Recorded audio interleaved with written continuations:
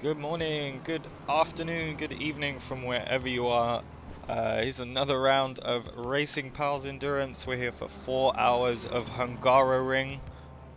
Currently soaking right now. This should be, well, we'll see if the race is like that. But yeah, I am your main commentator, Deep Cuts.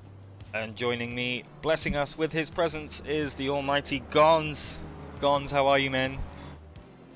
Looking forward to this, especially if it stays wet. I'll tell you that. Oh This yeah. is there's going to be some slides going around some of these hairpins and apexes. Just a little, yeah. Hopefully we'll see some full opposite lock oversteer overtakes on the outside of turn 5. That would be sick to see. But yeah, we're going to put everybody's driving skills to the test here, especially, oh, that Lexus gets very loose there on the exit. But yeah, this is going to be quite epic, especially if it does stay this wet. Hopefully we don't have a repeat of last year's F1 race, where it was just a bowling alley into turn 1. Hopefully we don't see that. I'd really like to not, avoid that. But yeah, I'm super excited for this one. This has been a long time coming, and I finally get to commentate on one again. It's been a really long time since I've done some ACC commentary. So hopefully drivers here can give us a good one to watch, hey? The 26 entries so far. Maybe we'll get a little bit more, seeing as there is just over 10 minutes left in free practice. And we'll move over to quali. And we'll do 15 minutes of GT4 followed by 15 minutes of GT3. Gonz, what's the car to be in today if it's Oh, wet? he's not here. He's not here. It'd always be Ed Costetta for me, but he's not here. Oh yeah. Car today. What you mean, as in the class, or like the I just mean, rated car?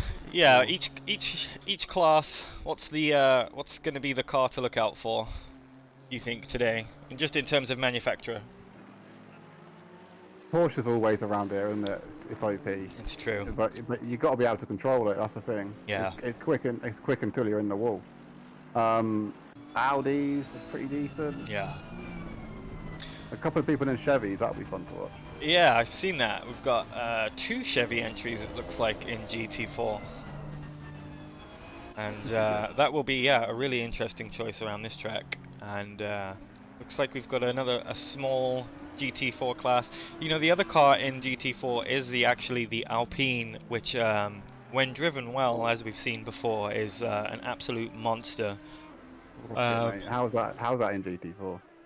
The Alpine is great, actually. It feels like a touring car. Yeah. You know, no downforce, very manual feeling to drive. You do have to work really hard to get it to do what you want it to do. But if you are inclined by going flat out and raw speed, there's a lot of people in our little community here that really do drive the Alpine really well. But we'll see if this, yeah, that's a team entry in the Alpine. But we'll have to see if they can match the pace that we've seen in the Alpine before. It's just, it can be really, really quick, especially corner exit. Has a lot of traction. Kind of reminds me of the Porsche a little bit. I'm looking forward to seeing a Bentley. We've got a couple Bentleys on the track today in GT3. Unique Smith is here. He's always down to give us some great racing. Really talented driver, so I'm really looking forward to seeing what he can do in the Bentley. And He's back for next season as well, RP, you know, just throwing it out there, Jamie. Where you at? Gonna be great. Can't wait to share the track with him. And yeah, it should be great. Another car that I'm really, really interested in seeing, as always, is the Nissan GTR. We had that on at the beginning, but GTR gang, rise up. It's always a good choice no matter where you are. I love the livery on that one too, looks great. And yeah, just 8 minutes left now of free practice for these guys getting used to this wet track. I do believe quali is on the same day as this practice session, so we might see some residual wetness. It does look like we've got more heavy rain for the next 30 minutes. And yeah, Should be quite mental if it stays this wet, I think. Really It looking. does. Yeah. I hope it does. I mean, I always pray for rain in these cars because it's incredible racing. Yeah. But yeah, even changeable conditions, we'll accept that. Yeah. Wet Yeah. to Yeah. dry, dry to wet. One of Yeah. them. One of those. It's all good. I love a good changeable condition race. They're always good fun to watch, and just having the strategy come into it as well. It's always A couple of laps can make all the difference. exactly. Too soon or too late, and Yeah. you can be there to gone. Exactly. And yeah, another car that we're always looking forward to watching is Pierre Moreno in the 922 Porsche. He's alongside Jürgens Schweisen, however you say it. Yeah. You remember how to say it? We'll just He say keeps reminding me. it does, but yeah, I think it's a Schweisen. I'm pretty sure it is. Yeah. But I think this is the first time these two guys have driven together in an endurance race, so it'll be really interesting to see how they do as a pairing. But both of them really strong drivers. They're going to be quick. Yeah, I think it's going to be down to a couple of the Porsches to try and keep up with them. That's right. Yeah, and To be we honest, do. I mean, there's good drivers all down the field. A couple of new names as well, actually. I don't recognise some of these. Yeah, we do have some new names, and another Porsche with a familiar name who's just gone back into the pits. Good old James yes. Andrews in the Jaeger livery, classic Porsche livery, reimagined for 2022. Got to love it. Another familiar face, Frederick Schublem in the Porsche as he gets very loose. Nice save. Oh my god. If that was Forza, mate, that's about Yeah, 15,000 yeah, points. that's right.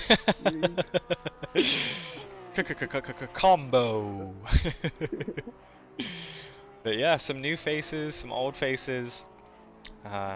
It's actually been, when you race in these races, I don't pay attention to names. I pay attention to the car, so and just where they are generally. So, like I say, I usually do these races, but I like Hungaroring enough to commentate it, and you were available, so I figured let's. Cheers, mate. Let's let's do this way. Went down my list and it came to you. Oh, these are good.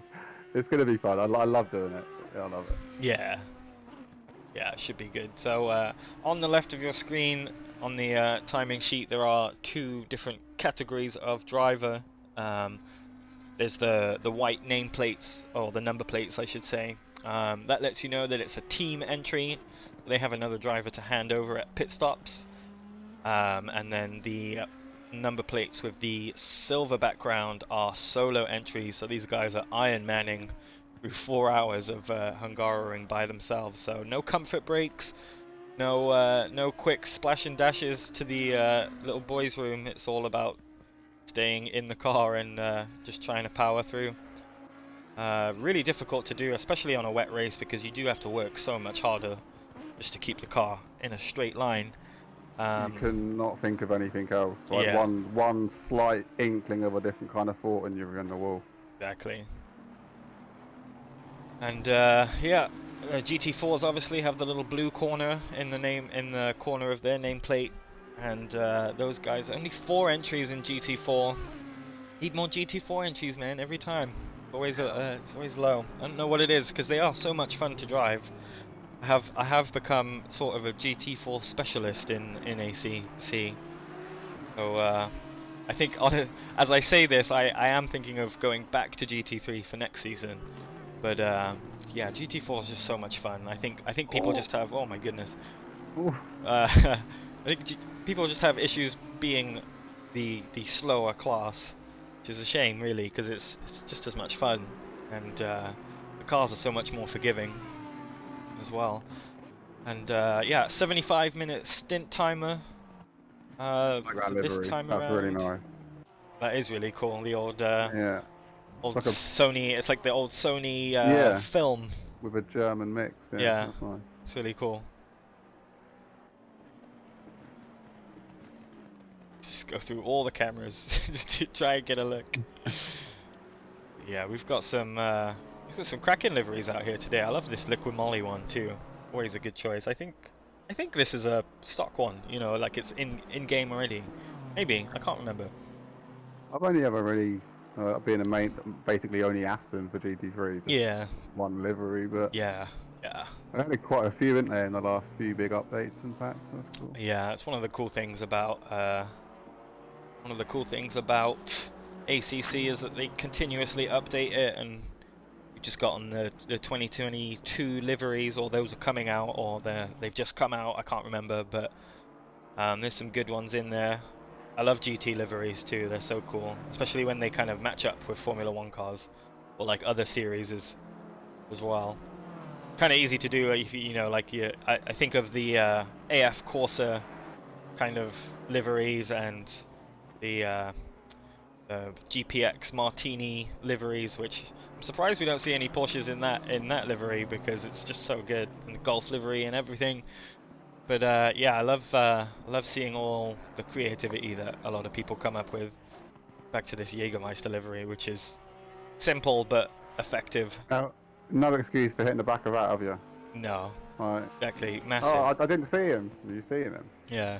Right. I like So it. for some reason, I think I don't have like the entry list in front of me, but James Andrews may be driving with Husky because I think he is. Yeah. he has a I Husky think he is. logo on the side of his wing there. Yeah, he is. That's super cool. So your regular commentator is going to be on the car, so or in the car, I should say. So we'll Drag him in. yeah, well, we'll have to drag him When in. he's- We'll have to drag him in, and we'll also have to keep a real close eye on him and try and get my own back for a couple of commentators' curses he's put on me. So we'll have to yeah, we'll have to. It's horrible commentators curse, isn't it? Oh yeah, You just switch to someone, they make a mistake. yeah, Switch to someone else, they make a yeah. mistake. So And so this we've got a Jack Daniels McLaren, so maybe maybe we'll see a Jack Daniels Jägermeister battle happening. battle of the spirit. Battle of the Spirits. What's your choice? Or what, you know, Jägermeister. I Jaeger? have to go Okay, Jägermeister. okay, Yeah, fair yeah. enough, fair I enough. have too many bad memories on Jack Daniels. See, I'm the opposite. I've had too many bad memories on Jägermeister, so. But Bit of a hangover. yeah. Jack Daniels, by far. This is the old college days of slamming multiple Jaeger bombs in a night. Oh, I love it. Back in my day when it was 3 for a five, you're lucky if you get one for that now. Yeah, exactly. About £12 now. Yeah. But it looks like free practice coming to an end. Checkered flag is out. So we're going to get to 15 minutes of GT4 quali. And we'll, whoa, big off there for that Aston as he just gets, I think, onto the exit curb. So have a look at that, shall we? I just want to see it. Just slip onto that exit curb. Yeah. Yeah, I couldn't save it. It swung around at the hips.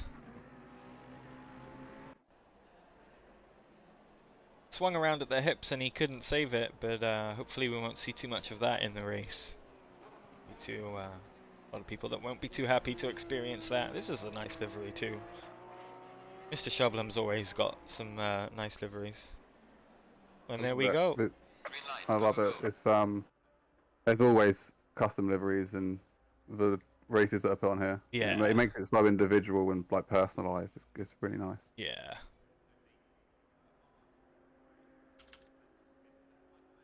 Ugh. I think you might have to return to garage, don't you? Yeah. Oh, I have to click drive. Yeah, that one. That one. Like I said, haven't done any haven't done ACC commentary in like a year, so it's been a minute. So bear with me. So yeah, GT4 qualification starts now. Is there any sneaky GT3s out? Hopefully I not. like it. Hopefully not, because they will actually incur steward's wrath if they do so. Prime stewarding Hopefully today won't as well, see so that. be careful. Oh, crime is stewarding. You Yeah, heard it here, warning. everyone. Yeah. We've warned you. Looks like these guys are going to battle for position already. Maybe some slipstream down that main straight for the Alpine. It's your outlap, guys. Chill.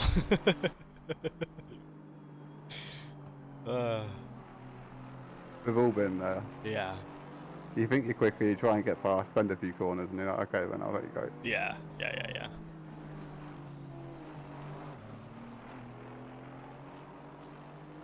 So 30, oh yeah, 15 minutes each, isn't it? Yeah. So how many have we got? 1, 2, 3, 4. 4 GT4s.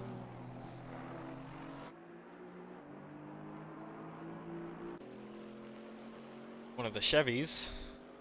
Glorious sounding V8 motor. This car is very difficult to drive in the rain. I didn't even attempt to drive it in the rain, I gave it over. Yeah. Really nice to drive in the dry, but it can become a bit of a drift car in the rain, so really precise inputs required to get the most out of this one. And yeah, on to some people's lap times here. I'm not sure what times are going to be great for GT4, but we'll get used to that pretty quickly as Mr. Max Hebera, Mr. Max starts his first flying lap. Nice entry there into turn 1. This almost like really tight hairpin that tightens up as you go around it. Down to the second DRS zone of this track, which is ridiculous. But this corner right here can be really difficult, really brings out the most of the understeer in your setup. So a lot of people will have tweaked for that corner because you do want to try and take it, maximize the exit because you have such a big long straight. Love this corner, really fast corner. Almost throw it into the corner and hope it sticks. And then this nice open hairpin for turn 6. Great track this. I don't think we haven't done this track in multi-class yet, so it'll be really interesting to see just how much the narrowness of the track impacts that. Oh, as he just munches that sausage curb, upsets the chassis there, and yeah, a little late on the throttle it seems. He has to readjust. This can be this section here is really technical. It's a real driver's sector, if you will. In GT3 it's lovely because it's just you just kind of blend the throttle through all of the corners. GT4 it's a whole different story. You really have to wrestle the car through the corners. This tight right-hander here is a really good place to overtake into the second to last hairpin. You really want to try and keep it in the middle as much as you can. And he goes, Max goes a little deep there. And it's quite interesting because the racing line kind of forces you halfway into the pit lane, so it's going to be really difficult to tell who's pitting and who's not until the very last second. But Max there finishing his first flying lap of 1:59.7. Who knows? Is that good? I don't. Who knows? We'll see. Who knows? Once the rain starts, it's really hard to tell. Yeah. I don't think there's enough of them on track to be making any kind of line, even if it wasn't raining this hard. Yeah. It is, I mean, like I said, it's a really technical track. It's difficult in the dry, so in the wet, it's just, it's quite insane. We do have a bit more rain in 10 minutes, it looks like, and then no more rain in 30 minutes, so track is actually only damp right now. That practice session, it was full wet. It looks quite flooded, actually, so track does look a little bit better right now. And then, yeah, with more rain coming in 10 minutes, it's going to make things really interesting for the GT3 boys. Could this be like a mixed start? I hope not. For the GT4 drivers' sake, I really hope not, because trying to start a race with a faster car behind you and you have to worry about that from the off is it's not ideal. As Laura Z's abandons that lap. Got everybody in the pits right now. Looks like they may have regretted their earlier tyre choices. I'm suspecting that as well. There's been a few little bits in chat asking what tyres and asking, begging and screaming for help. So they're figuring out the track as they go, kind of thing, isn't it? This Yeah, weather. So. yeah.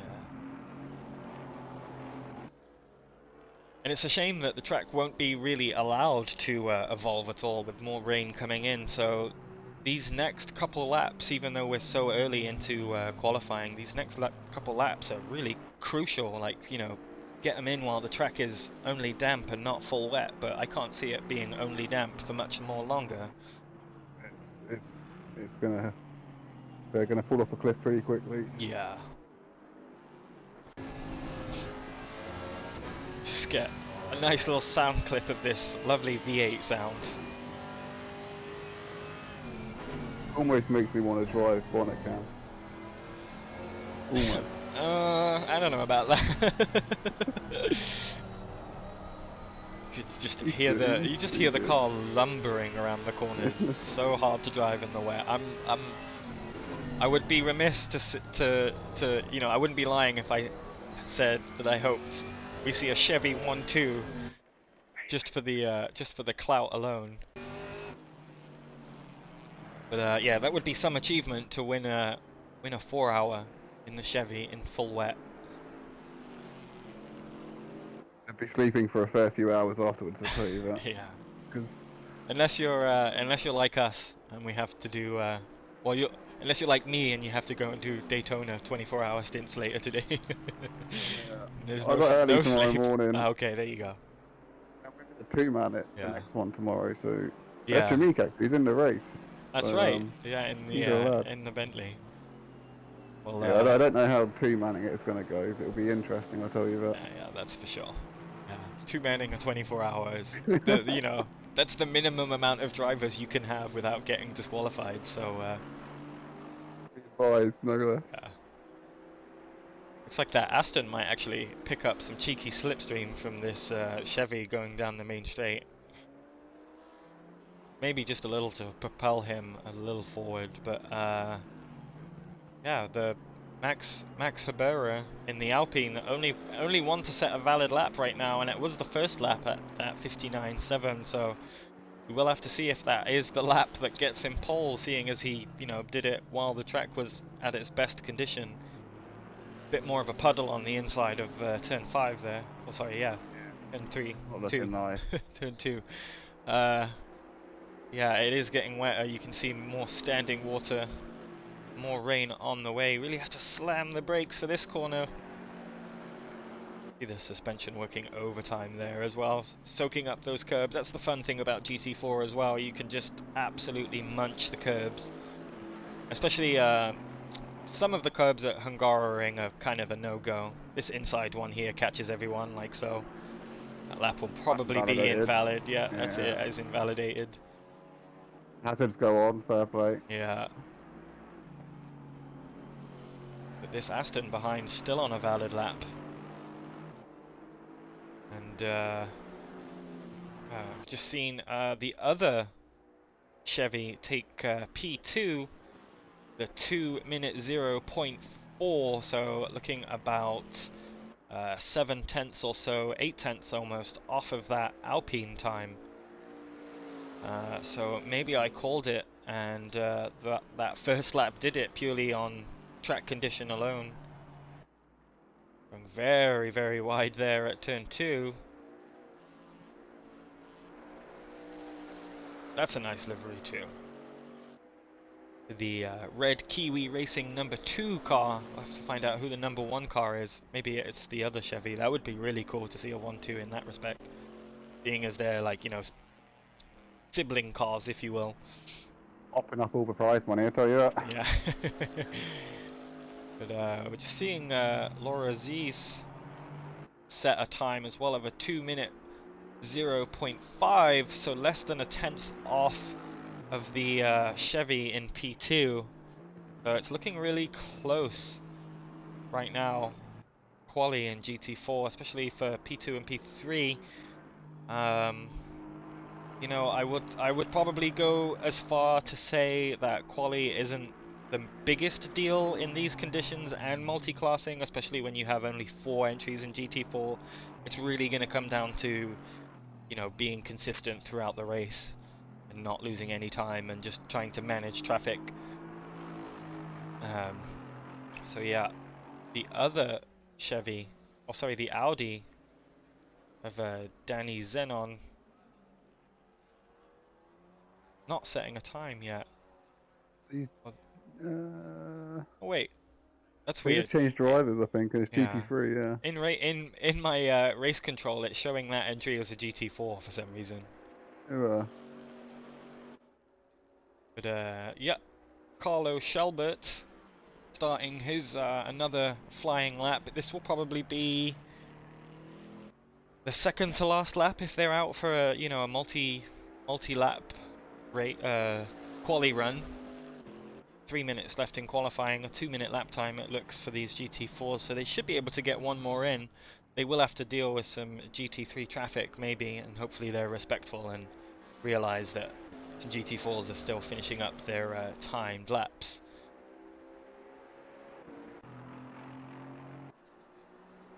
Laura Z's in the Aston. This is the red Kiwi Racing 1. They actually go to P2.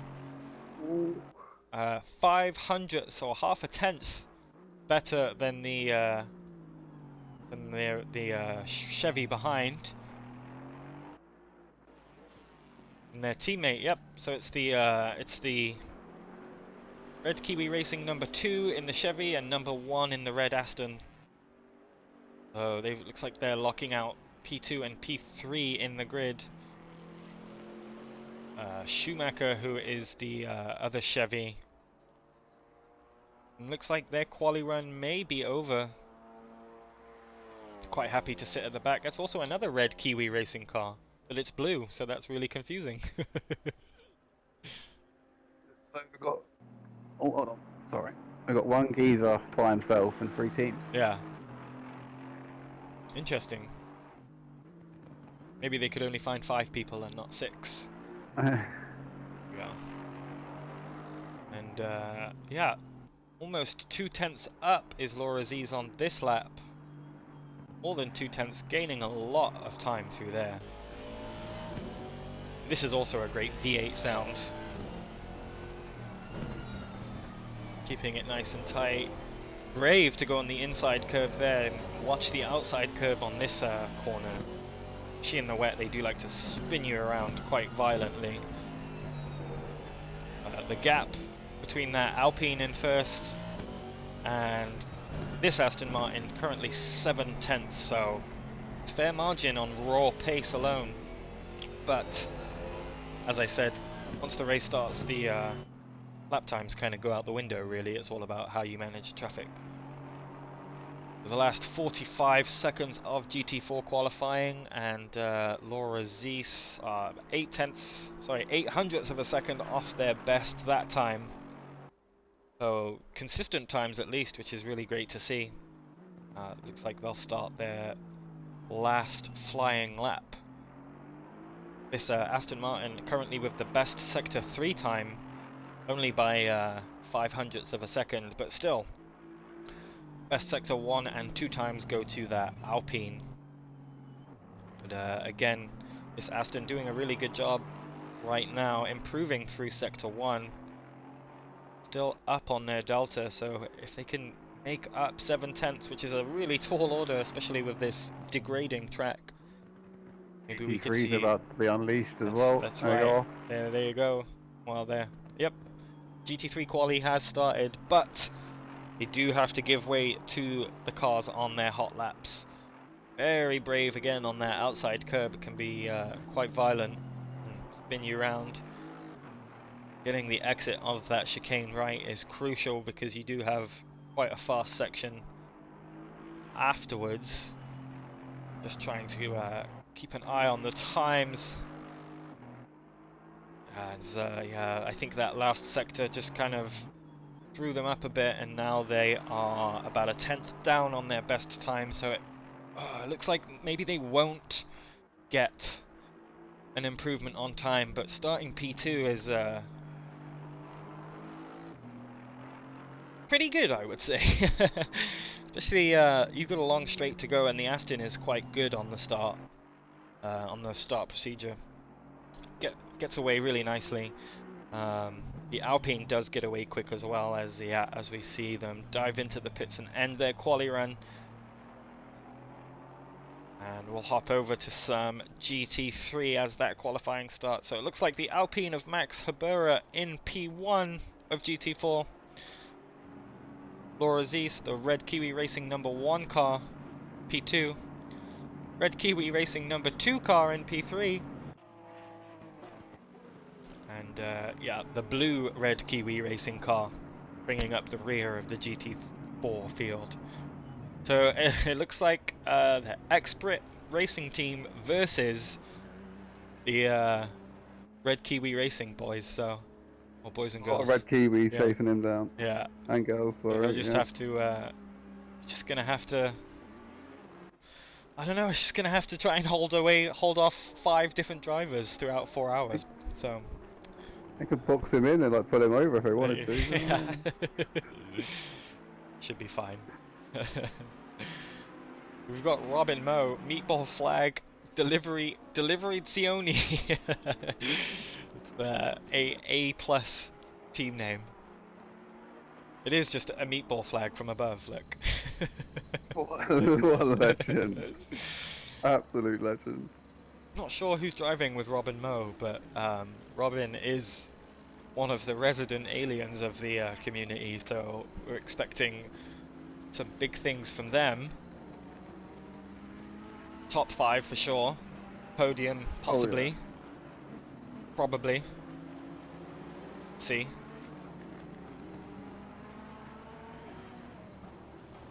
Or Robin is driving with Kai. Kai Sforza. That will be an interesting pair up. Yeah. Kai is another GT4 specialist. So it'll be good to see him in a GT3 and see what he can do.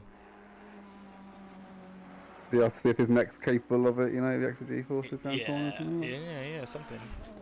Maybe. We'll see. You never know. They're completely different to drive, really. They're not similar at all. I struggle with GT4. I've only recently started doing them again, really. But the Porsche's nice. Porsche's nice to drive. Yeah, that one's great in the corners. Mm. I've been enjoying the Mercedes GT4. Probably my favourite one. Only if the setup's good though, because you know. Yeah. I feel like even though there's even though there's less adjustability, it's just like helps having the extra kind of front end stability as well. And basically, if you like getting loose in cars, the GT4s are for you really, because you can slide them around a bit more, you can kind of throw them about a bit more, and they're just a bit more forgiving. So. But Robin Moe so far, was that an outlap? Oh, that was his first time lap. So Robin Moe, did have P1, the 151.5, but quickly overtaken by Priya Moreno on a 151.527 instead of a 595. And then Marcus Etrish, who we've seen before, has also just taken P1 with a 151.4. So just about a 10th between the top 3 cars right now, which we'd love to see. Do you know how to cycle it to interval? Because the lap times aren't showing up on the side. Actually, don't know. They normally just show up, so I don't know whether or not. Yeah. ACC things. Yeah, it is ACC things. I'll leave that up for a second. I do want to jump on board with Pierre Moreno real quick. He's kind of coming towards the last sector of this lap, but he's currently half a second up on his best time right now. Another resident alien. This team I'm really looking forward to. It's Team Spectre Racing Pals. Have to rep the staff, as this is a staff team. Pierre Moreno and Jürgen de Schreisen have both actually founding members of Racing Pals. Back in the day, been with us since the beginning, and they do a lot to help the clock tick and help everything happen. Pierre A lot of Moreno. hours behind the scenes, isn't it? Yeah. So Pierre Moreno will take pole. He's currently just over 4/10 up on the next fastest car, which is that Audi of Marcus Ettrich. That's the new. Is that the old Audi or the new one? That's the new one. Okay.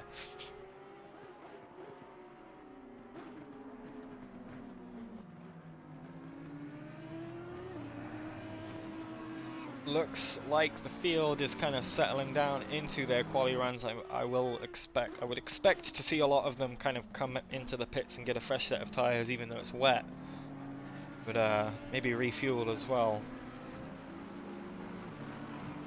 Yeah, Moreno's still improving as he's crazy. yeah, he's about 4/10 up right now. Look, Robin Moe is not anywhere right now, having to deal with some traffic there.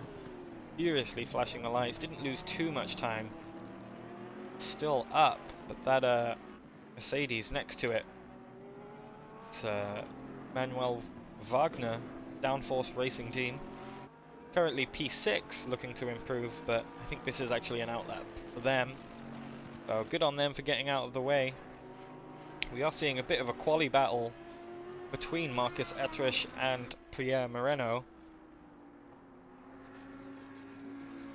Ettrich has pulled the timing gap to 3/10 instead of 5/10, so getting better, but Pierre Moreno still improving.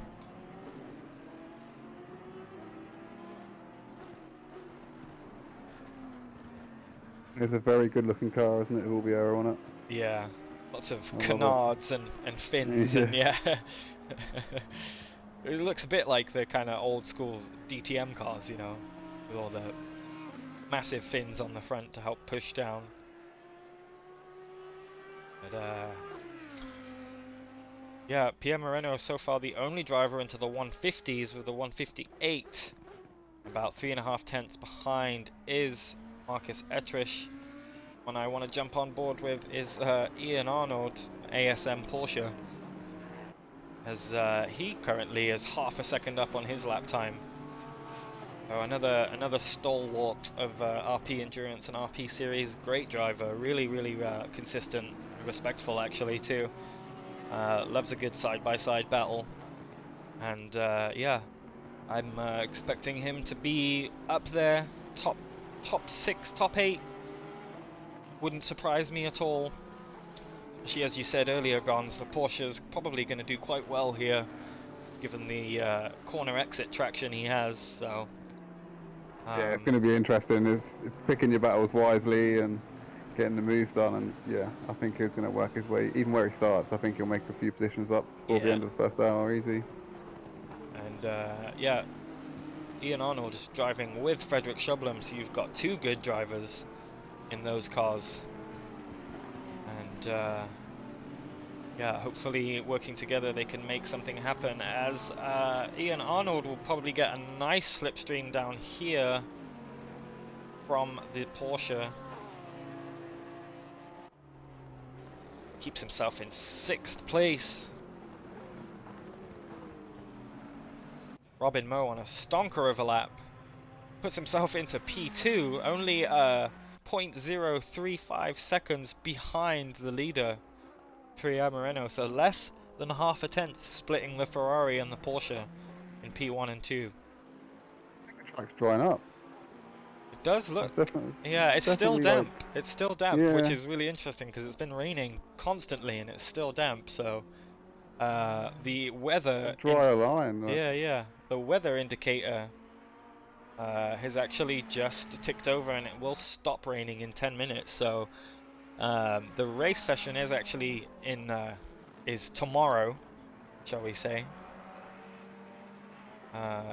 It's tomorrow in game. So you know, who knows what it'll be? It could be completely different, which would really throw a wrench in a lot of people's strategies.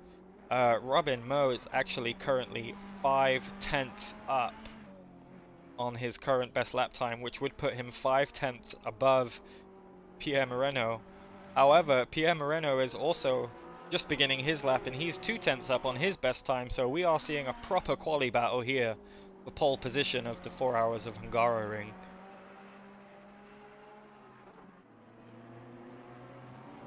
The top 5 cars all within 1 second of each other right now. So yeah, we're seeing real close times for all of these guys. Robin Moe on an absolute blinder of a lap right now. 6/10 up on his best as he rounds the last corner. Can he hook it up, get the exit nice and straight? Beautiful. Really well done. And Robin Moe will take provisional pole. The 150.3, that is just under half a second faster than this man, Pierre Moreno. Oh, getting very loose at the hips there on the exit of that corner. Just took a little too much curb, and that will slow him down a little bit. But currently on pace to take pole is Pierre Moreno. And with 2.5, well, just under 3 minutes left of qualifying, it really is last chance saloon right now. So everybody looking to improve. Pierre Moreno again on an absolute stonker of a lap right now. Currently 7/10 up on his best time as he rounds the last corner. Clean exit, not too much curb there, and I think that's going to do it. Yep, a 150.2 nets Pierre Moreno provisional pole position at the death. Guys probably have time for one more lap.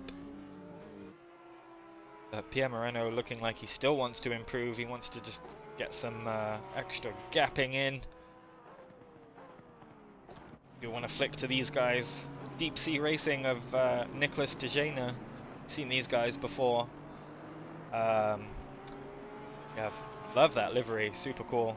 But he's actually going to put himself up a little higher, up into P6, a 151.6. So he's actually, yeah, top 6 time, really good there. Was 7/10 better than his previous personal best.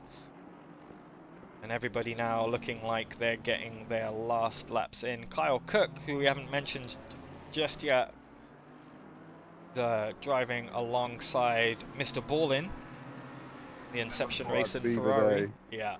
Never thought I'd see the day. He's in a McLaren. I know, in the McLaren too.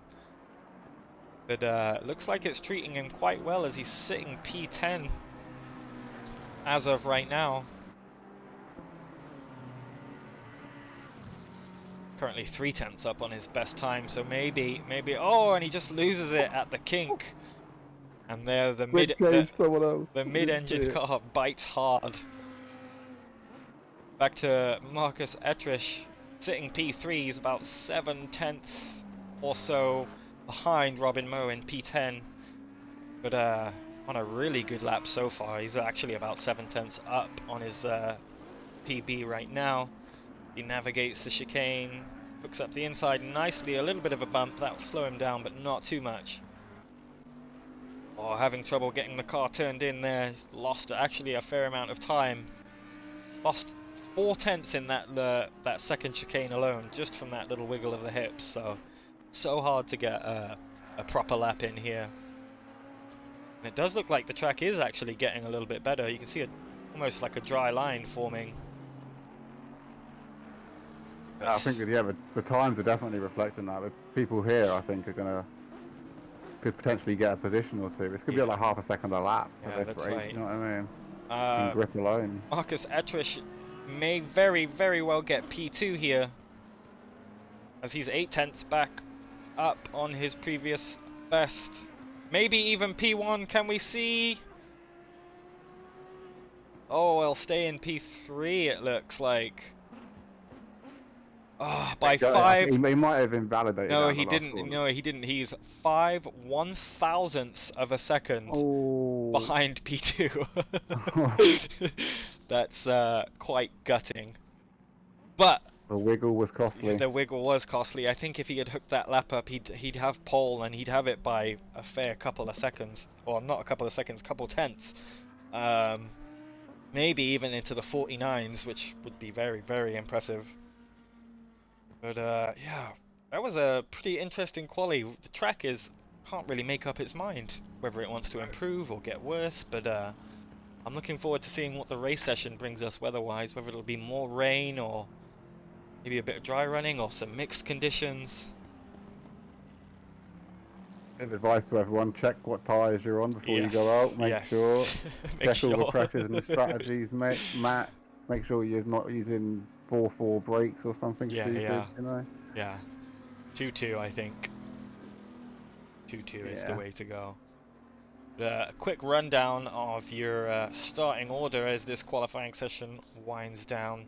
Pierre Marino does take pole position with a 150.1, 2/10 above Robin Moe and Kai Sforza in the Ferrari. Actually the only Ferrari on the grid today. Keeping it up for the Italians. Marcus Etrish so close to getting P2 and pole position for that matter. And yeah. We go back. We've got Staviarski. Sorry for butchering that. We're gonna butcher a lot of names today, so no one gets left behind. Don't worry. No. But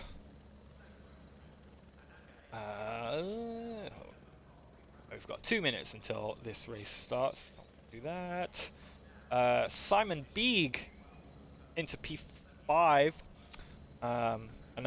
He's been with us for a while now. Always puts on a good show for us. In that he's in that Lightning McQueen livery. It looks like too.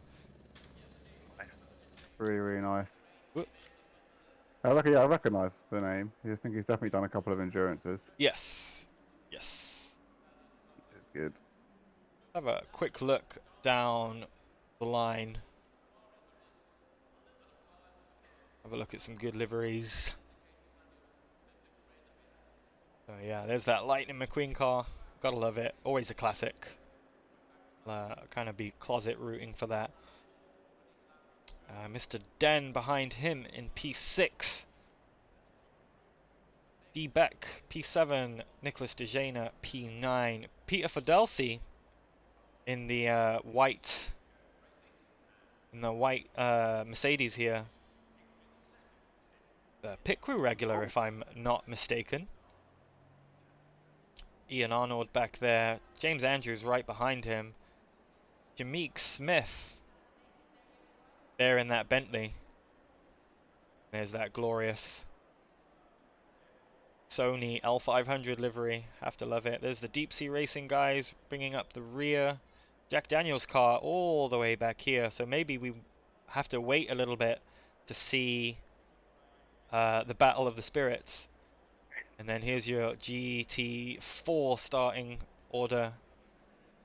Abera, his name on the side of the car right here. P1 in that little Alpine. And he's got 3 V8s to fend off in his little V6. Or inline 6. Or is it a 4-cylinder? I can't remember what the Alpine is. The red Kiwi Racing cars are actually in order. So the Aston is number 1, red Chevy's number 2, and number 3 is the blue Chevy. Maybe they didn't submit a livery or didn't quite get it. It does look like these guys are about to start their flying laps. Oh, sorry, flying laps. What am I on about? Parade lap, formation lap, whatever you'd like to call it. Any second now, these guys will roll off. Someone didn't click drive. Uh-oh. It was Pierre Moreno. What? It was dark.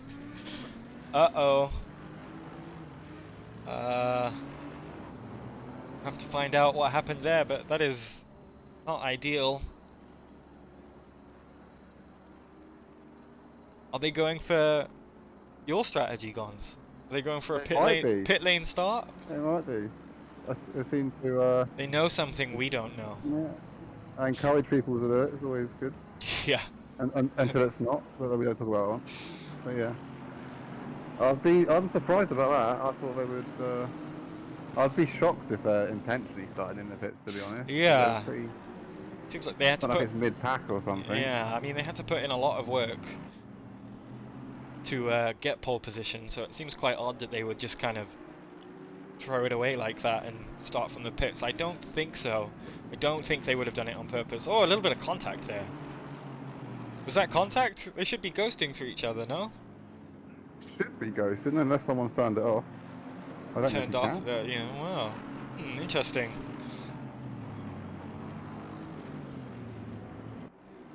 Pierre Moreno's still in the pits.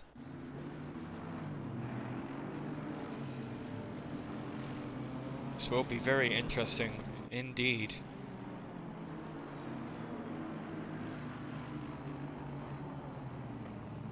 Coming Sorry, towards... someone just trying to scam call me. So Oh, that's always fun. Yeah. Gotta love it. Quite a few a day. Through the chicane these guys go. I'm desperately trying to get some heat in these tyres. Yeah, more rain for this session, so we'll have to see if it changes up or if it's just going to be straight rain. I would love to see some changeable conditions, because with a 75-minute stint timer, you're kind of bound by that almost to get the most out of your pit stops. So I'd love to see some strategy change up, as it were. Are you okay to go on drive, please? I think there's no overlays. Oh yeah. Whoa! There you go. Like magic, it appears. Aha! But ACT should just do it. I know it doesn't. It's Yeah. clunky. Everybody's checking up now. Robin Moe in pole position. Pierre Moreno is still in the pit, so maybe they won't be released until the cars reach the end of the pit lane. But here we go.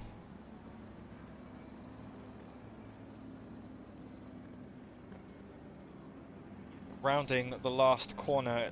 I'm holding my breath for these guys as here we go. Waiting for the green flag. There it is. We're away for 4 hours of Hungaroring. Robin Moe covering off the inside quite hard there. Etrish is actually going around the outside into turn 1. 3 wide are some of the cars behind. And Robin Moe actually doing quite well to get the position back. Further back, it's a gaggle of cars. Very close together. Almost 4 wide for a second. I know, yeah, lots of cars 3 wide, and there's that's the Inception McLaren there going straight at turn 2. Little bit of contact, and we'll see that again later.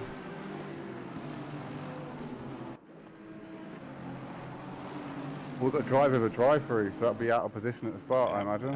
I would imagine so, yeah. That's Daniel Laura in that GTR car.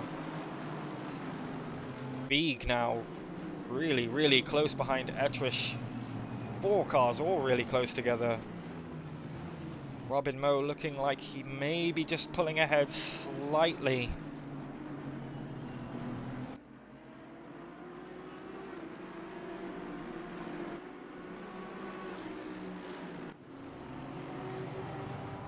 Here he is, Mr. Husky. Oh, he started. In the Porsche, yeah, he's starting the race.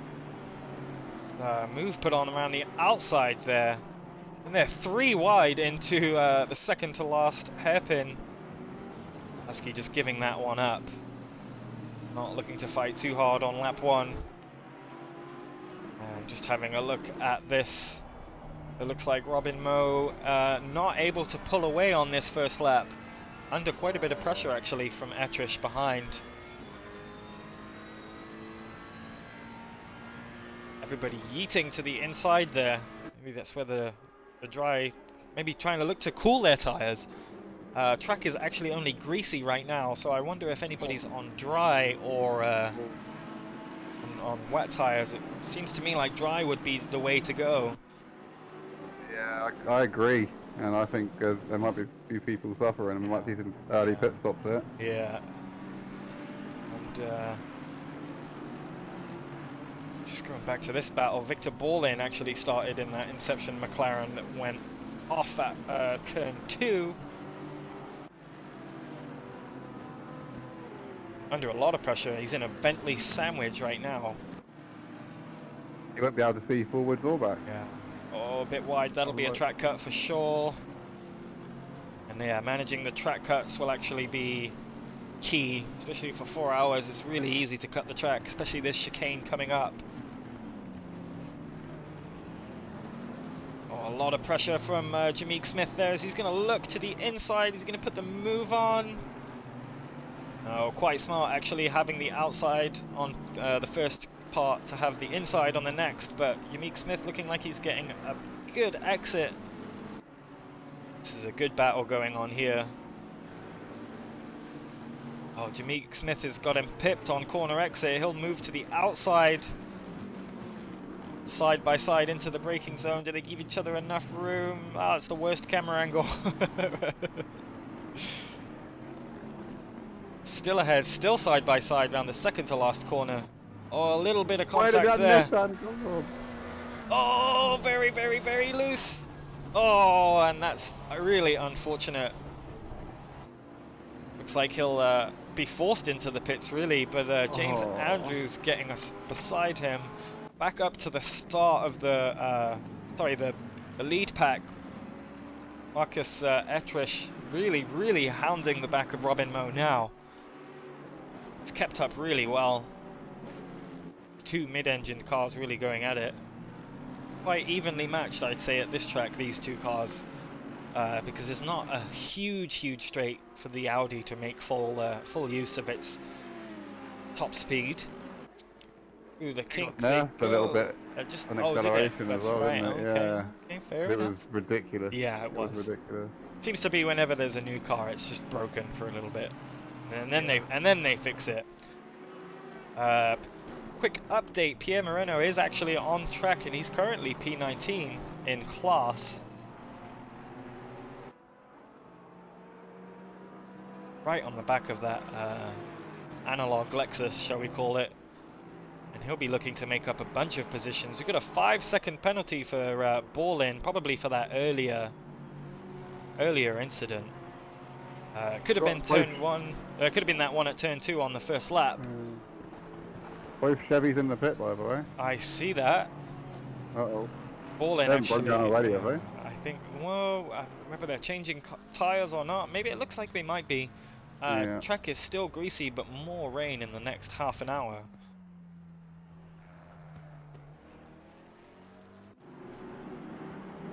Back with Ian Arnold in the ASM Porsche, right behind Danny Zenon, however you want to say it. Looking like he'll get a nice bit of tow down this straight. I think everybody's on wets, and that's why they're pulling to the inside, is to cool their tyres. They're on wets. Tyres will be screaming right now. They'll be barking. Too overpressured. Yeah. Robin Moe currently with the fastest lap of the race so far. Etrish keeping up nicely behind him. Back with this battle with Ian Arnold, I think he'll be quite happy to actually sit behind, and he won't rush to make a move. He's not that kind of guy. I think he likes to just wait out everything, wait for the mistake to happen and capitalize, punish the mistake of the car ahead. Field kind of settling down right now as we into lap 3 or so. Just under 7 minutes gone in this race. Yeah, it does look. Oh, Subnight getting very close to the back of the Audi ahead. Maybe didn't expect Mr. Xenon to brake so quickly. I want to just jump back up as Marcus Etrish still right on the rear of Robin Moe, and I wonder if he's just okay to sit back and follow Robin around. But I should imagine to start seeing pit stops kind of soon for new tyres. Can't see the track staying just greasy for much longer. Insider information as well. Yeah. 922 confirmed, didn't hit start. And they're on dry tyres, and they're not too sure about it right now. Yeah. So, they meant to be on wets. That's confirmed as well. Yeah. So, This is definitely throwing a spanner in the works. It has, definitely. First second, really, isn't it? First lap. Yeah. And I mean, that's just annoying because, you know, you start the race and you're on a recovery race before you even start, so yeah, that's never ideal. But these guys staying really, really close to each other. I do think Marcus Etrish is quite happy to just sit behind. Pierre Moreno currently has the fastest lap of the race.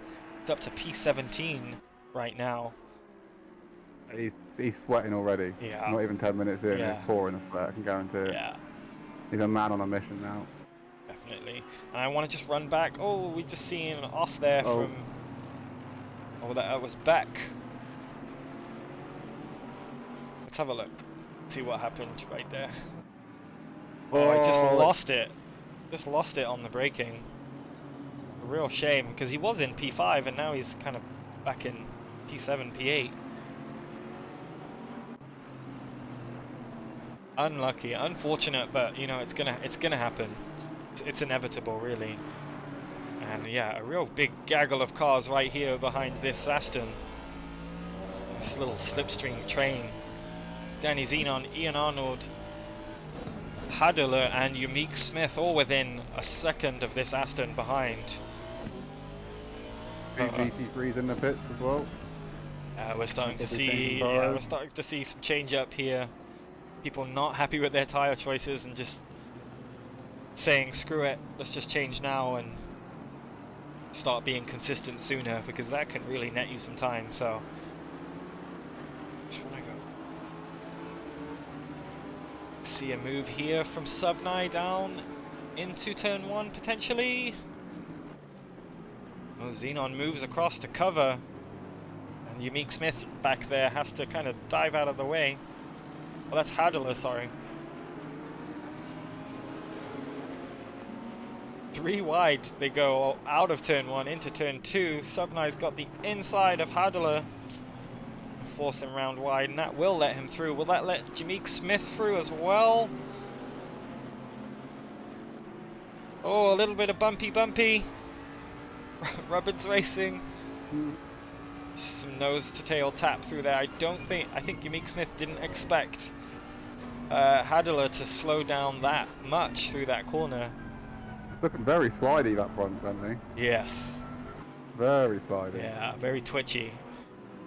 It is a boat.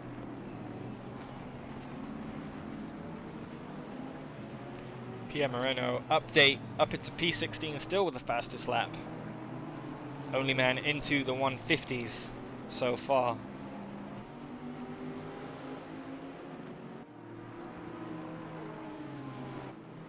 Mr. Xenon still under pressure from Ian Arnold behind. And this battle between these 5 cars is going to rage on for quite some time, I feel like. Quick GT4 update for you. Habera still in P1 in his class. Does have that Aston right behind him, keeping up nicely. Actually in front of a few GT3s right now, the ones that pitted. I think so, He's yeah. got on track position. Probably, I don't think it'll last that long, but it's not necessarily something. It's not necessarily something that's going to help him out either. So, but yeah, Laura Z's in P2 of GT4, less than a second behind this Alpine, and it does have the grunt down the straight. Schumacher and Shelbert, the other, the red Kiwi Chevys, I think both pitted. Were both in the pits at one point. I think they needed to change their tires. But those guys still pretty much the starting order, except the blue-red Kiwi car has overtaken the red Kiwi Chevy. Another little battle here. Nicholas DeJana for Deep Sea Racing on the Porsche of Johansson. Sorry, the Aston. Looking like he's pushing. Currently up on his current PB. And I think he's going to look to clear this Aston as soon as possible in order to be released. Oh, a little wiggle of the hips there. That might slow him down just a little bit.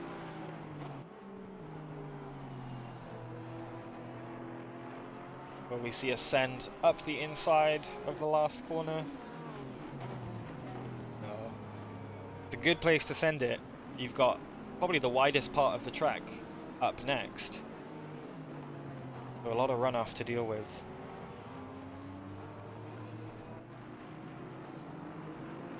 Let's hop back up real quick with Ian Arnold. Looks like he's going to go for the move into turn 1.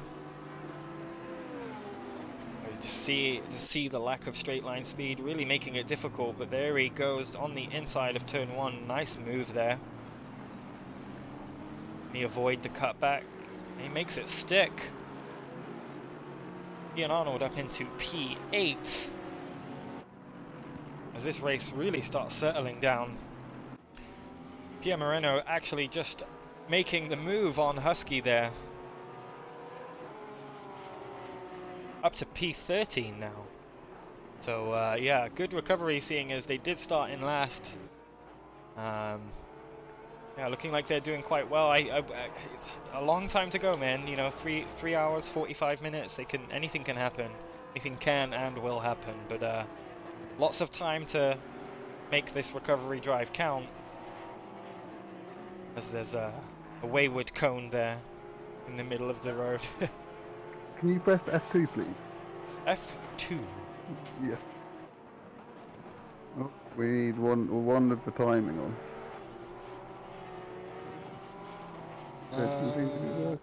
Usually it's on the broadcasting one.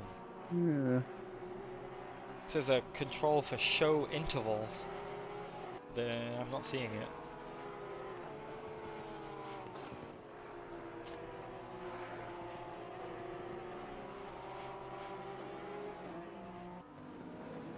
This is what happens when you don't stream ACC for 1 year, man.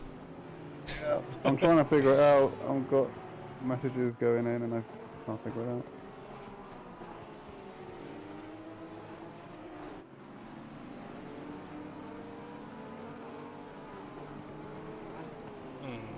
Can you try returning to garage and then driving again?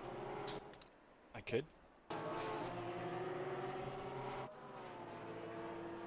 Nope. Oh, it's annoying.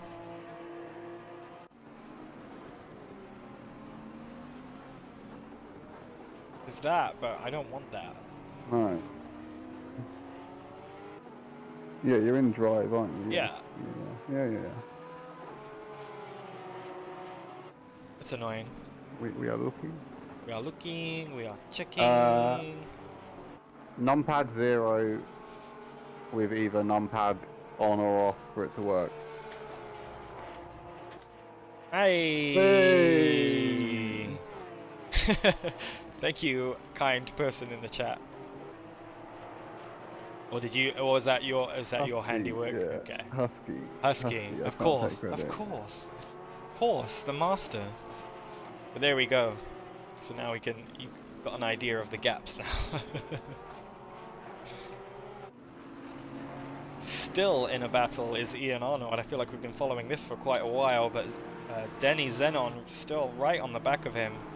As Ian Arnold looking to make the move on that orange Aston of Beck. That was the one we saw lose it after turn 3. Lose a couple positions as well. Continuing rain for the next half an hour here. Oh, as Beck has gone into the pit, so that will give Arnold the position.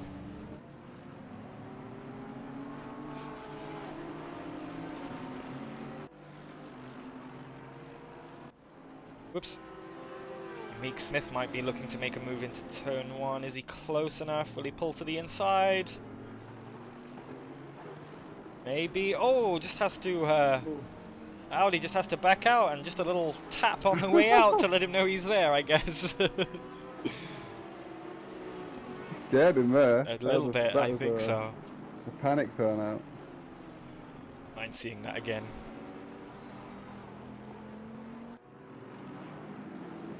I went to the wrong bit. Never mind.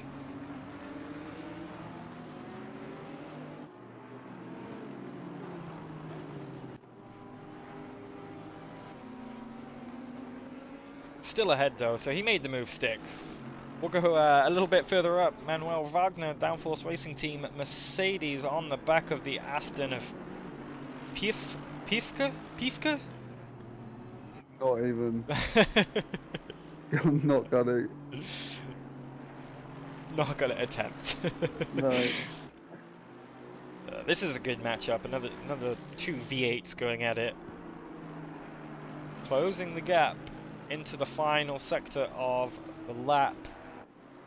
I think if you're just close enough going into that main straight, you're good, you know. You can usually get enough slipstream to make the move into turn 1. You've seen how powerful the inside is there so far already. Stop go 30 for Daniel Beck. That will be speeding in the pits.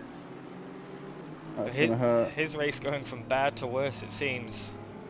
Had He that just lost off. over a lap now with that. Just want to go back to this real quick. Moreno making the move on to Hadler to the second to last corner, up into P10 from the back of the grid. Not bad at all for 20 minutes of driving. Not bad at all. We'll jump back up. See if Wagner can make the move into turn 2. He will show him the inside. Sides against it. Well, the Aston going a little bit wide. Oh, very slippery at the back end. Oh, big lift. Normally that corner's flat.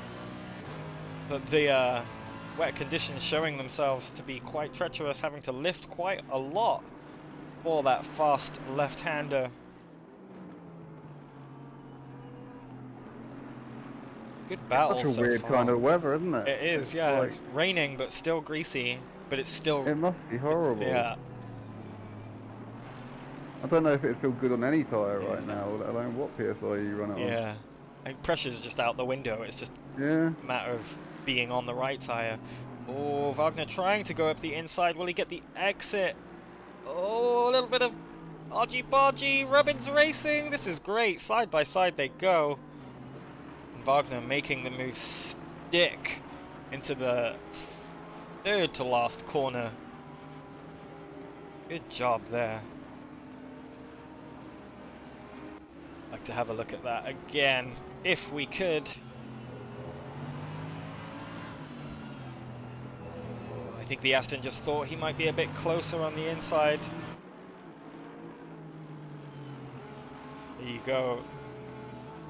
Side by side, door to door racing, that's what we come here for. You love to see it.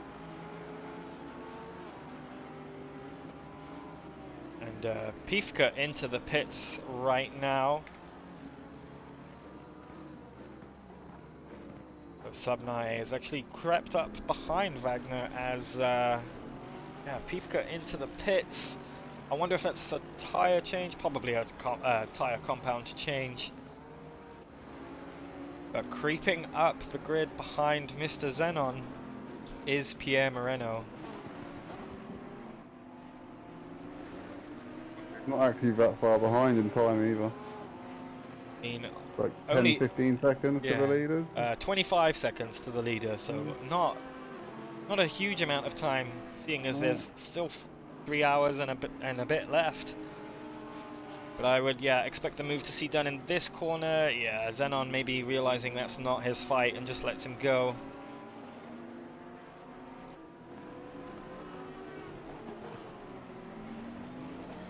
A drive-through penalty for Mr. Ballin. Is that track limits maybe? Potentially. Potentially. Would you mind awfully keeping an eye on the stewarding thing? Yeah, we got a 67 of a 10-second penalty, but I think he's already served that, to be fair. Okay, well he's Unless, is there more cars to scroll down? Oh. No, that's it. We have 26, so that's it. That's everyone. Yeah, it must be probably track cuts then. Track cuts if it's not in the stewarding channel.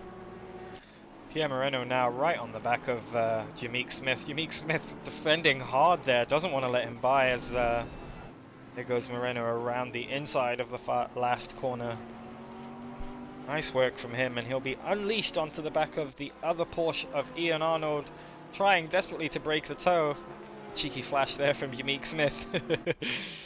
Love to see it. These guys have raced together quite a bit. Ymeek Smith showing the inside, but not late enough on the brakes to make anything happen. Moreno will make that stick. And ball in still with his 5-second penalty to serve. Jumping ahead of car as Ian Arnold is back onto the rear of Wagner. Only half a second separating these guys. I think this Mercedes has been quite rapid today, as he's very late on the brakes, goes very deep there, and that will allow Ian Arnold to catch up just a little bit. And I think this is where the Porsche has the Mercedes beat, in this little twisty technical section. Just able to put its power down that much more. But the race well and truly settled down now. Victor Ballin back on track. GT3s go through GT4s yet? I suppose it's all mixed around. Only one, a little bit. Yeah, it's still mixed around a little bit. We did see those 2 pit stops from the Chevy GT4s. And that definitely messed the order up. I think, yeah, the pit stops has definitely shaken things up quite a bit in terms of the order in the second half of the grid. But who's that in the background you see there? It's Mr. Moreno. 3.5 seconds, about half a lap ago. It's crazy. It's mental. What does this man eat? Yeah, rapid pace. And he'll get a nice slipstream down this main straight. You see the gap he's pulled on Ymeek Smith already. That's insane. Look at that gap. That's half a lap. That's what I'm saying. Oh, Mercedes has gone very deep, and Ian Arnold will make the most of that. He'll say, thank you very much, I'll have that. But he'll have to defend the fast left-hander, but I think Wagner's going to actually give it up. No, he's going to battle into it. Good move, and that's going to allow Pierre Moreno to catch right up. So Ian Arnold has to be really careful here to not lose too much. He's going to go 3 wide. No. He was thinking about it. The almost did. That was a bit messy there, and Ian Arnold really lost out the most out of everybody. I'm sure we might even see a penalty come for that, as that's a big move into the chicane. Ian Arnold there just has to go wide and avoid it, and he'll actually get that position back. But I would not be surprised to see a penalty for Pierre Moreno. Just have a look at that again. Yeah, you just see Ian Arnold just avoid everything there, try and get back on track as soon as possible. A little bit messy, but that's alright, plenty of time to go. Oh, and there you go, they've caught up with the GT4s there. There's the red Kiwi Racing #1 of Laura Zeiss. So we'll start to see this grid iron itself out a little bit over the next 10 minutes or so. Pierre Moreno has done a fantastic job up into P6. But like I said, I think we'll see some penalties come his way. Track looks absolutely packed right now. It's just like everywhere you look is just, yeah, a train somewhere.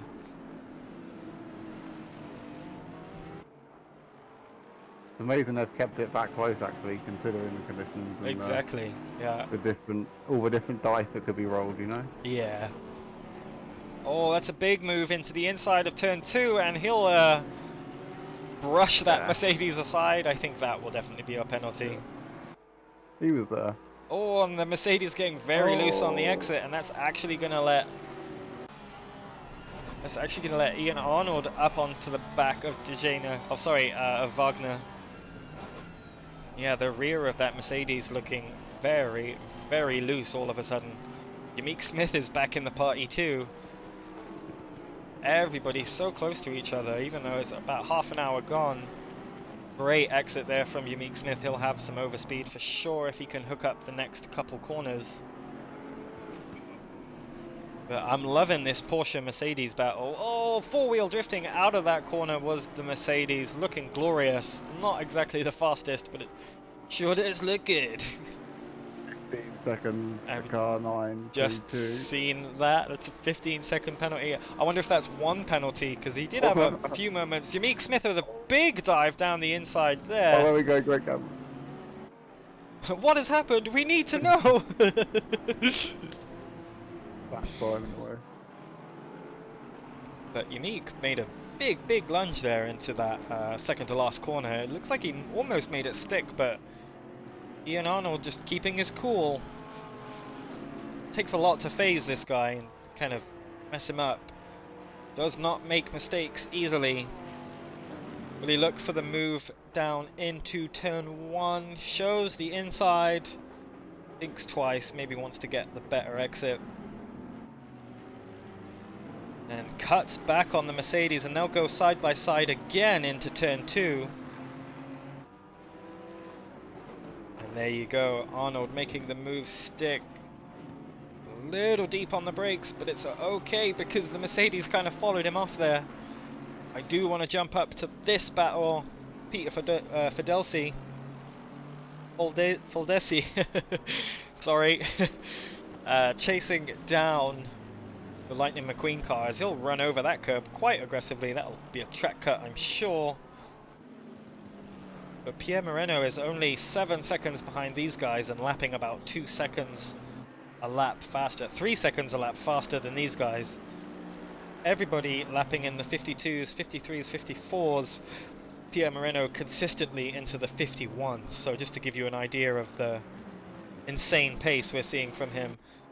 Just missed this. Let's just go back real quick. Unique Smith making the move on Wagner. And the Aston Martin will actually follow him through, maybe? Yes. But Wagner losing out 2 spots there. I think he may be on the wrong tyre compound. Back up with Peter Fidelsi as they go out to the start-finish straight. See, there's the red Kiwi Chevy, the actually red one. And I think, yeah, Peter Fidelsi may be on wet tyres. He's looking to cool them in the puddles there. Will he get the cut back? It's going to be very close. Almost nose to bumper into turn 2. It's all going to be about the exit speed there. Very deep goes that BMW. And yeah, Wagner, the downforce Mercedes, actually into the pits right now. Maybe changing tires. Looks like they were. It looks like, yeah, they cooked them and they were just kind of sliding everywhere for a minute. It's what lost them those 2 positions earlier. Field still kind of jumbled up, especially at the back, with the GT4 crowd. And yeah, this BMW looking very menacing in the corners, actually, looking like it might have a leg up over the Mercedes. Which is a shame, because I do want to see the Lightning McQueen car do well.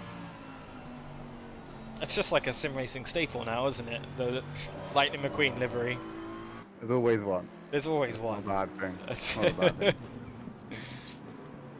And yeah, Wagner actually making his way out of the pits right now. So he'll rejoin the race in P13. Which is a shame because he wasn't fighting for top 6 and now he's kind of been dumped back down there with that pit stop. But the early pit stop may have helped him out. Maybe the super mega undercut. As I would expect to see, you know, your scheduled pit stops to happen around anywhere from 60 minutes in to 75 minutes in, as again there is a 75-minute stint timer and the timer resets once you leave the pits, or once you enter the pits is when it stops, and then it resets when you leave the pits. So I doubt we'll see any big brain strats of just doing a drive-through. to reset your stint timer. It's been known to happen in real life endurance races, but given the, well, let's face it, these are changeable conditions. It might be raining for the next half an hour, but given the track is still only greasy, not even damp, I would go as, I'd say this was changeable conditions, wouldn't you? Yeah. Every lap that feels different. I mean, Moreno's been on dries at lap 1 and he's in 5th place. Yeah. You never know, do you? Yeah. I guess wets if the right pressures could work, but the temps are pretty high, so. Exactly. Yeah, it's pretty Who high knows? and it's not full damp or full wet, so I think the higher temperature might actually be preventing the track from going to damp. Got a lot of cars out here. I'm not 100% sure, but we may. Oh no, we didn't. I was gonna say, I think maybe 3 cars retired, but we're just not seeing the bottom 3 cars on the timing screen on the left. But Fidelsi holding on to the back of this Mercedes really well around the final corner, and the lines they're taking through that corner makes me feel that the track is actually staying quite consistent right now. And there you see Pierre Moreno just behind. Ready. 9 seconds to yeah. 1.5 in no time at all. Exactly. Robin Moe's actually run away a bit. He's 5 seconds above the leader so far. Oh, 5 seconds above P2, I should say. But Peter looking quite happy to sit behind the Mercedes. Maybe do a little bit of fuel saving. But Pierre Moreno already. He could be, actually. Look, 70 minutes stint timer. Yeah. I don't know how much you use in wet, but you might be able to stretch that in all the GT3s now, I guess. You could do 50 more minutes too, until the stint time is up. So Pierre Moreno's already on the back of these guys, and as we've seen before, Moreno going for a move might open up the door for Fidelsi to make a move as well. Oh, and a great exit there from Moreno. Almost going 3 wide, and big contact there.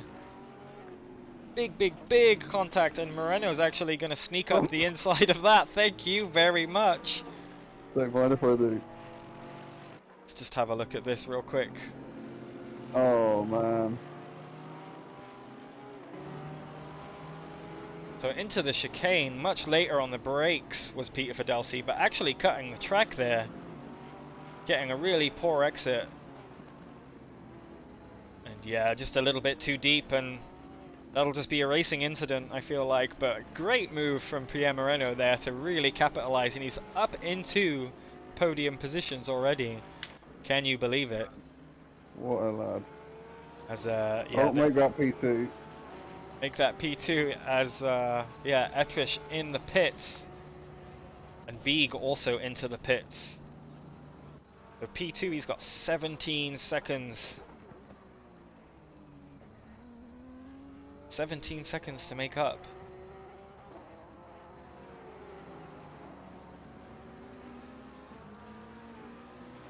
But still with that 15-second penalty, so still all to play for, really. We've got a long time left in this race. Quick GT4 update for you. Supermax in the Alpine still leading his class. Actually got quite a sizable gap to the car behind. That's a lap, one of them as well, though. I think so. He has not pitted though. So Schumacher has actually pitted twice. Shelbert has pitted once. And then Habera has not pitted, and Zeiss has not pitted. So still up to play for, and looks like Habera is actually about to lap. That's Shelbert. Yep, that's Shelbert in P3.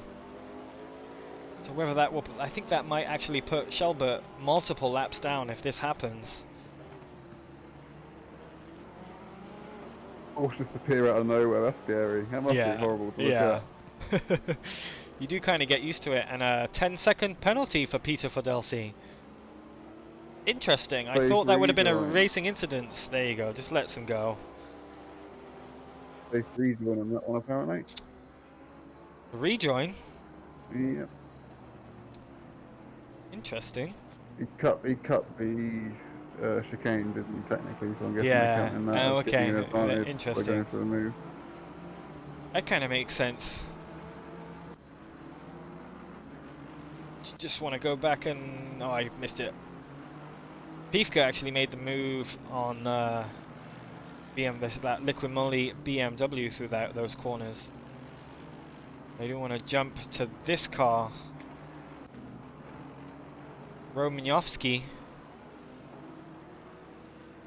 That's the Invictus sim racing car. This is a car that started really well. Well, started second. It's who was their teammate? It's Ettrich's teammate. So they've swapped drivers and maybe tires. But they were in P13. Now they're back up to P10. Make that P9. Maybe gonna cut it back. Oh, and that Aston got a little spooked there. Yeah. And that he did not enjoy that. Yeah. Seen that happen quite a few times at that corner, just the inside being taken up by a car and then a car just careering over to get out of the way just for fear of losing it. So Bieg back onto the track. He came out in P13 and he's just got that position back from this man, Michal Malacek. That glorious liquid moly BMW. Wagner's also back out on track, P14. Quite a big gap for him to make up though. Pierre Moreno still with the fastest time of the race at 150.7. The only man to do so, only person to do a 150 so far. Is he closing the gap at about 2 seconds a lap as well? He's lost, was 51, yes, about 1.8 seconds faster than Robin Moe on the last lap was Pierre Moreno. He's got about only 13 seconds now to make up. And there's that Jack Daniels car right behind him. Ian Arnold is in P3. Lad. What a lad. What a lad.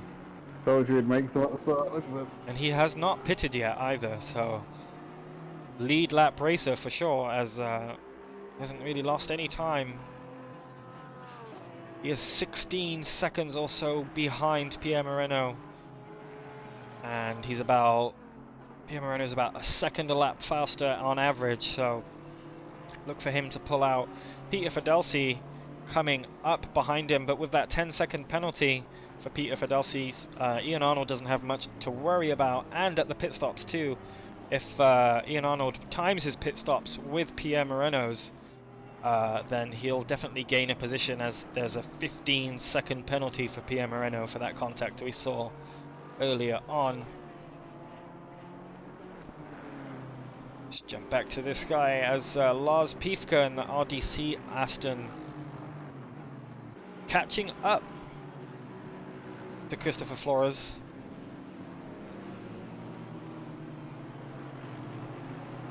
And then the car ahead, it looks like we've got a bit of a gaggle up here, as on the back of Husky is Romanovsky. And he'll have the inside at the chicane. Husky's quite happy to just let that go, maybe get some corner exit traction. And a flash there from Husky, just letting him know I didn't quite like that. Back with these guys, Lars Pifka.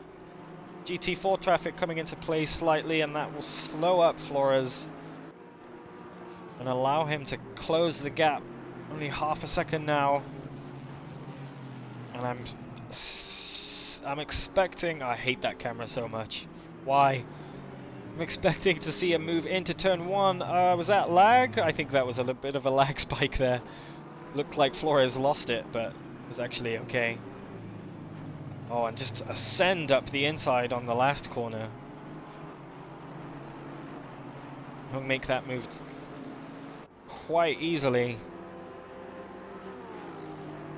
Just onto this battle here. Oscar Johansson in the Garage 59 livery, trying to get past Shoujo Shinji. That is the deep sea car. So I think they just made a pit stop not too long ago.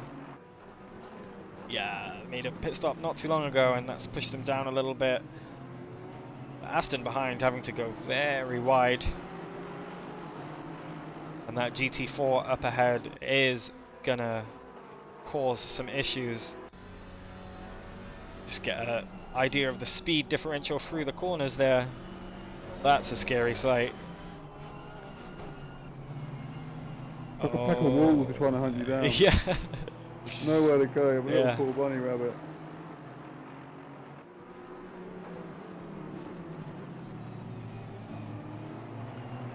So that puts Heber down into position.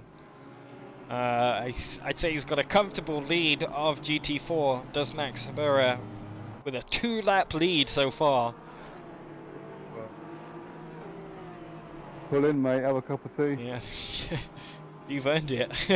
Union break. He's got a teammate as well, actually, isn't he? They do. Done, 2 pace. Simon Beeg was actually just overtaken by the Jack Daniels car. I'd assume into turn 1. Oh, very, very rough over the curb there. Oh, and that Aston in the background almost loses it. Great save. Have a look at that again real quick. Just around that kink. Oh, it's gone back too far. Oh, it went back. Oh. It went back 60 seconds instead of 15 seconds.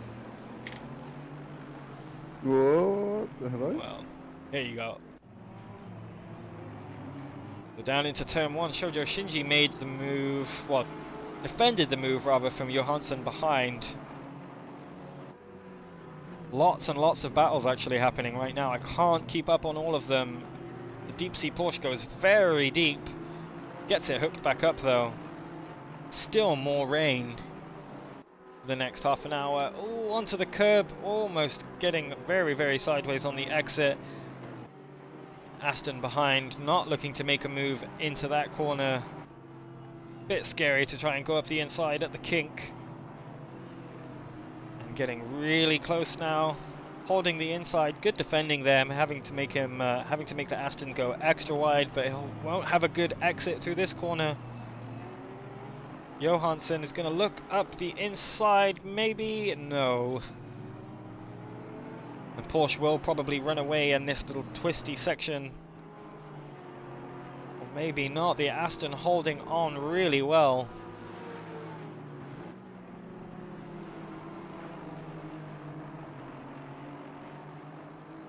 Can we check the gap to P1, please? 4.6 seconds is the gap so far. Oh, and that deep sea Porsche gets very, very wide on the exit, and that will actually let is that Romanovsky? Or we'll let that the black McLaren through. And back on with Husky as he maybe will look to make a move on this Aston into turn 1. I think actually he might be a bit too far away. But P10 for the Jägermeister Porsche so far, which is great to see. Bit deep there into turn 1, hook it up and get the exit.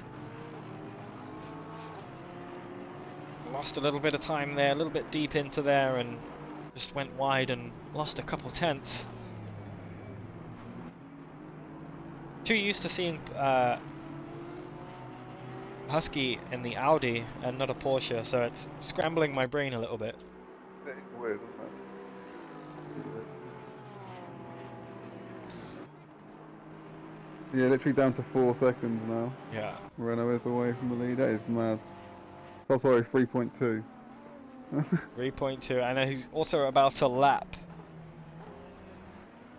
Yeah, that's the Victor Bolin car. He's about to lap, so Victor Bolin currently P15.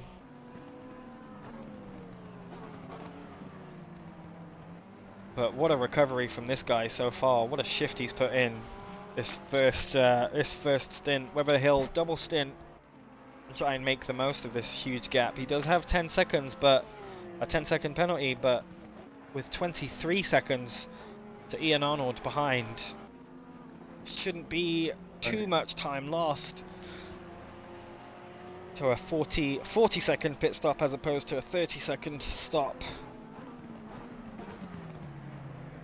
Not a good place to try and get past a back marker. Just held both of them up there. And he'll be holding his hand up back at home saying sorry.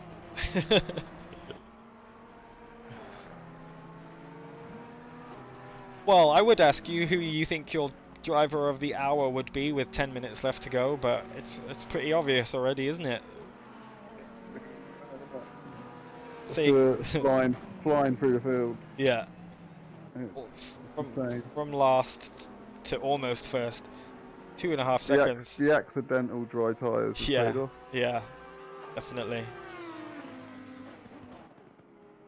There's very similar temperatures to the qualifying and practice, so maybe he just went bang straight on and it just worked. Yeah. Ooh, around the outside at turn 4 tries Danny Romanovsky and he makes it stick. Very, very deep into the chicane though. Yeah, slamming on the brakes to avoid the track cut there. Maybe he's already on 2 or 3. But yeah, you can't really overtake like that.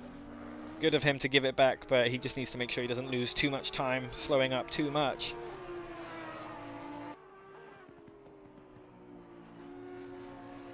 These guys have been at it for a while too. Yep, good little scrap going on between these, isn't it, really? Oh, down the inside into that tight right-hander. Not good for the lap times, but fun for the viewers. Yeah, definitely. Makes the move stick quite nicely, and he should get... Yeah, he's pulled away already. So, yeah, Romanovsky being unleashed. 15 seconds to make up to the car ahead. Nicholas Dejana into that car. And we will jump up ahead with Pierre Moreno, as he is now right on the back of Robin Moe. And 2/10, he's looking like he's going to make the move into this complex of corners, maybe. Porsche has been strong through these corners today. What do you think? Inside, outside? Robin Moe can defend. Yeah, it's wherever, I think, at this rate. It's insane. Oh, very, very wide there. Oh, that could have been very bad news, but yeah, Robin Moe using the whole of the track there. And the GT4, the Red Kiwi Racing GT4 playing havoc there. That's it, it's done. That's it. He is inevitable. Porsche, see you later. Yeah, we've seen how strong the inside is, and Robin Moe doesn't seem to care that he's there. He's going to try and just pinch him off anyway. Didn't quite work out, but Pierre Moreno is now your leader of the 4 hours of Hungaroring. We're just wrapping up this first hour.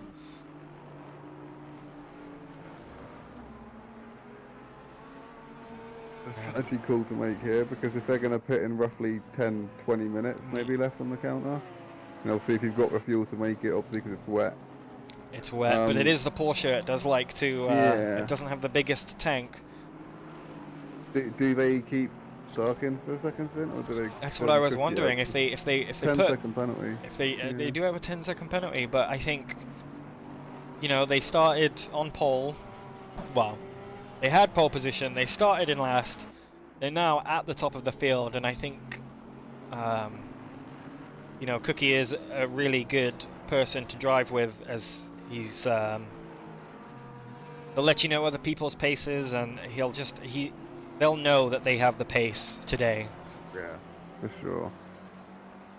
Currently lapping about, I mean, the only other person that's lapping in the same kind of region is Robin Moe and Dejana, who's actually in the pits right now. But yeah, a lot of penalties still to serve. Got 10 seconds for Moreno, 10 seconds for Peter Fidelsi, and then 5 seconds for Victor Borlin. Dejana is actually in the pit, so I wonder if they'll get a driver handoff and a tyre set change. A lot of damage on the front and side of that car, so maybe they'll be looking to repair. Oh, he's pitting. Beeg's just actually gone off. Let's find out what happens. Everyone's pitting. P2 in the pits. Oh, he went wide. He went wide at the second to last corner. And munched the curb a bit too much, got onto the grass, and the car just turned itself around. But they will go back into the pits. Robin Moe, yeah, into the pits, as you were saying, just as I went to that replay. Which is not a bad idea, because it could essentially allow them to undercut Pierre Moreno, especially with that 10-second penalty.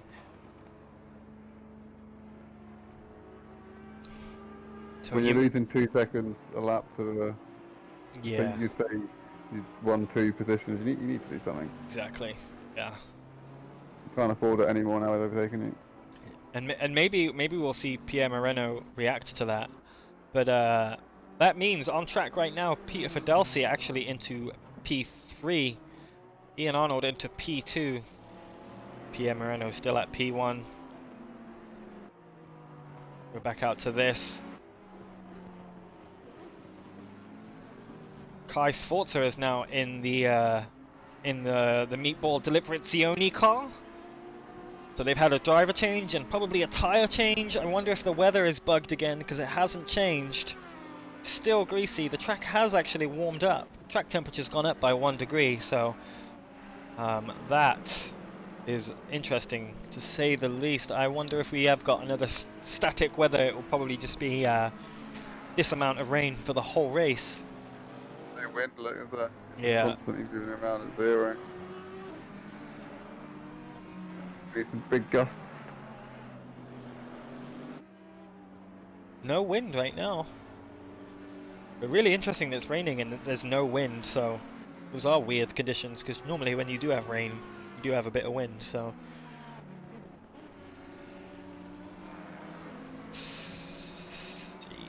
Sforza's actually, times are looking okay. This is his outlap, but his sector times look decent. This race really kind of settling down and getting jumbled up at the same time now with these pit stops coming in. Sforza does have the benefit of having multiple lapped cars ahead of him, so he does have kind of quote-unquote right of way, if you like. Around the last corner he goes.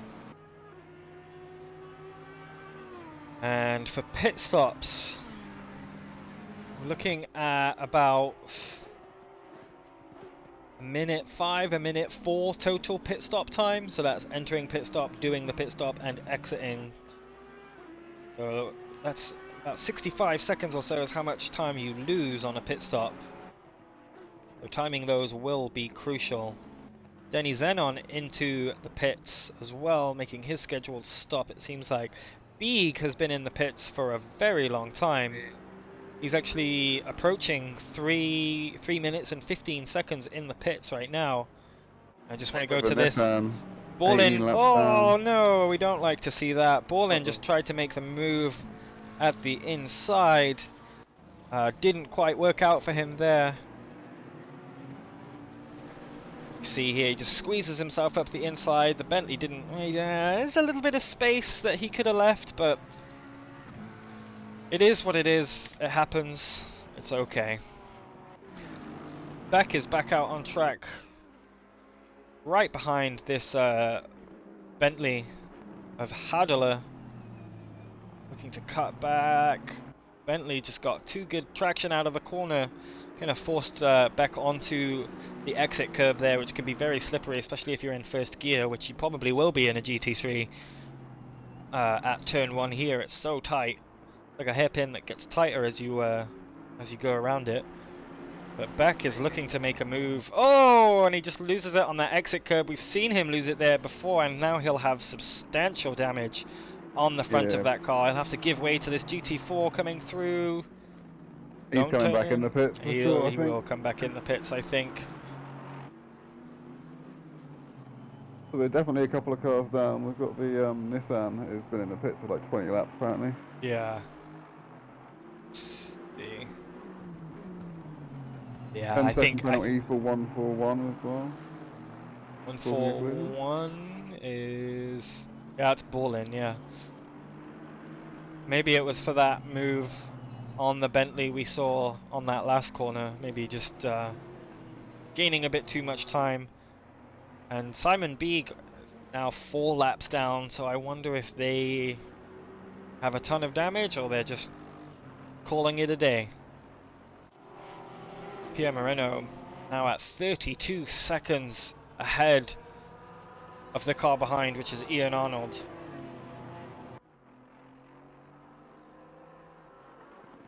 Sforza keeping his position so far. He does have another car in the Mercedes of Wagner right behind, only about 3 seconds behind. Looking like he may be struggling with these conditions. Oh yeah, we just see the car snap at the hips there as he takes the curb. Balling into the pits. He'll serve his penalty.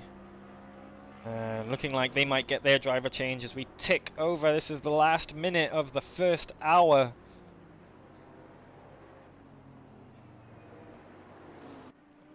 Jameek Smith also into the pits, looking like he's going to make his scheduled pit stop. This is going to throw a bunch of spanners in this race. Besides the 2 commentating it, of course. Yeah, this is pit stop territory now, Mm. especially for the teams. We might see quite a few diving in the next couple of laps. I mean, a lot already have really, but there must be quite a few left. Let's have a look. A few I can teams actually have got it right. find out. Look. So still to pit. Ian Arnold, Peter Fidelsi, Flores, Malachek, Akos Lovac in that 444 car, and then this person, the Jack Daniels car. That's right. KA6. You're just the Jack Daniels car now. I think. It's just easier to say. Rolls off the tongue a bit easier. Just a little. The fastest in the speed trap, though, by a good, let's say, 3 kilometers an hour is this man. So fastest in the speed trap, which is on the main straight, 241 kilometers an hour. Pitted early, remember, too, so they're about 24 minutes into their stint right now. Malachek into the pits, serving their pit stop. Nobody else. I think, yeah, Beeg and Laura, I think, are done. The last 2 cars. So these 2 cars. The GTR, really sad to see it out, but it is 21 laps down now, so no redemption road for them. That's done. That's part. You think they'd turn the engine off for fuel prices these days, wouldn't you? Yeah, exactly. So Manuel Wagner is actually onto the back of Kai Sforza. Kai Sforza, remember, the teammate of Robin Moe, the car that was in first for pretty much all of the first stint. Basically gifted pole position.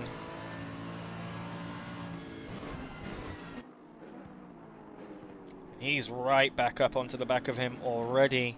Both of these guys have pitted. Kai Sforza on much fresher tyres though. About 20 minutes newer than Wagner behind. Remember, we saw this Mercedes getting very loosey-goosey at the rear end about halfway into this stint.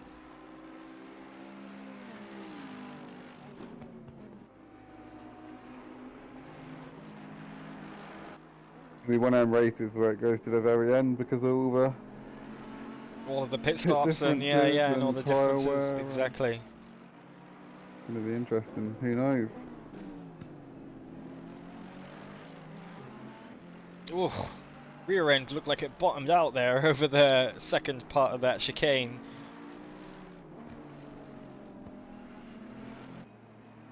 Oh, very, very loose again. I've cursed him. I told you he was getting loose about halfway into his last stint. And right now he's about half an hour into this stint, so that's when we saw his tyres start to drop off. So this team may be struggling with their tyres in these conditions. Ian Arnold is into the pits, as well as Peter Fidelci, making their scheduled stop. So maybe we'll see Frederick Schublem take the wheel. Really talented Porsche driver, can't wait to see what he can do. Fidelci into the pits. We have a pit stop battle. You can see there up ahead is Ian Arnold. But that will put Romanovsky into P2 of the race, currently pulling ahead. Pifka into P3, Sforza into P4, but Wagner still very close behind, only a second or so. But the lead for the 922 Porsche car, currently a minute and 6, so just over half a lap. Quite a comfortable lead, and about a minute 6 is about how long a pit stop takes. So they could essentially pit now and come out only 10 seconds behind Romanovsky, and we've seen them make up 10 seconds in like it's nothing. Absolutely insane. Ian Arnold out of the pits, as well as Jameek Smith. And I'll just pop back to Wagner, who has caught a little bit back up to Sforza. In trouble with that first chicane. Looks like corner entry's got quite a bit of understeer, which is quite characteristic actually of the Mercedes, especially in the wet. It does like to chunder into the corner. You really have to throw this car around. I haven't driven it in the wet in a really long time, but it is actually really difficult. Only 0.4 seconds now the gap. If he can just kind of keep it tidy and keep his all 4 tyres in the same direction, he should get quite a nice exit onto down onto turn 1. We've seen lots of moves happen already. GT4 there pulling wide to let the GT3s through. Very, very nice. Thank you. Love to see it. And Sforza there, a little bit wide on entry. We'll see a move now, maybe. I don't think he's quite close enough. I do want to hop back to here as we see Dominic Beck in the RDC race and Aston onto the back of Hadler's Bentley. There's that deep sea Porsche just getting caught up in the mix. Those guys are in P18 right now, so just being lapped again by these cars. No damage repaired yet. And I'll just go back to this real quick because it looks like Wagner, yeah, it looks like he made the move into turn 1. Made it stick around the outside of turn 2, or a little bit of a wiggle there. But a nice move done really well. Back with these guys. Down into turn 1, I would... Oh, no blue flag, but Dominic Beck is flashing. He wants by. He's going to show him the inside, let him know he's there early. Oh, he's just going to hang out behind. Maybe look to get the cut back on turn 1. No, these guys are really close together though.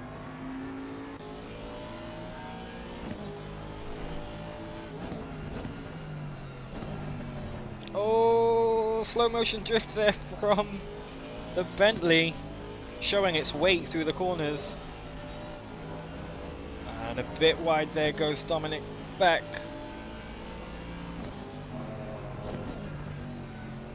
This is the battle for P10. And yeah, the Bentley going deep there. Aston will look to capitalize. Can't get the traction down, just losing out. And they are nose to bumper through the chicane.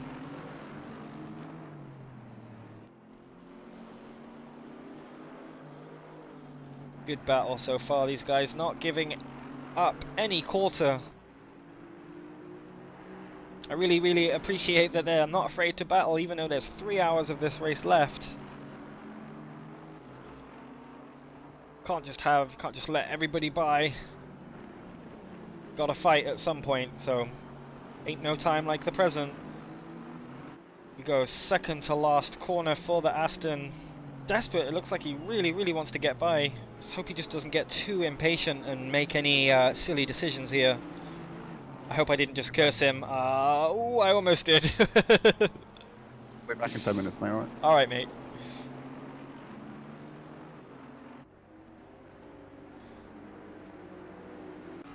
I think Beck might try and make the move into turn 1. Excuse me. Grunt of the Bentley just serving him really well down the straight there. Lots of front end damage on this Aston. So I'm really going to slow it down in a straight line as well. Here goes the red Kiwi 3 car. One that's actually blue. Bit deep there is Beck into that corner. Hadler will be able to pull out a little bit of a gap. Just want to pull ahead to Lars Piefke in the RDC Aston Martin onto the back of Romanovsky, putting in some really good times. Top 3 cars all on the lead lap. I should say top 5 cars all on the lead lap, as near as makes no difference. But this Aston looking to put up a fight against the Audi, trying to take P2. And it looks like Dominic Beck actually got past Hadler at some point.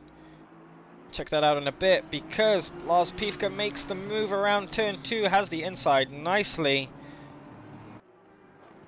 Let's have a look at that again. I bet that was quite a nice move. Oh yeah, Romanovsky just getting too wide, going too deep into turn 2. Piefke will just say thank you, I'll have that. And pulling away already is Piefke, second already in about a quarter of a lap. Let's go back to this race. Hadler behind Beck. Battle for P10. About a second apart right now. And I'm sure this battle will be even more raging on as we see Akos Lovash making the move on Shoujo Shinji, getting a nice extra burst of speed out of the last corner.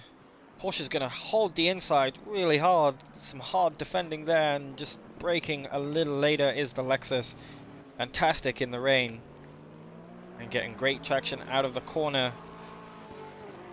Puts the Sony Dynamicron team up into P17.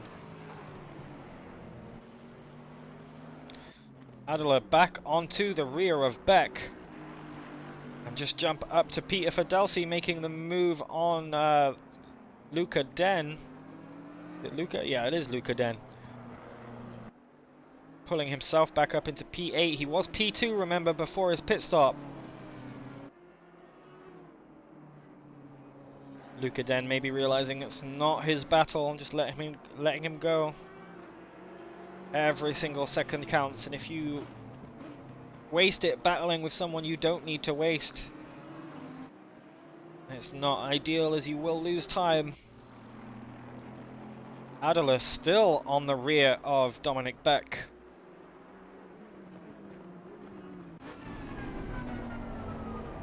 Making their way through the second to last corner. Putting in very similar lap times of these guys.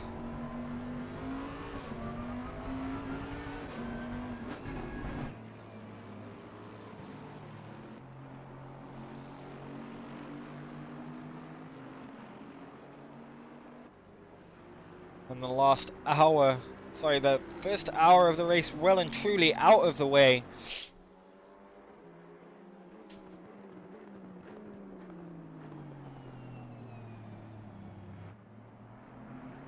I'm going to have a quick look through the chateau here.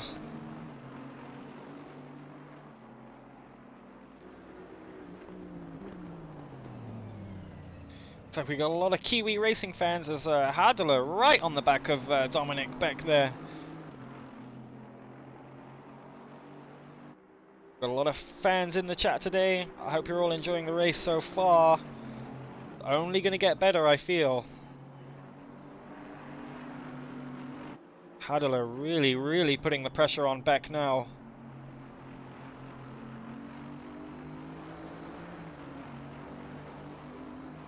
Last lap, these guys were 0.02 of a second apart, so almost identical lap times from them.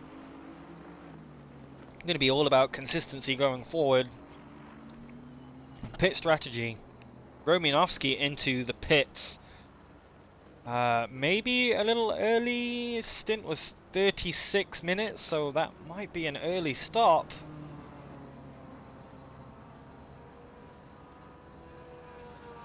Interesting. I'm back, by the way. Alright. Oh. Adler still on the right up the back of Dominic Beck. Giving up a little time this lap, but these guys are putting in near identical lap times. Romanovsky's just gone into the pits. Had a good battle with Luca Den a little while back. But yeah, everybody's settling into their stints. There's a lot of new drivers on the track.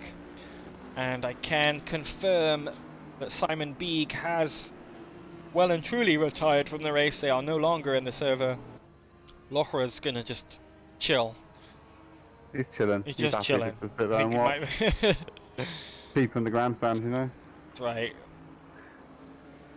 Well, it's probably not by a long way, but you know what I mean. Yeah. So the Esprit Racing team, Alpine, have changed drivers. Mark Kleiner now behind the wheel. And he's got a 3-lap lead of GT4 class. Quite commanding. His race to lose, really. Quite a dominant display so far. Got that good lap in qualifying. Put himself on pole. And now the GT4s are truly at the back of the field, so the order's kind of ironed itself out now, as we're all into well and truly into this second hour of the race. Downforce Racing Team, Manuel Wagner pushing himself up into P3. And yeah, it looks like Jürgen Schweisen is into that 922 Porsche as their second driver. Only a 3.5 second lead to the car behind right now. Looks like made it out in front. Then. They did. Yeah, I think they did. 10-second penalty. Jesus. Their total pit time was a 1 minute 12, which is actually really good. So Dark must have nailed that pit stop. And this is actually Cookie's outlap, so yeah, looks like he came out ahead of Piefke in P2. Flashing furiously, he wants James Andrews to let him by. Or is it still Husky? I think it's still Husky in that car.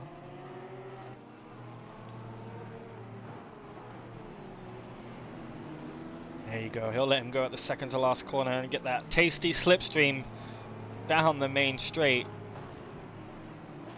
Looks like Husky is going for the double stint. I just do want to go back here as Yamik Smith is right on the back of Frederick Schublem.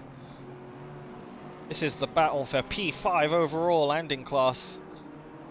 Currently they're about half a lap down from the leaders.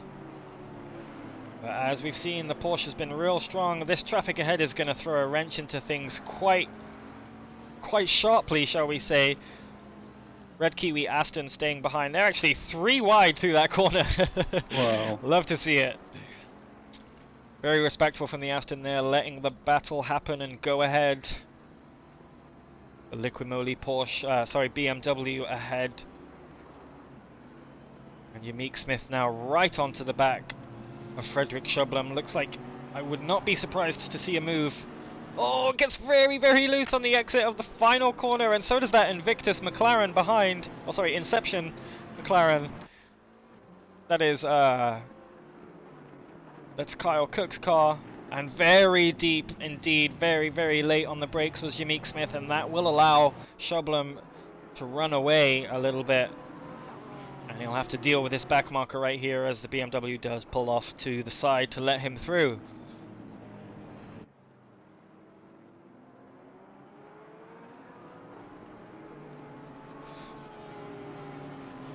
Shizen actually pulling away from Pifka quite well. The gap now 4.2 seconds, so he's made up a second in that last lap. So his pace in the Porsche looks really good. That battle behind between Kyle Cook and Domanski in the Turner Motorsport car came to fruition as Kyle Cook made the move and is up into P15. And he'll just tag on to the back of Jameek Smith there and just kind of tow himself along. Oh, Shublum off there. Oh. Let's figure out what happened right there.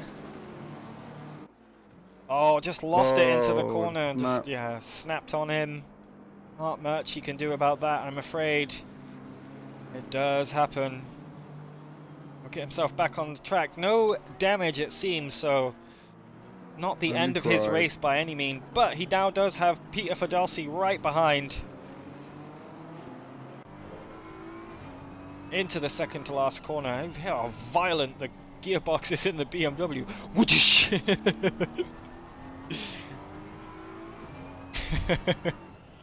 I love to hear it. Shublum a little bit deep into that corner. And that will give Fidelsi the run into turn 1.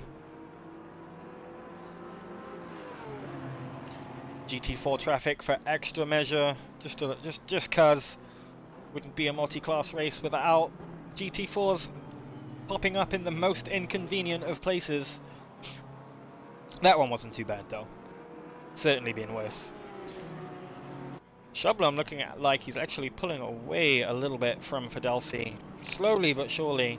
And Cookie, Jürgen Zerscheisen in P1, the 922 Porsche, has made up another second. He was the second fastest time last lap around was Jürgen Zerscheisen.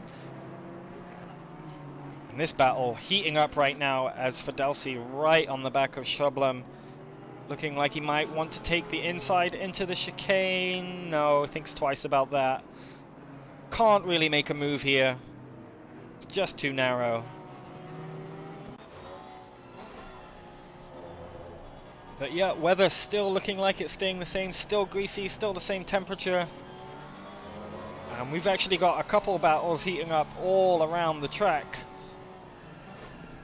Got this one for P5. Sorry, P6. Got this one for P7. Or P8, I should say. As Etrish makes his way past Fidelsi. Oh, sorry, past Luca Den. Audi on Audi action there. Looks like he made his way past really comfortably. This battle still going on. Nico Hudler in the Forged Piston Motorsports Bentley, still right on the back of Dominic Beck, trying to make the move. These guys still putting in really similar lap times. The Deep Sea Porsche moves out of the way. Oh, and it looked like the Aston got really loose there. And that let the Bentley through. Looks like he's been having some trouble with traction on the curbs, as have a lot of people. But he's going to make that move stick. This battle's not going anywhere. Oh, again, getting really loose on the curbs there, and that's even going to let the Deep Sea Porsche by. Back up to... risking it. He is. I told them, stay away from the exit curbs. Meanwhile, that BMW made that one look really easy.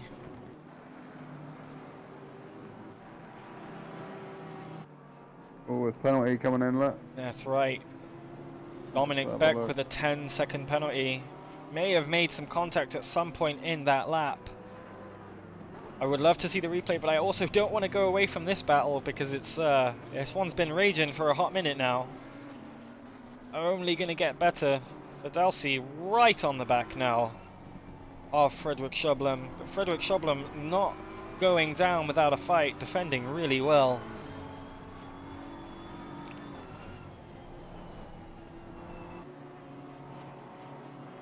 Falcon livery, always a good choice, especially on a BMW, just like the drift cars. Basic, but it works, doesn't it? It really does. Yeah. Stands out.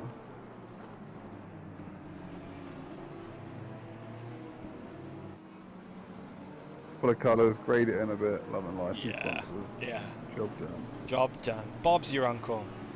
Yeah.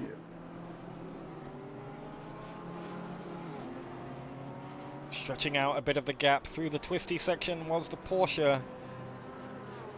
And now the BMW unleashed onto the straight to make a couple of tenths up, maybe not close enough to make a move, but I will go back to this battle really quick. Beck gonna make a move on the last corner, oh, a bit deep. Gonna hook it up for the exit, straight line the acceleration. He's gonna have a nice little toe down into turn 1. I would not be surprised to see a move here. And the deep sea Porsche behind looking like it's cooling its tires again. Are we going to see him move to the inside? No, grunt of the Bentley stretches out the gap just enough so he can't make a move. Onto the exit curb he goes, keeps it nice and stable this time.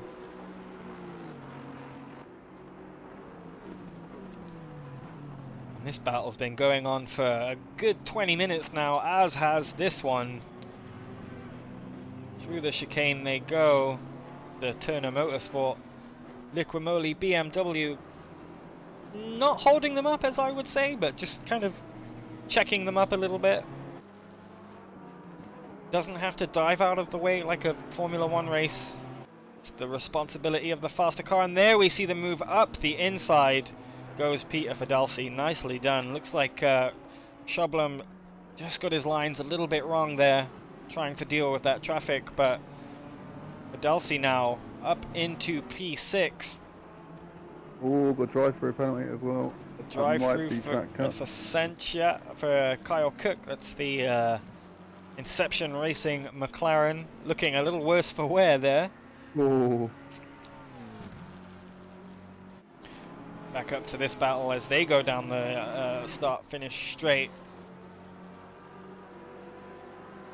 Fidalsi just looking to break the toe a little bit, maybe, as the Porsche kind of requires it.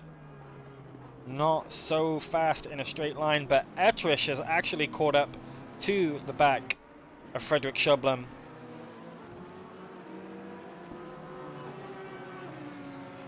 It's only a matter of time before they claim their place in the top 8, I would say, or top 6. This will get really interesting really quickly, as these cars are quite close together. The ASM car, Porsche, has actually been doing really well. It's been in the top 10 for pretty much the entire race. Etrich really close now. Looking around the outside.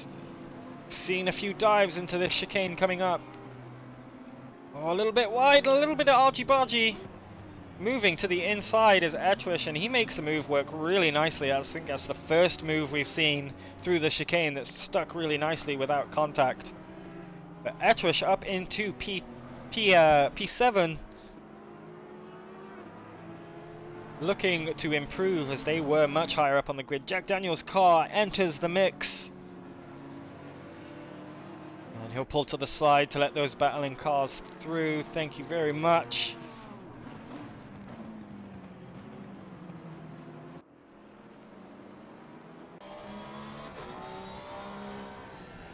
Another drive-through for Schumacher. That's the red Chevy Kiwi, red Kiwi Chevy. Another drive-through, probably for track limits, I would say. I've had that quite a few times in the past as well, actually. Yeah. Drive-through for Schumacher. And Etrich is keeping on the back of Peter Fidalsi quite nicely. Jürgen Zescheisen is kind of running away with it. He's pulled out about 5 seconds in the space of 2 laps, 3 laps. What a lad, what an absolute lad. Yeah, this team is kind of unraceable at the moment. Unplayable. Be nice, please, now. And heading back up to the podium positions, Manuel Wagner in the Downforce Racing Mercedes has caught up to the back of Piefke in the 456 Aston Martin machine. Beck's got a drive through as well. Yeah, It's all kicking off. It's all kicking off. And that is actually for a collision. No way. Yep. Interesting. Thank you for the stewards update. That's alright, I'm just sitting there chilling, you know. Yeah, as you do. Yeah, my you're doing good. My voice is a bit weird, so I'm just kind of leaving you to it. That's all good. Doing the odd little bit. I like having the stewards' insights and the cheeky quips whenever whenever something nice happens, you know. Oh, what have I done? Okay, I fixed it. 154 with an unsafe rejoin as well. 154 is the... which car is that? GT4. That's the GT4, that's right. That's the Kiwi #1 car. Wagner's actually piling the pressure on.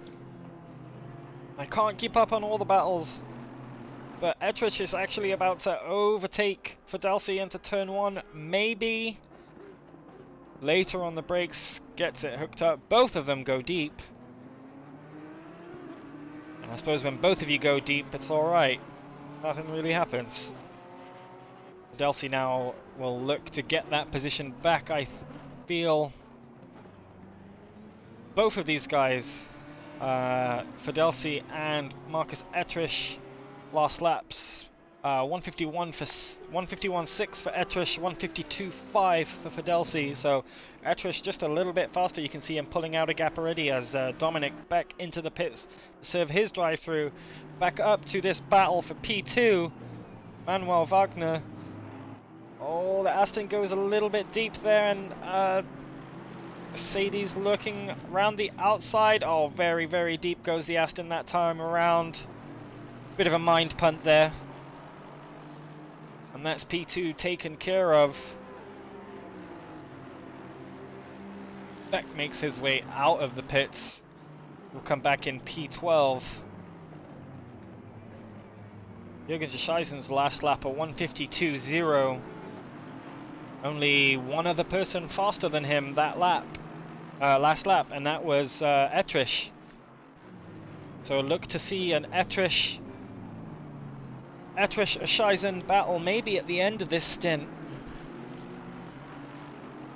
Half a second faster is Ettrich than Jürgen Scheisen, so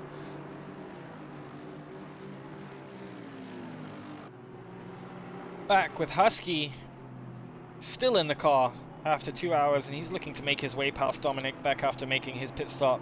Dominic Beck with a 10-second penalty still to serve. I think that might have actually been a new penalty.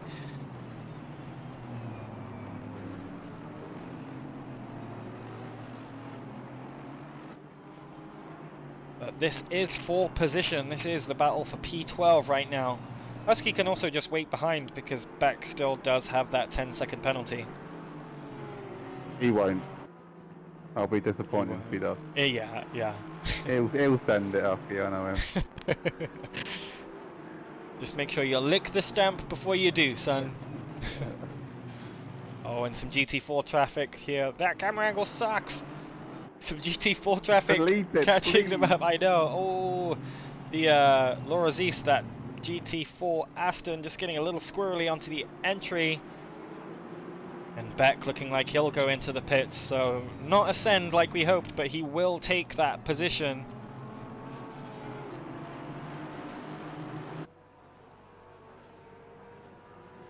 And still this battle just behind them goes on between Piefke and Wagner. That GT4 car, not the best of places to encounter it, but the Aston staying nice and wide. Very respectful, realizing this is a battle for podium position.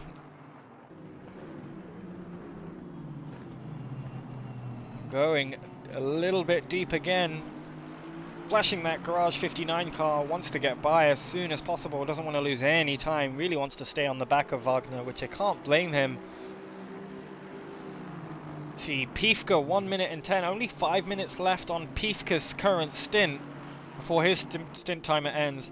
Wagner has 15 minutes, so expect both of these guys to come into the pits quite soon, and judging by the way things are going, for Piefke, it looks like he might have to make an extra pit stop before the end of the race, possibly, which may lose him a podium position.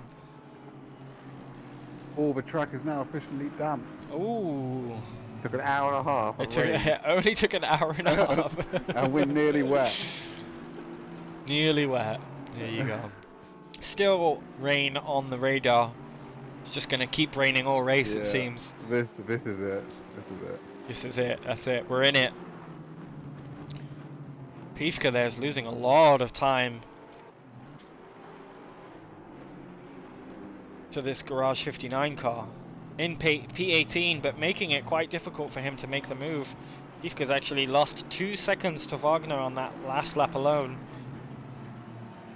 And currently now, right as I say it, this second, Jürgen Schaisen, the only car on the lead lap, and now the other cars are on the lead lap.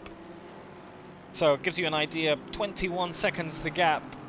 Pretty dominant, really consistent times for Schaisen. They've made up 25 positions. Got half a pit stop at Garnet. Yeah. It's bad. Everything else just settling down now. Schublem still behind Fidelsi, but about 3 seconds between them now as they round the second to last corner. Almost identical lap times. Well, best lap times I should say between Schublem and Fidelsi. Only 9 hundredths of a second in it. So their max pace, their VMAX can be very similar, which is good news for Schublem, as he would like to finish top 8, maybe top 6 is where I'd like to see that team doing really well for themselves so far. Like I said, they've been top 10 this whole race, so good on them.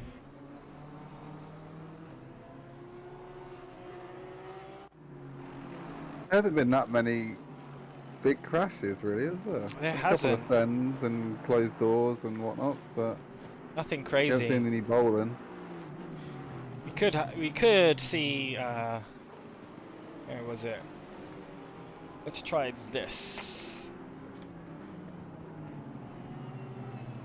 Oh, no, it's too far away. Okay. I was seeing if I could see that when the McLaren, Kyle Cook's McLaren went kind of straight at turn 1. Oh, Or turn yeah. 2, I should say. Seeing if I could see that again, but doesn't look like it as Piefke enters the pits.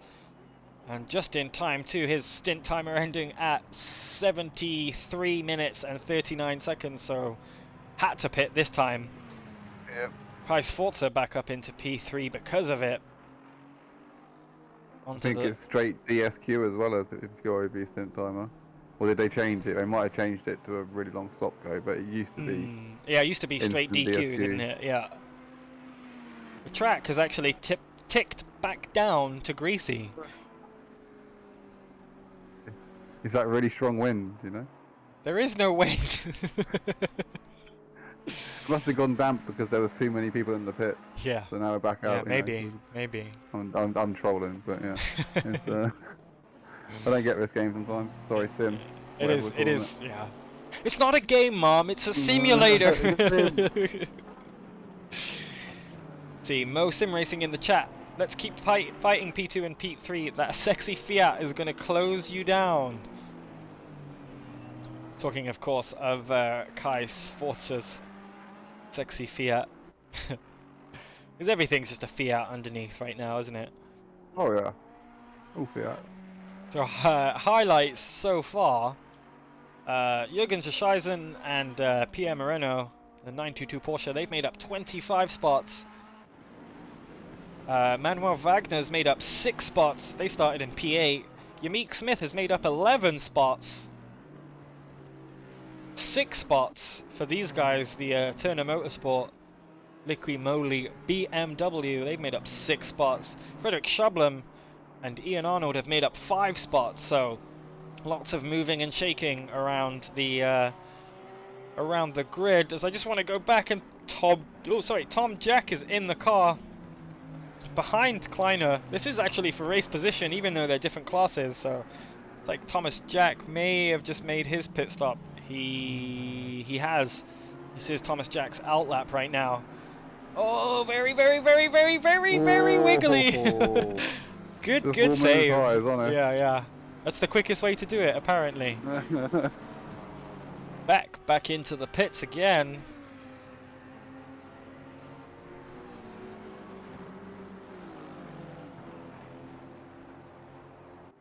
Etrish gap to leader is about 1 minute, so 57 seconds is the gap to the leader. So these are the cars I would be willing to bet will finish in the top 2. The 922 Porsche and the 677 Audi, the one you're watching right now.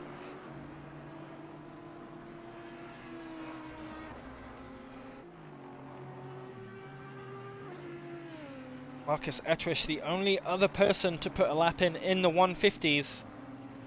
About 2/10 off of the 922 Porsche's best time.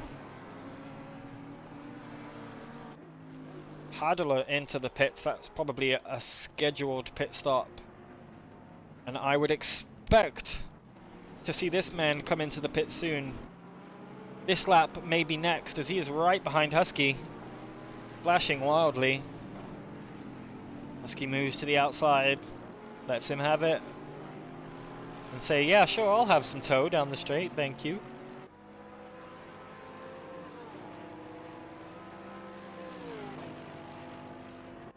But maybe not then, I'll stay and chill. Oh. There you go. Well, I thought he was about to dive in front of Sam on the brakes.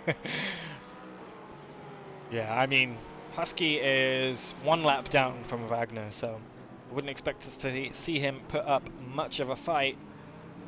But Wagner gonna come into the pits real soon, I think. This man, Kyle Cook, getting close to the car ahead, that Turner Motorsport BMW.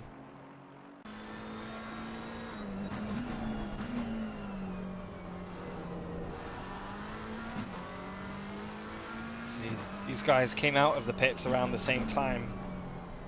Kyle Cook making moves. See, down 4 positions from their starting position, but they did pit not too long ago. They're about halfway through their stint. Should have a nice run here down into turn 1. Will we see a move? I think so. He's going to show him the inside. The Turner Motorsport BMW kind of takes up some track. Not enough of a gap. Oh, and the BMW just goes really wide there. And that will let Kyle Cook through for P14. And I would expect to see Kyle Cook kind of run away a little bit. Jürgen Zescheisen is now 30 seconds ahead of Wagner. So about a quarter of a lap, I would say. So their race to lose. Wagner again has to pit within the next 5 minutes or so. That's about the only person that should be coming into the pits anytime soon to reset their stint timer.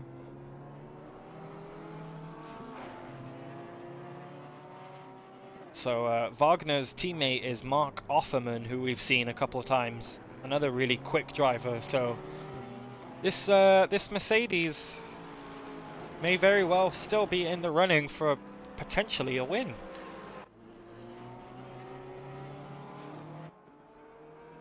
There are a lot of cars that could still win this. It's if people who took an early pit stop could, well, I don't know. Especially people who took ones like halfway. It's they might have tyres near the end, you know. Yeah. If they carry on the same stints. I mean, the weather's not going anywhere. This is it now. This is it, yeah. Yeah.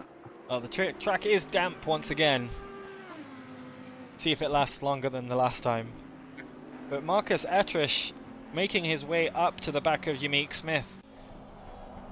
You can see him just up the road there after this blue-red Kiwi racing car. Lights working overtime there as he lets him know he wants by, and oh, the GT4, oh, that's not what you want to see. GT4 looks like he may have just not given him enough space. Let's just have a look at that again. Big damage for the car behind as well. Typical sim racers ignoring yellow flags, but oh well. There's a car spinning in front of me for it. That's a shame because Etrish was almost right on the back of Ymeek Smith there. Going back to Husky, back in the Porsche, he's got a Porsche on Porsche battle, trying to make his way past the deep sea Porsche. Go on, Husky! I'm not favouritist, I swear. Oh no, definitely not. Oh, having to back out of that on the brakes just a little bit too late there. It's code brown for him. He'll be getting changed when he gets out of the car. That's right. Didn't lose too much time. Still within a second of the car ahead. Fastest person last time around was Jürgen Zerscheisen. Really consistent times from him, actually, like in the 52s solidly. I've seen Etrish put in a couple low 51s. Obviously that incident on the last time around will make things a bit more difficult for him. He'll need a bit more time to catch up. Wagner still not into the pits here. I would expect Wagner to come into the pits this time around as his stint timer currently at 73 minutes.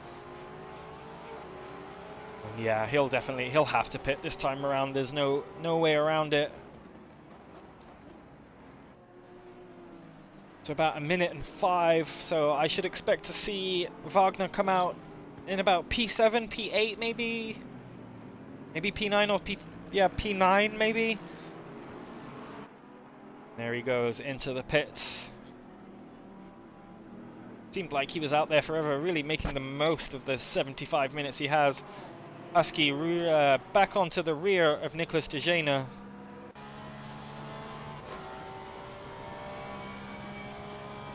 Don't think he's close enough to make a move this time around.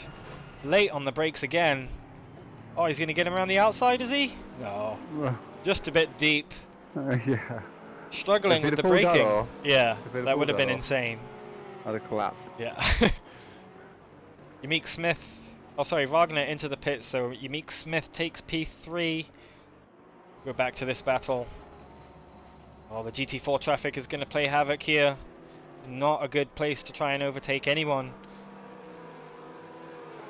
As I was saying before, normally that corner is flat, but in the wet, it's just not possible.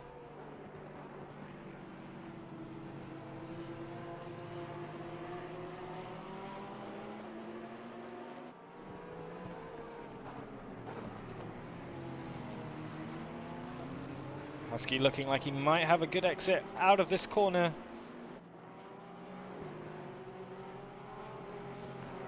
I love these sets of corners, it's just all about inputs.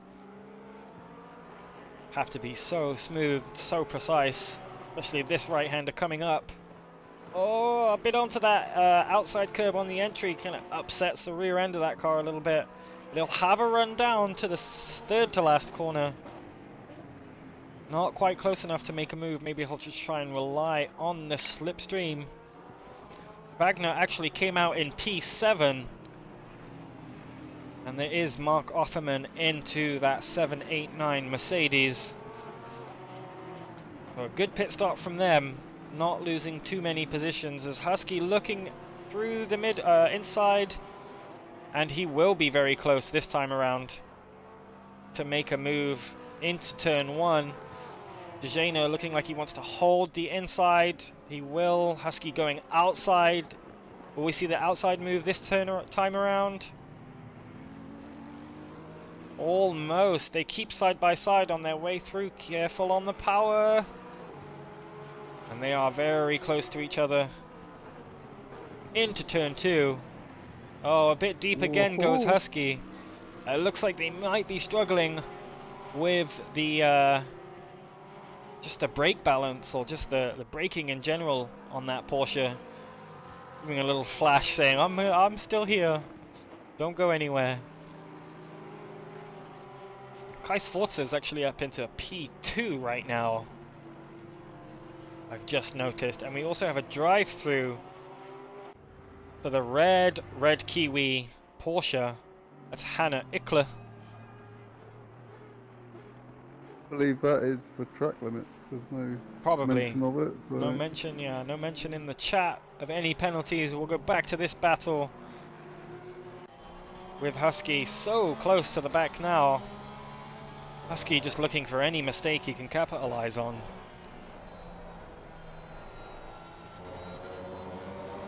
Showing him the inside there. Moving out of the way. There's that Sony 500 Lexus. Oh, not giving much space. That is a lapped car. He doesn't have to get out of the way, but is kind of courteous. A little bit of a knock there, it looked like. And again, Husky right onto the back of Dejana down the start, finished straight. Good exit there, using all of the curb. Just a little bit of slide, but shouldn't be too bad. Etrish is into the pits. Two Porsches still battling it out. Let's hope this lapped car doesn't get too much in the way. Dejana still ahead. I have a feeling this battle might go on for quite a bit of time. So evenly matched. Through for P4 as well. No way for Peter Fidelsi. That will be for track limits. He's in the pits, and Schoblin was actually about 8/10 behind him for a long time there. So maybe, yeah, track cuts just getting the better of him. Husky still trying to make the move work. He'll go on the outside. Turn 6 into the chicane. Is he going to cut it back? Side by side into the chicane. Who's last on the brakes? Well, it was Dejana, but not the best line through there. And there you see... Oh, that's not Etrish, sorry. That's... Go back to this. That's the meatball car has just joined the back, so that's Thomas Forza Jack. Coming through. Yeah. Oh yeah, Kais Forza. Flashing furiously again. Yeah. Husky looking inside. One of them trying to lap both of them, and two of them fighting. Husky making the move on the third to last corner there. Great place for overtaking if you can get it done right. That was a good move there. Up into P9 goes Mr. McKenzie. That would be, I mean, there's a lot of time to go, but that would be a great finish for him on his kind of return to endurance racing rather than commentating. But we're all rooting for him. Got to do well. He will do well. He's got James Andrews in the car with him as well. Another good driver, so I think they should be set. Definitely for a top 10 finish.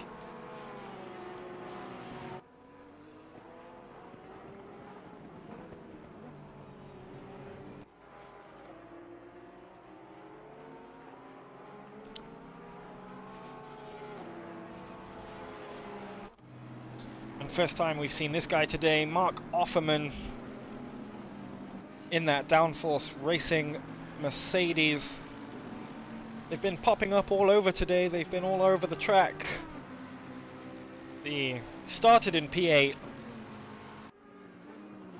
They've pitted twice, so they're on track for a good time, shall we say?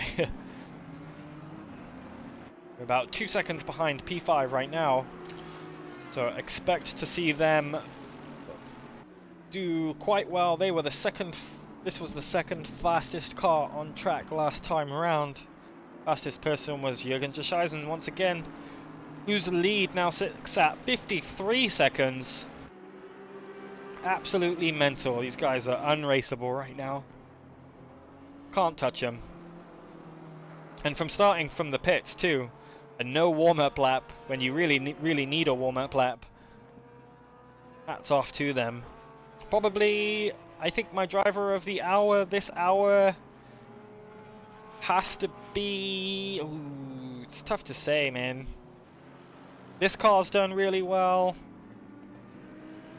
Kyle Cook's done really well, as he's actually about to make a move for position. That's for position. So up into P13 goes he.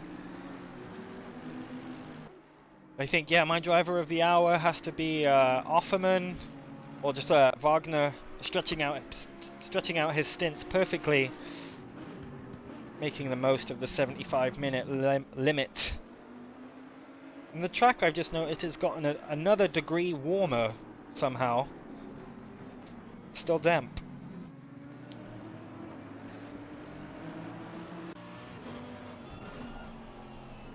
It's got Luca Den ahead of him. This is for position. This is the battle for P5.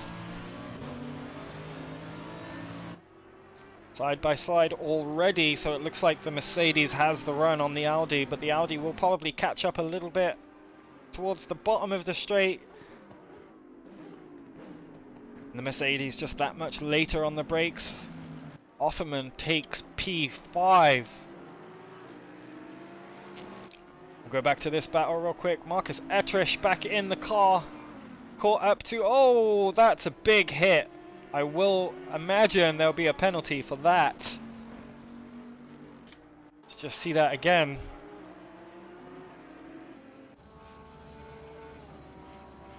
Yeah, well, maybe not. The Bentley just getting loose on the exit curb and can't really do anything about it, can Ettrish. He'll just kind of collect the rear end there. Ettrish back up into P11. They started P2. They will look to make that back up. But just having come out of the pits, they are on a much different pit schedule than everybody else.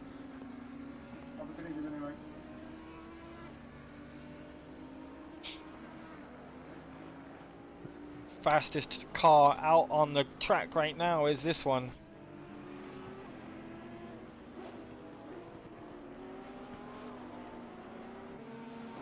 As this race settles down, we'll see some pit stops within the next 10 minutes, maybe one or two. Probably about half an hour or so until we see the bulk of pit stops. But weather remaining the same, so no need to keep checking on that. Dejana back into the pits for their scheduled stop, it looks like. 303 cars done quite well today. We've seen it everywhere. It's been all over the track. Jamik up to third as well, nice. I know, yeah. Luca Den into the pits, making his pit stop.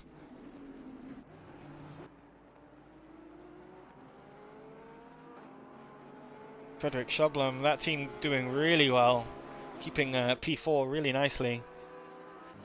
But as you were saying, Gonz, Jamik Smith all the way up into P3. They started 15th, and now they're 12th.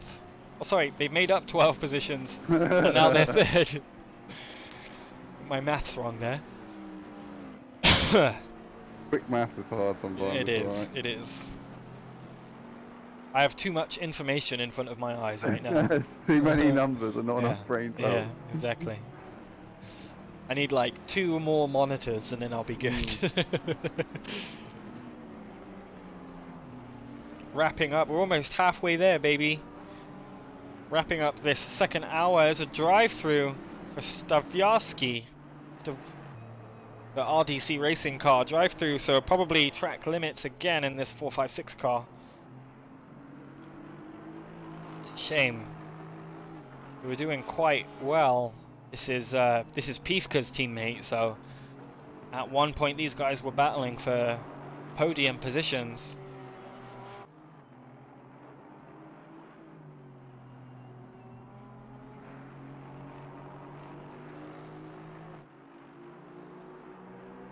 And as I get to take care of a luxury that the drivers, some of the drivers don't, i.e. Oh, going upstairs, I'll leave you with, let's leave you with Thomas Jack, who's actually closing down that deep sea Porsche at a rate of knots. And I'll be back in a couple minutes. yeah, he's working his way back through the field here. He's a few incidents with this car in the first 2 hours, but he's a quick driver. He's known for putting in the laps when he needs to. So I hope that damage from the incident of the chicane wasn't that much.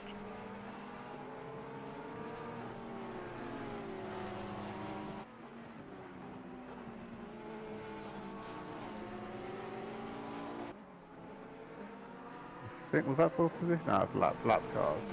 The unlapping himself, I think. I have no idea.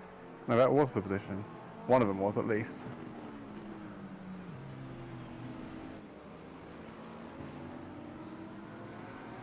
So I'm like deep in all of his information. I have minimal information. I'm just going off of the very out of date timings on the side of the screen.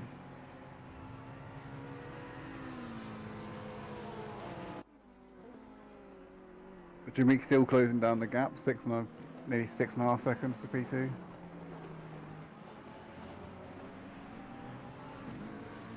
Carl Cook's looking for an overtake on car 68 as well. He's just under half a second down from him.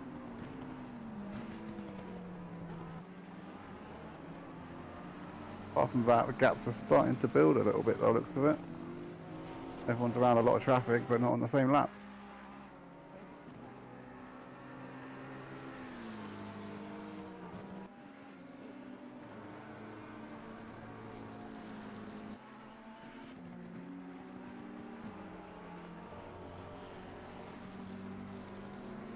Shot bombs the car into P4 now as well, so he's recovered all of the positions, I think, in the ones he lost earlier on. I think the gap to P1 to P2 is holding quite consistent. Husky up to P9.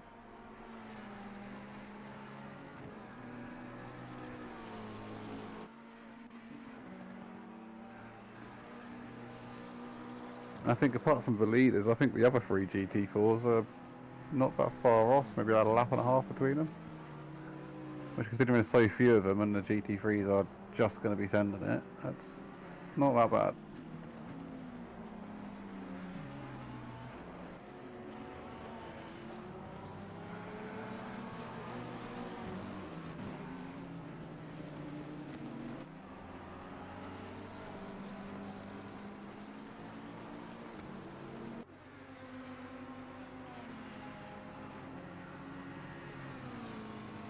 I'm not sure the gap Tom has to his next competitor. Couldn't quite see what that car was in front, but I don't think it's that. The gaps are saying he's laps down, obviously, to the leader.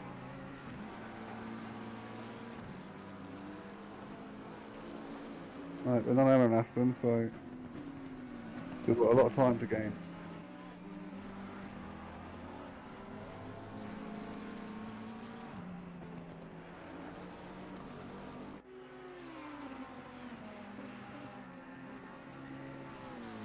R17 just entered the pits for possibly a scheduled stop, looking at the time left.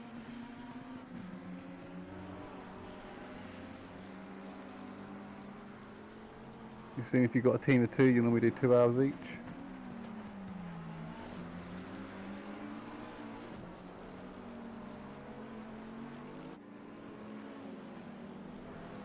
Car 68 entering the pits as well. There's going to be quite a few here. See if hopefully everyone avoids speeding because of the wet pit lane. I imagine the pit lane will actually be very wet.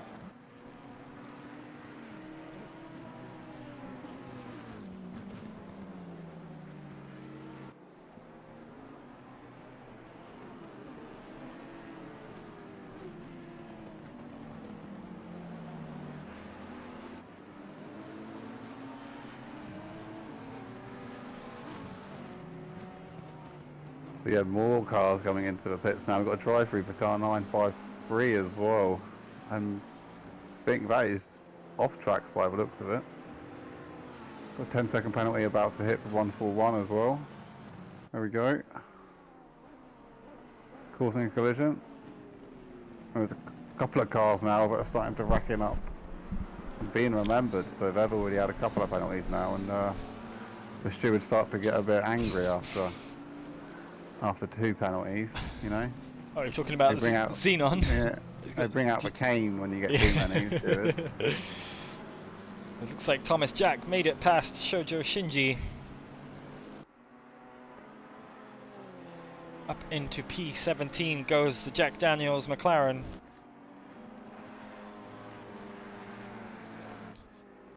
We're just entering our main pit stop time again now. There's just been quite a few going in the last few laps really since you've been gone. Shublum into the pits, which puts these guys up into P4. Let's see, only 20 minutes into their stint, so Shublum's just playing the long game here. Offerman will have to do quite a bit of work in order to catch up to Shublum once Shublum's next pit stop happens.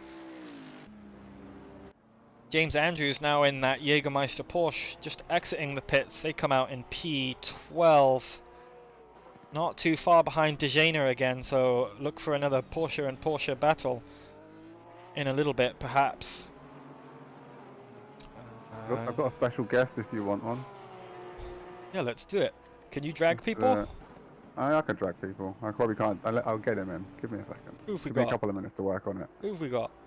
I can't. Not telling you. Hold on. All right. Not telling you. You'll like it. You'll like. I'm gonna tag team someone in. You ready? I'm ready. Hello. You are live on Channel 4. Please don't swear. Oh, it's Husky! I know that laugh anyway. How you doing, man? In a minute. Alright, mate. It's everyone's favourite regular commentator. Yay! Man, I am knackered. I bet. That was I wasn't expecting you to double stint, so well, I've got to go. Wow, we're actually an hour under when I had to really go. Okay, we've really done the time because I have to go to get food. So oh yeah, it is Saturday. James said, you know, even though James wanted to run the start, he relented and let me run the start, which, you know, I appreciate. Yeah. I wasn't on pace to begin with. It did start getting better though. I was actually matching pace with the guys up the front for a little bit. Yeah. We had a few scary moments and a few lapses of confidence in other cars as well, I would say. Yeah. And we almost got taken out multiple times. We had a guy go wide and then just slam on the brakes on a curb that you run on exit, and I'm sat there like, what are you doing? Man, it was insane. But no, going to the Porsche, right? Because I'm an Audi driver. Everyone knows I'm an Audi driver. I mentioned going to the Porsche has been a lot harder than I expected it to. I ran a league race in it on Thursday, and the car I had there was horrible. I run this today, and the car has been absolutely on point. It's been slow for what everyone else has been doing, but qualified 14th, was running as high as like P8 at one point. Yeah, I saw. Yeah. You know, happy with it. Well, now you're 11th because Xenon has started their pit stop. But I was going to ask you, if you came on, if you were having much issues with the braking in the Porsche, because it seemed like you were going deep quite a bit in a couple of those corners, especially turn 1. Yeah-ish. The car brakes a lot, because I was always told, the Porsche has great brakes, the Porsche has great brakes, the Audi has okay brakes. I'm like, okay, I can push it a bit, but no. And then sometimes when running behind people, I'm noticing that people are braking a lot earlier. Yeah. And that's just causing me to have to take avoiding action as well, which isn't great. But it is what it is. We're in the issue though. We've got a big issue. It's that crossover, dry and wet. Yeah. It's the track has been ticking up from damp to greasy quite consistently, so I didn't even know that today was supposed to be rainy. I thought it was supposed to be a dry race, but oh well. The start of the race, I was running the wets. They were hot as anything, and they were peaking at about 33 psi. Yeah. So I was having to run on offline, especially down the straights, to just get the temperature down. Then I switched to the dries, and they were running about 24.5 psi all the way around and were stone cold. Wow. For the second hour. Yeah. So that's your choice: hot as anything, overpressured wets. Yeah. Or cold and underpressured dries. Yeah. Have Yeah. fun. Yeah. I demand cut slicks. Yeah. And we just saw Lovash there. Spin around. Yeah, I just took the exit grass and just threw the rear of the car around. That's a shame. He was actually having quite a good battle with the Audi there. But we're going to jump back up to this battle, which has been raging on for pretty much the whole, I don't know, second stint, third stint. Ian Arnold's been doing really well. Well, up I'm into gonna P5. let you guys get back to it.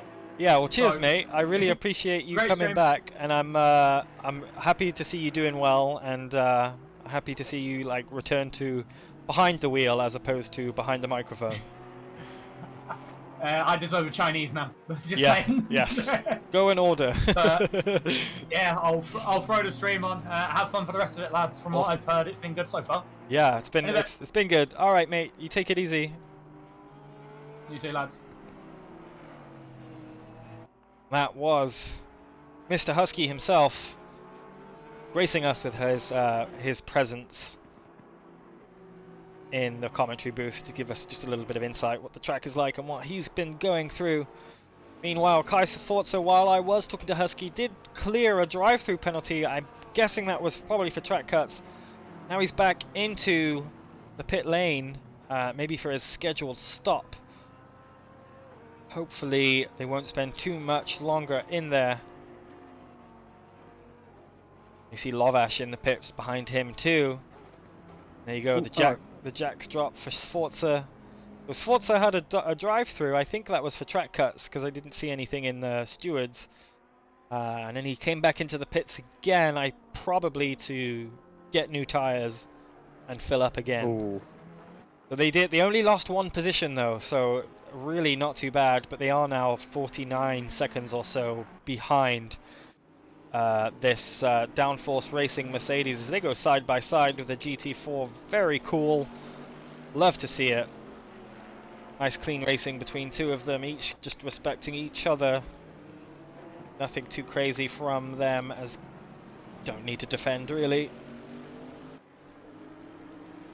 But Kyle Cook up into P9.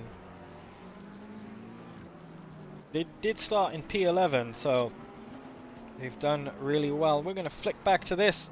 Akash Lovash came out of the pits and found a Thomas Jack right behind him. Oh, having to go around the outside at the kink, not ideal. Makes it work though, he will lose a little bit of time. He lost about 7/10 to that car. And we've got an off right here. Oh no. Let's see what happened. Exit curb. What happened? Oh, the replay is going to finish. Well, we're not sure what happened, but Malachek got the jump on it, made it work. And they pushed themselves up into P14 after starting 20th, so good race for those guys so far. Keep it up. They'll be looking only 13 seconds to the car ahead, so very doable. Back with this battle now. Thomas Jack on the back of the only Lexus on the grid, I think. Yes, the only Lexus on the grid. Look to see a move here onto the inside, I would say. Lovash holding the inside. Gonna force him wide, but he'll open himself back up to the cutback, especially if he's as deep as that. Oh, a little bit of Robbins racing, that's fine. Don't think anything will come of that, but Thomas Jack makes the move work. pushes himself up into P16, really doing some work for this team. Up 5 positions. These guys started in P21. And I think they'll be allowed to just run away a little bit. Robin Moe back in the car, just lost a position actually to Ian Arnold, and now under pressure from Staviarski in that Aston Martin.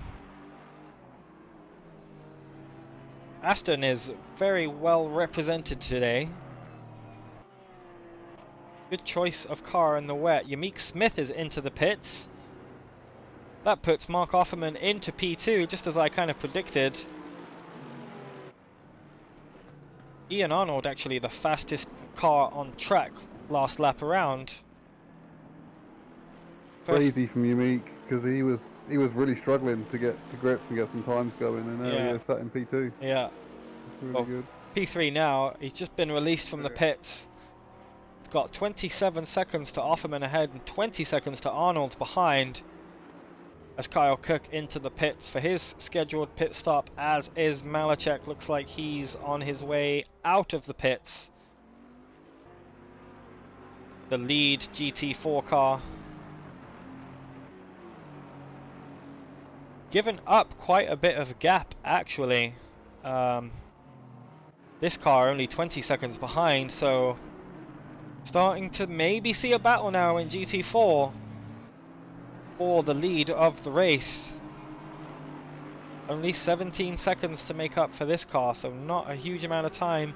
Etrish still chugging along, sitting right now behind Peter Fidelsi, looking to make his way back up into those podium positions, having started P2. Etrish's lap times are improving. He's put in a personal best that's only a 10th off of Ashaizen's best. Well, I should say Pierre Moreno's best, because he was the one that set that 150.7. So actually half a 10th off of that time is Etrish's personal best. Kyle Cook looks like he just lost out on a position. Let's just check and see what happened there. Oh, he just came out the pits is all. Okay. Came out of the pits, couldn't get it slowed down on time. He lost the position to Den, which was that Aldi. Yeah. So Den's still needing to pit, I believe. Oh, we'll drive through for 974. Oh, that's the Jägermeister Porsche that will be track limits. I didn't think that track limits would be such an issue today, but I think honestly it's the chicane. A couple of runoffs on the bendy right. I'd say it's probably the chicane and like turn 3, like the fast left-hander. Etrish losing time and then gaining time and then losing it again.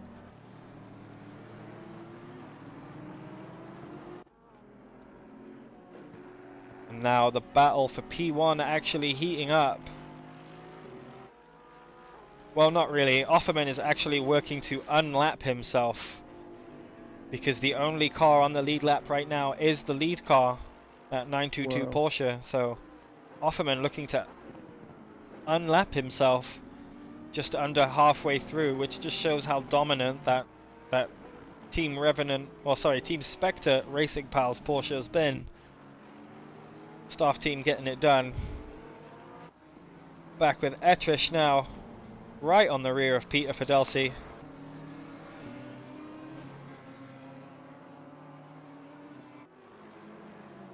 Making full use of that exit curve there. It looks very composed, this Audi. It's like it's driving really, really well. I think they've nailed the setup. I mean, sure, there's driver skill too, but it just looks so stable, even under braking. Over the curbs too. Looks very pliable as well. Nice little hybrid that happens to really like these conditions, isn't it? Yeah, yeah. I mean, sometimes with these conditions like this, you just kind of luck out. Yeah. And you just get it right, even though you might not have intended to. There's that lead GT4 car.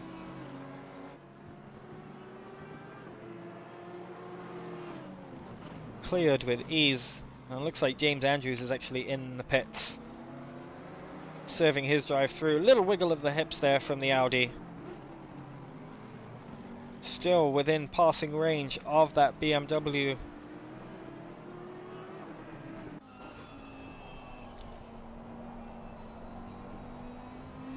Still a damp track. Very consistent weather today, which I think the drivers will actually be quite happy about. And Robin Moe has actually just put in the fastest lap of the race so far, 1:56. Oh. So about 2/10 faster than Pierre Moreno's time. So Robin Moe starting to come on now. You know, he's gone into gear and he's getting into it. Up into P4.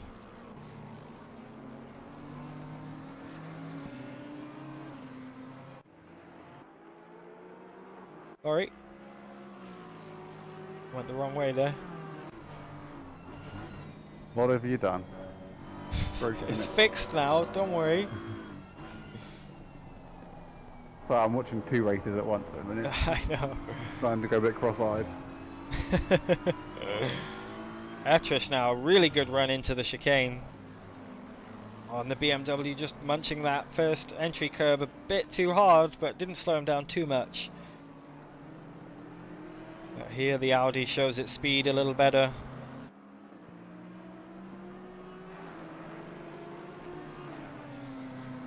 These guys only 0.02 of a second separate their last lap time, so this is a true battle now.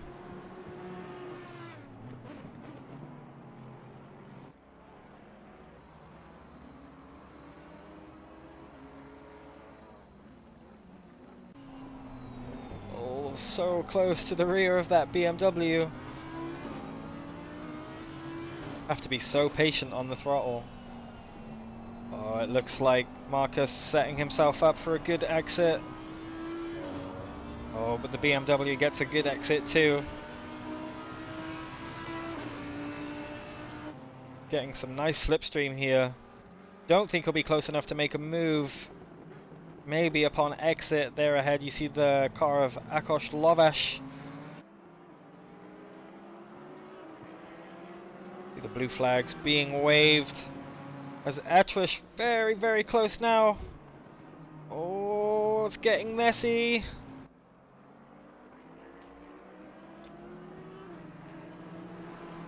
Lexus just checking up these two cars just a little bit.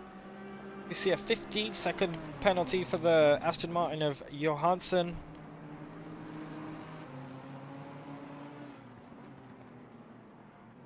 Oh, this is really exciting, so close to each other. Looks like he might get the big long cutback. Not quite. The Lexus really needs to yield here. So, and we'll keep this battle going.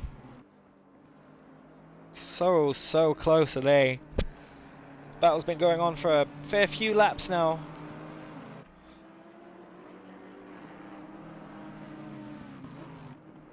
Guys, also Fidelsi on tyres that are about 20 minutes newer than Etrish.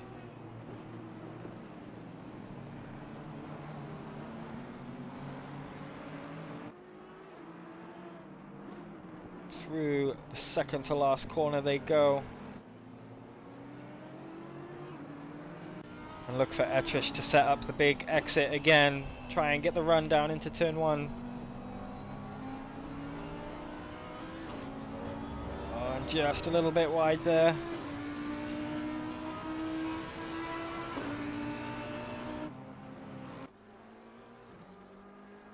Not close enough still to make a move.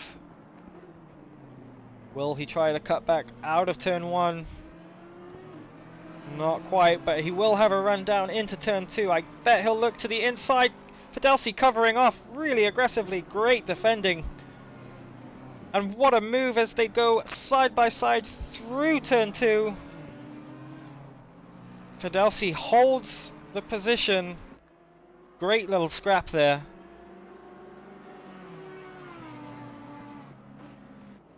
The gap just extended as Fidelsi gets a great run through the kink.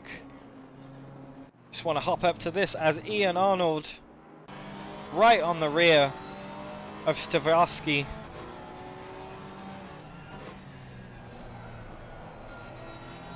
Oh, looks like both cars washing through that corner. But this is the battle for P5. Very close now. As we see Jürgen Zescheisen in the pits, if you look at the top left of your screen. Ian Arnold getting a good exit out of this corner. If he hooks up this corner, he'll have a great run down onto turn 1, going a little bit deep there, but he should be able to get the power on real fast. We may very, very well see a move here into turn 1.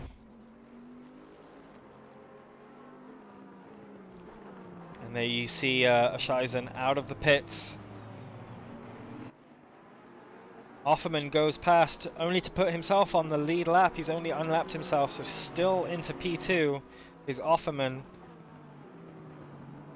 Oh, both of these cars really battling hard now. Neither of them want to give an inch. 15 seconds down the road. This battle still rages. Etrish on Fidelsi. Fidelsi covering off the inside again. Nicely done. Etrish not able to sneak up the inside. Fidelsi learned his lesson from last lap. Both of them through the kink. I'm going to try and keep a hold of both of these battles at once. Everything heating up here as we got just over 95 minutes left. Great run out of the corner. Has to give way though. There's nowhere for Shublem to go. Sorry, Ian Arnold to go. A little bit deep into that corner, and that will allow the Aston to just pull away ever so slightly.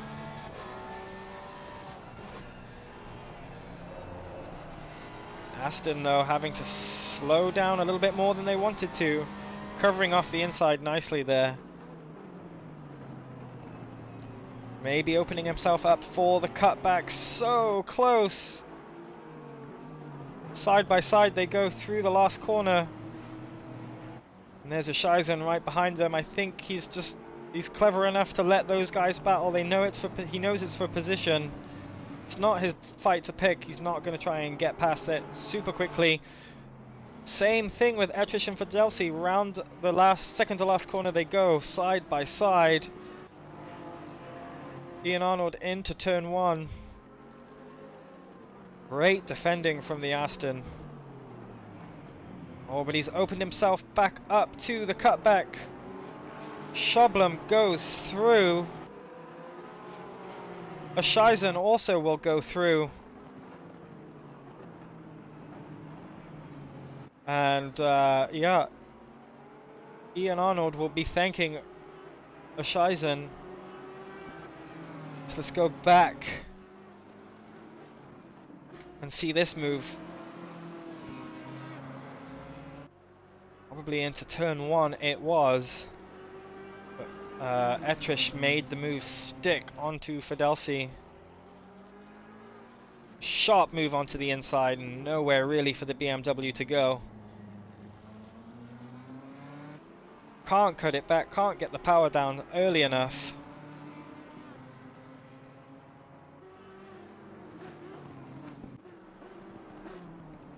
Fidelsi now 1 second or so behind Etrish. Etrish makes his way back up to those podium spots. Talking of podium spots, here we are with Robin Moe. Found his way back onto the back of Yamik Smith. Have a nice tow down the straight. The Bentley in the straight line is actually really strong here. GT4 just causing everybody to think twice about their next move.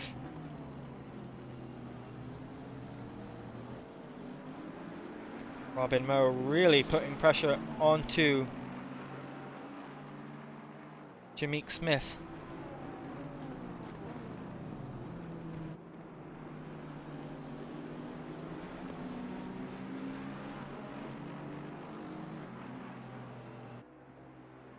Oh, Thomas Jack getting very squirrely there, but still makes the move stick surprisingly.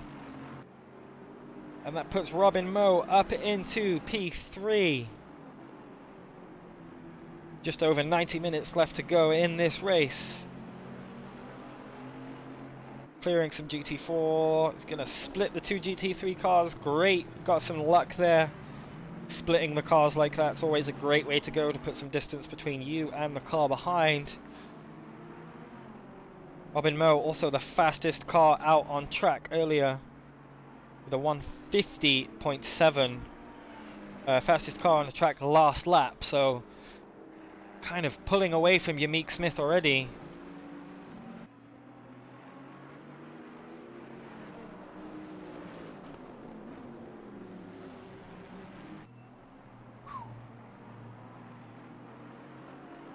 Been lots of action to keep up on, especially this kind of second half of the race. It's been a lot of fun to watch.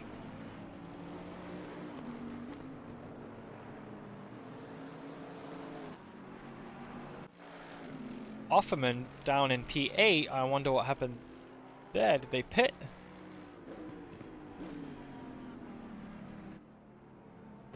They did not. Last lap 154. I wonder how I definitely missed something there.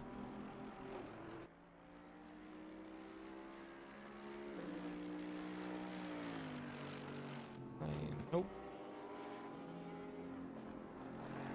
I'm not seeing anything in race control that suggests why they would be down into P8.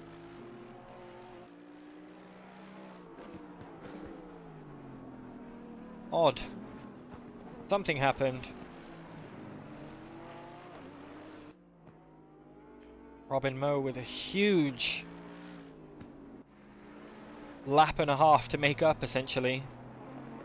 Still a lap down on Jürgen Descheisen. That 922 Porsche has just been absolutely dominating today's race.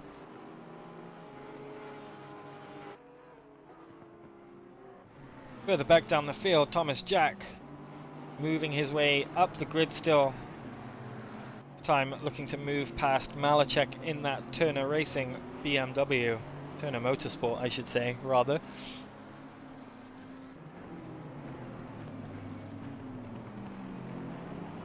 Malachek also fighting for position with Parzival, the other Bentley on the track.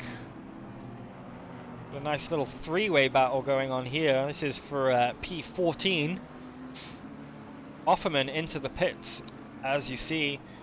I think he must have had an off because his last lap was a 4:10.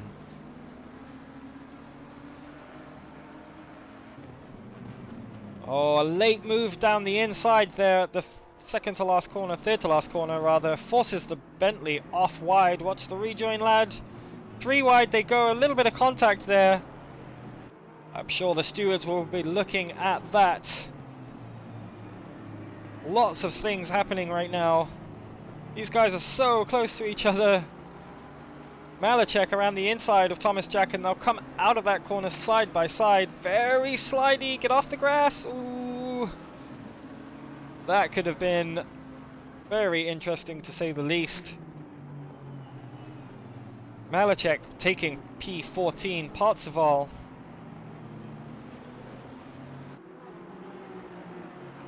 up into P13.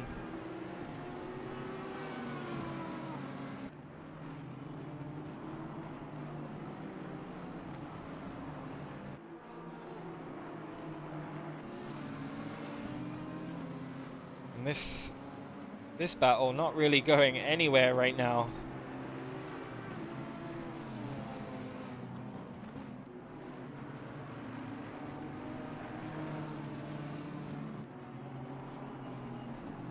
Pulling ahead is he.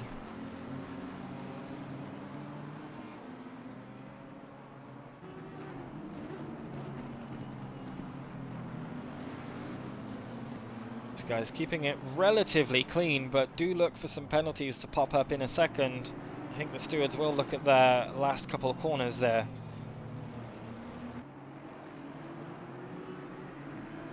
Thomas Jack still having to defend the GT4 traffic for good measure. Very beaten up front end. That's Hannah Ickler's car. Currently 3rd place in GT4. GT4s are very spread out, about 2 laps or so between all of them.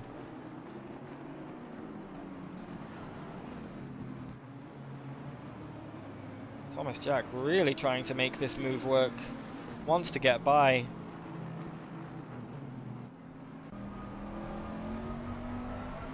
Oh, and Thomas Jack gets a great exit through there. He'll have a fantastic run, and what was that?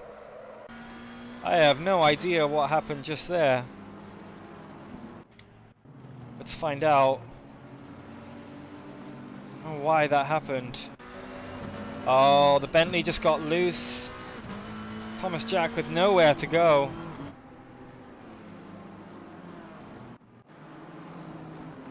Sorry, by the way. I'm back. Oh, did you see what just happened? No, I missed it. Oh, the Bentley got loose on the exit of the final corner. Thomas Jack had nowhere to go and ended up having to, yeah, same thing that happened earlier. Thomas Jack moves up to P13. Car 13 in P13. Meant to be. And we'll go up a little ahead as Luca Den with All In Racing's caught up to the back of Victor Borlin in that Inception McLaren. Looks like they've repaired the damage in that McLaren. Not looking as beaten up as it was earlier.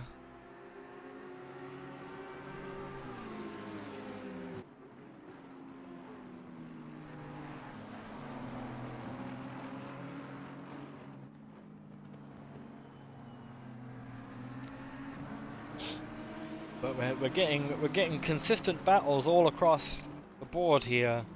Seems like every couple of minutes something comes up where cars are battling for position. So last hour and a half, 10 more minutes, and then you can do one more stint. So Jürgen Zescheisen, they will need to pit again. Only 10 minutes into their stint, but with such a commanding lead, they kind of have free reign to do whatever the hell they want. What are we looking at, a lap and a half now? Let's have a look. Yeah, same amount of gap, about a lap and a half between them. Madness.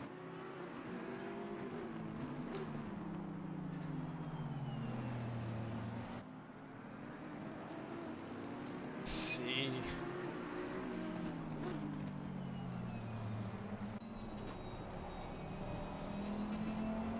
The McLaren just so much better out of the corner. Much more traction to put it down.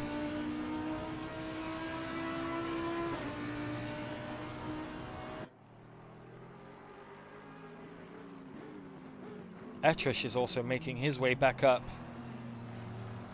Only about a second and a half to the car ahead, so could very well see Etrish in the podium positions.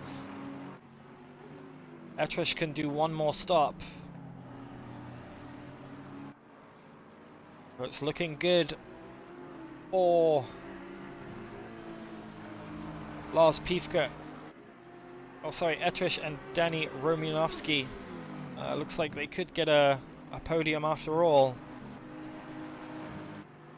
Back up with this battle. This is the battle for P9. Oh, and the McLaren getting a little bit loose on the exit there.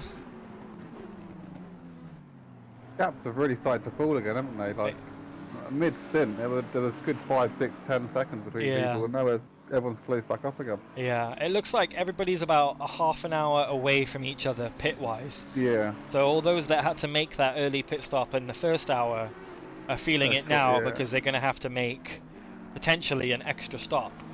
Yeah. An unnecessary one because they won't have the fuel to fill the next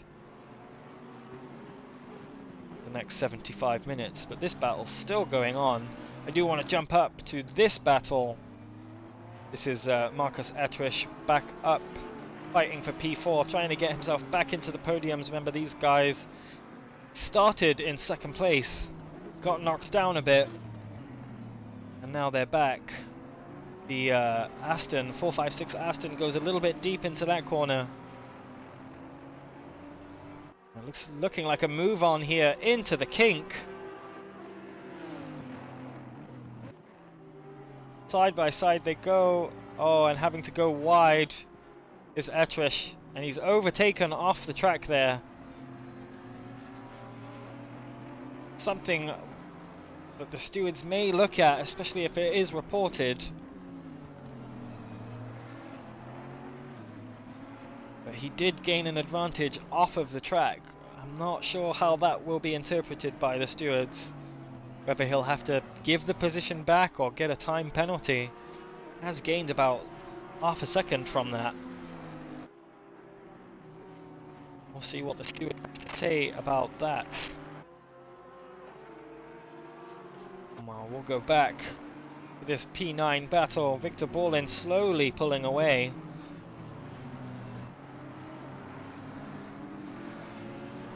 Audi looks a little bit better in this section though. Oh, as I curse him, nicely held, but lost the rear on the entry there. May have just thrown it in a bit too hard. That will allow Borlin to make a little bit of a gap between him and Luca Den.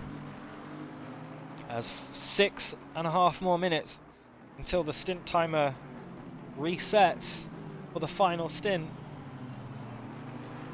Well, before, you know what I mean. 75 minutes is the stint timer, and in 5 minutes there'll be 75 minutes left, so.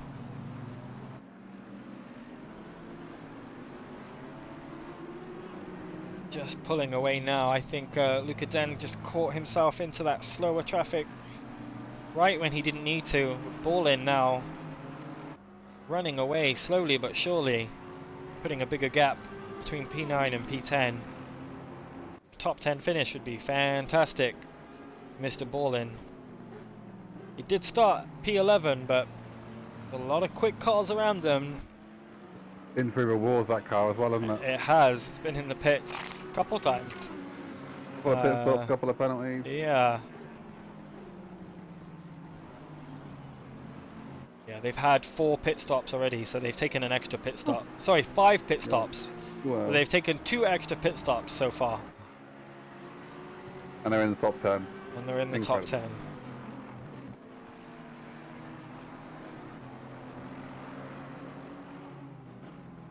A car that's timed its pit strategy really well, other than of course the 922 Porsche, is this man, Stefan Stivarski. He's got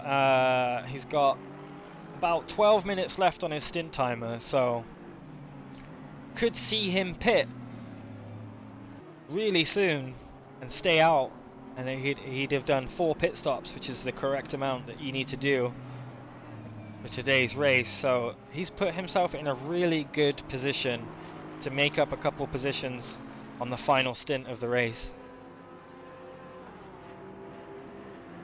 Now we're seeing things really settle down. There's a lot of cars just, fatigue is setting in. They're trying to just make it to the end, you know. If you want to finish first, you must finish. There you go. It's tough being solo driver. I mean, I've done 6 hours solo, but the 4 hours is about where a normal sane person should stop. Yes. Like it's but the last hour of any race, it's your body knowing that the end's near, and you just you've got to keep that focus maintained.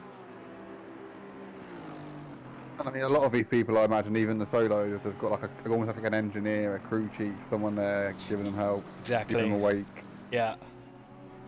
Yeah, I've done a 4-hour solo and it was pretty grueling. Let's go back here as Lovash under attack from Johansson in the garage 59 Aston Martin. Seen Lovash kind of here, there, everywhere today. Always been around this kind of P15, 14, 16 mark. But the Lexus very, very good in the rain. Sench is asking, yo boys, have we seen the best adult dating site? Is it called? Are we getting spammed? Give me a second. Oh, yes, we are. Here. I haven't got it up, I'm not gonna lie.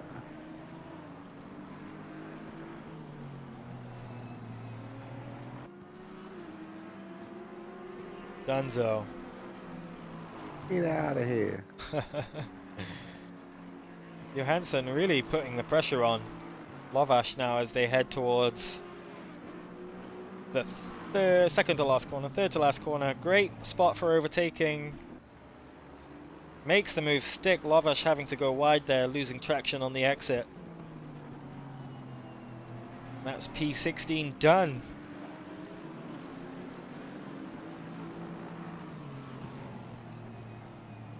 Just trying to check everybody's stint timers to see who's going to be in the pits next. Thomas Jack will most likely come into the pits very soon. They've timed their pit stops really well. They've made 2 stops. Car 789 must have missed a checkpoint and a lap didn't count, so we went from P2 to P11. Oh, that's what happened? I heard. Yeah. I saw they went off. I was talking with. I think I was when I was talking with Husky. Yeah. I noticed they had slipped down. Which is a real shame, yeah. They were doing really well. There's a couple like that on Silverstone as well. There's one on Misano which is just instant get out of here. Yeah, yeah. So both Stavarsky and Thomas Jack. We'll see them enter the pits real soon. They've both timed their pit stops really, really well. Jürgen Zescheisen just has free reign to do whatever the hell he wants right now. Still a lap and a half ahead. Actually only 30 seconds behind Robin Moe is Jürgen Zescheisen, so again, super dominant. Kind of expected it, I kind of didn't, but quite an emphatic display. A 5-second penalty for James Andrews. And a 15-second penalty for Johansson.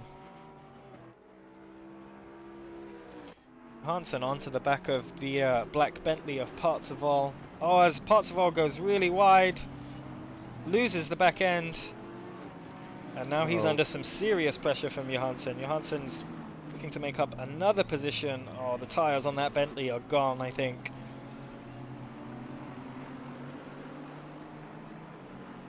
Johansson's got the run on him. Parzival defending hard. It's going to try and hold the inside. Just a case of who's later on the brakes. They are actually side by side right here. So close. Oops. And side by side into this corner. Oh, just turning in a little early. Bentley had to back out. Not sure if there was contact there, but it looked like Parzival got a little scared, and what a move through the kink. Bouncing straight back like a go-kart race. That was awesome.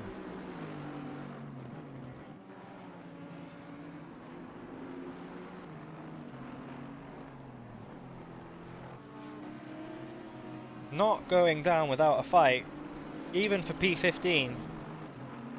Fighting like it's a fight for the win. And Stavarsky maybe just made their pit stop? Yes. No, they didn't. Something must have happened to them because they lost position to Fidelsi. Offerman back into the pits.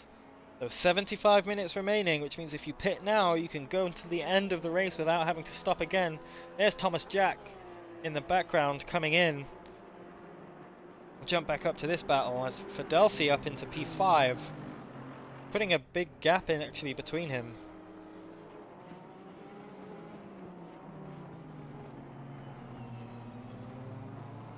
Stavarsky on much older tyres. I would expect this Aston Martin to come back into the pits for its final pit stop this lap around. Only 5 minutes left on their stint timer.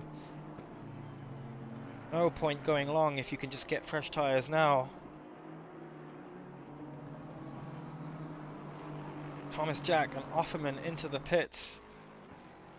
Offerman been in the pits for 2 minutes now, so it looks like they are repairing some damage. They must have had an off, so their second half of their race goes from bad to worse. It's Fidelsi now.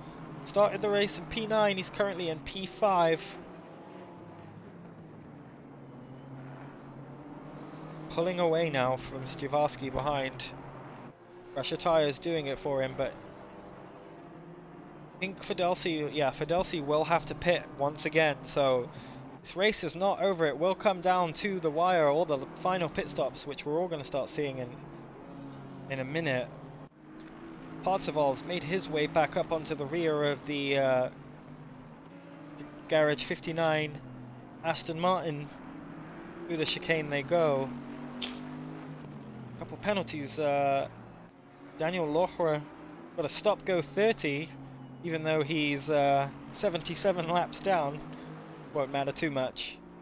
Yamik Smith into the pits for undoubtedly his final stop of the day, which puts Ettrich into P3, but will have to stop again. Maybe we'll see him reacting. Pitting this lap also. And 789 are actually retiring, as is the chat. Well, man, I really enjoyed watching you guys race today. First half of the race went great for you. Second half just came back to bite you. It's not nice. It's demoralising when something like that happens, isn't it? And you go off in the wrong place and yeah, game takes a lap off you. That's Parzival into the pits. Javarsky into the pits. This is just pitted. Thomas Jack is out of the pits.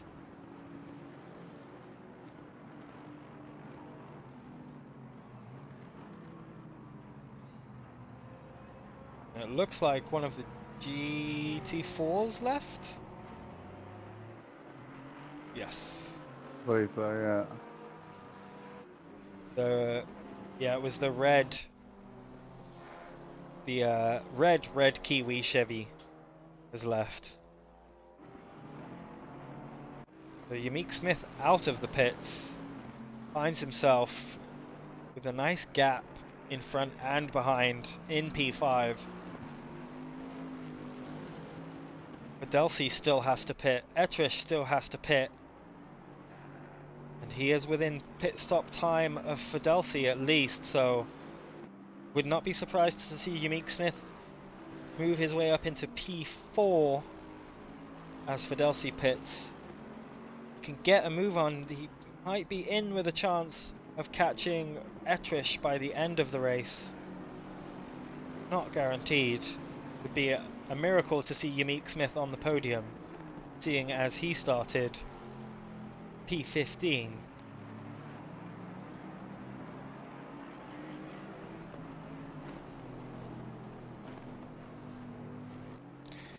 Pifka back in the car, their final stint. Oh, very wide there. Thomas Jack right behind, but not for position.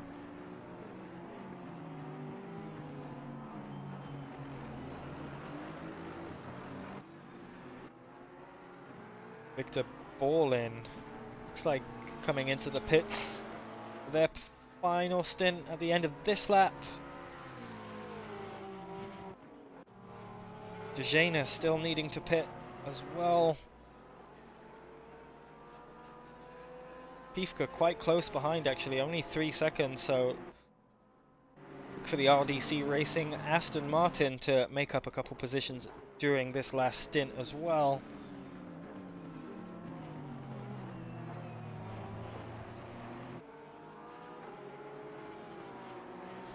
Not a ton of position battles happening right now, but with all of these pit stops coming up, it's looking like this last stint should be quite a treat to watch.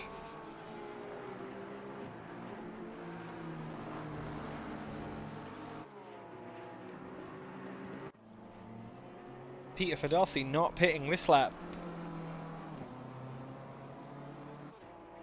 Won't have enough time in his stint timer to finish this, so he will be stopping again. No! Ugh. YouTube bots are the worst, man. Way back. Yeah, I They have been ban-hammered.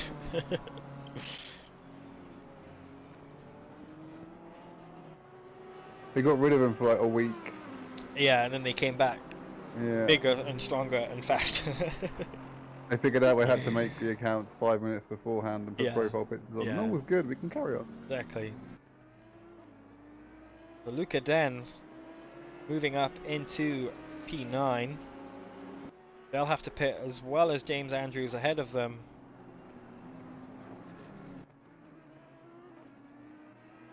Robin Moe will have to pit. Peter Fidelsi will have to pit. DeJana will have to pit. All in pitting now. The top 10 is kind of all up for grabs still. It's like these guys were just battling. Let's see if we can see this move.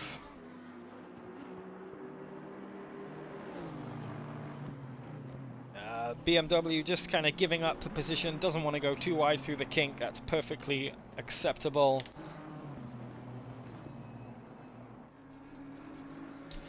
Another drive-through for Schumacher. That's their second of today.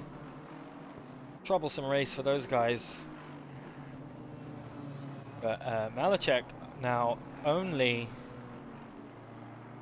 Yeah, these guys are 2 seconds apart and on the same pit schedule, so Malachek could just sit behind and pit when Johansson pits in order to just come out and battle after the pit stop. Wouldn't be a bad strategy to do, just wait and see what they do. Or maybe get the undercut.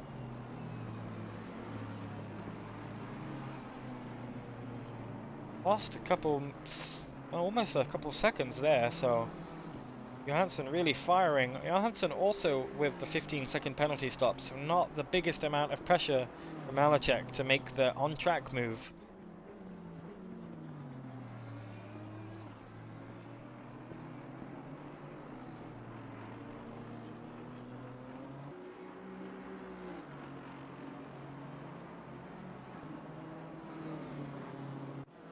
Schumacher back out onto the track.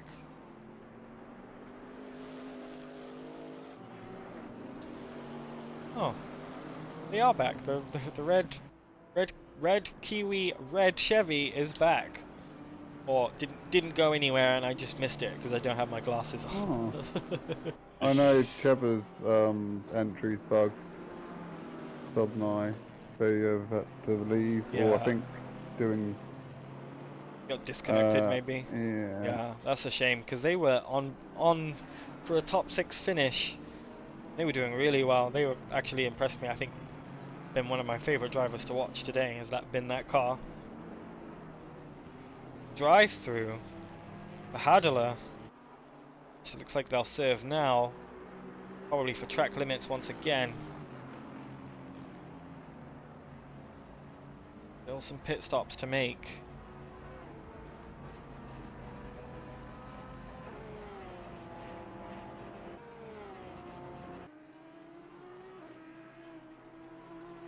Etrish 46 seconds behind Robin Moe, which wouldn't allow an overcut or an undercut or anything. It's too much time. It's like DeJana had a little bit of issues there and allowed Pifka to catch on to the back of him.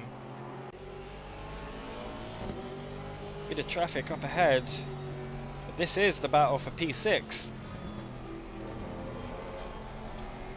Pifka will not have to pit again, but DeJana, the Porsche ahead, will have to stop one more time. So if they know that, then there's not a huge amount of pressure to get by on track. Could even see DeJana come in this lap, knowing that Pifka is just behind him. Maybe not. 15 minutes left on their stint timer. So look for that green and purple Porsche to go into the pits really soon. Maybe he wants to get the move done anyway, just for the clout.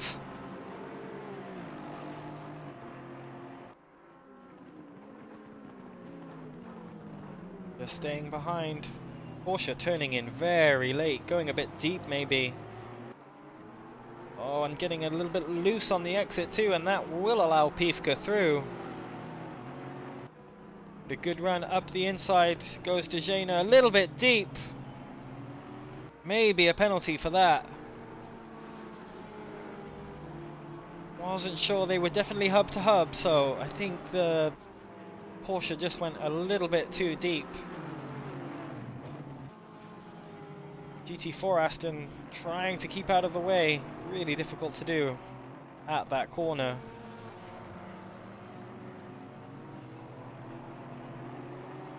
The deep sea Porsche looking to claw its way back up to the rear of the Aston Martin ahead.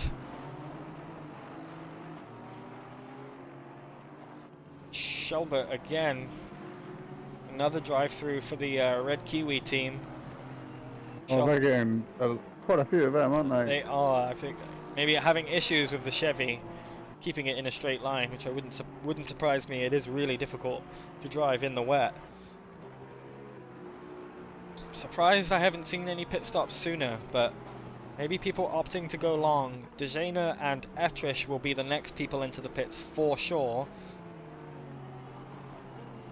Everybody else, I'm not too sure, but just want to talk about these guys real quick. The Inception Racing McLaren. These guys have made 6 pit stops and they're in 10th, which is crazy. Their best lap time a 1:51.8, so not slow, but not leader paced, but very solid. They've had a pretty good race, seeing as how like busted their car was earlier. I think they're doing alright for themselves, and a top 10 finish for them would be absolutely great. And I also just want to point out that this gap between Eisen and Robin Moe has been a consistent 1 minute 25 seconds plus a lap for about the last hour. Well, basically since Robin Moe got back to P2, the gap has been absolutely consistent. Smashing it. Yeah, Cookie's last lap of 51.9, fastest car out on track last lap around. Oh, actually, apart from Thomas Jack, he did a 51.5. But Thomas Jack, they've just made, yeah, the Jack Daniels Racing car just made its last pit stop. Stands to gain a few positions actually from pit stops from the cars ahead. All the cars up ahead up until Kyle Cook still need to pit. But we could see a Thomas Jack, Kyle Cook, McLaren battle happen in this last stint. Thomas Jack's pace is kind of unmatched right now. Last couple of laps, apart from Eisen up ahead, up in the lead of the race. James Andrews into the pit. Their last pit stop. We'll look for Kyle Cook to take that position from them as he rounds the second to last corner. And just under an hour left to go, 4 hours of racing here at Hungaroring.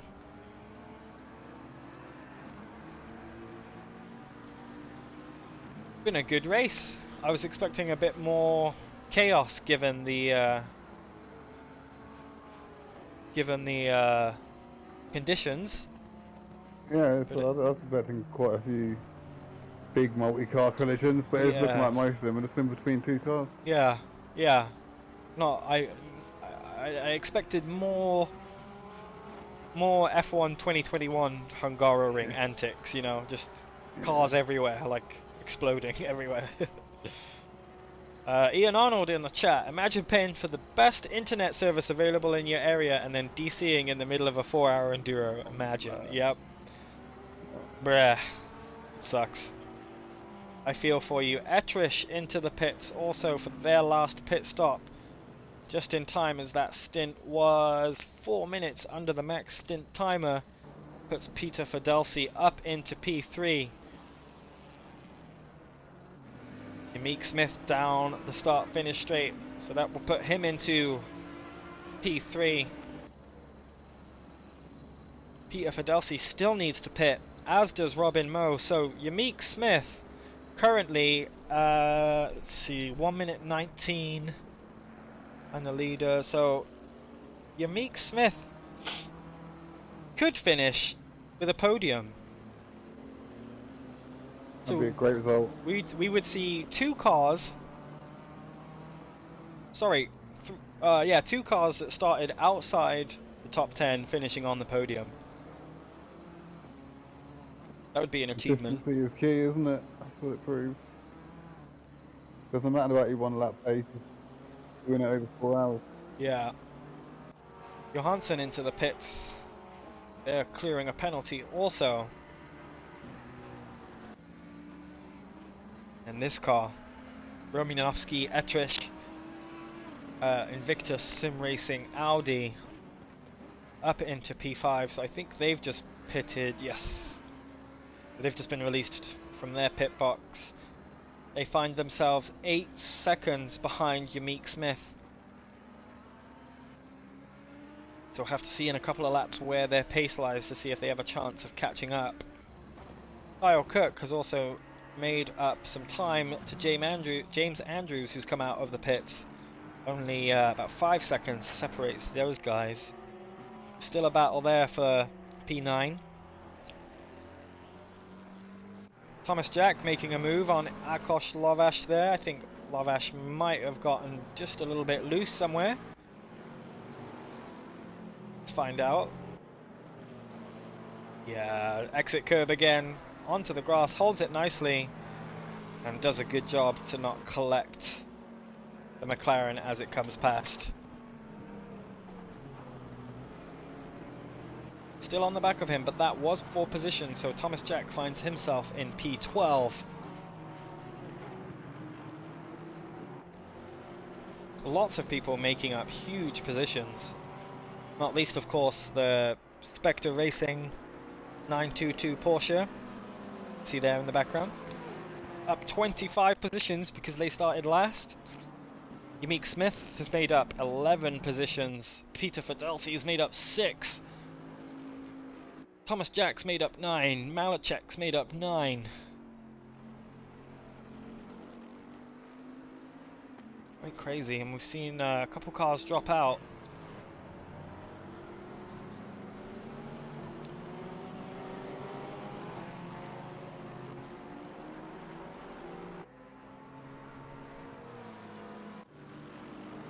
Adler still battling away. I've seen a lot of this guy today. Fighting for P15 right now. Couple people still yet to pit. Malachek, Ashaizen, Dejana. The lead car of GT4 who's up. How many laps now? Got a 2-lap lead. So the leaders of each class have just been absolutely on it today. GT4 traffic holding everybody up a little bit. He's entitled to hold his line. Adler going for a big send down the inside, but I think, oh, maybe a bit of contact there. Both of them stay side by side. And Andre Hogberg makes the move stick, covers the inside off really nicely, makes sure he doesn't go too deep. Seen some great defending right here from this guy. Thomas Jack is up into P11 as he made the move past Malachek. Don't want to go to a replay and miss this battle.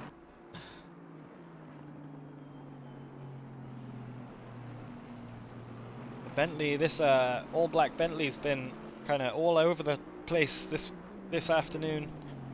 Seen him everywhere. Oh, and has to check up slightly as he gets a much better exit.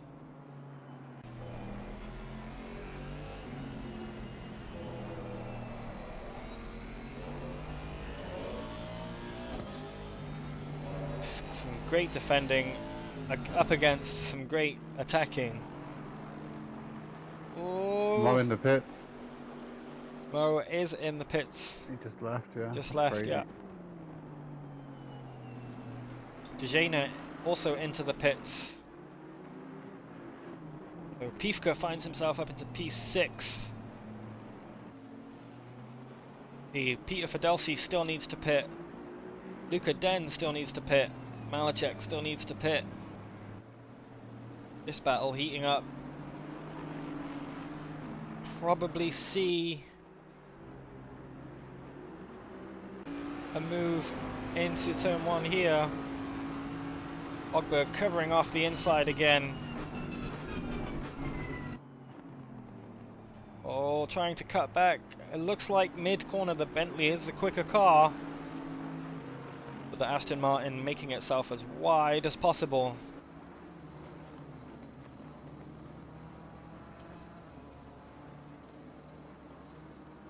Romanovsky right now finds himself only 7 seconds behind Yamik Smith.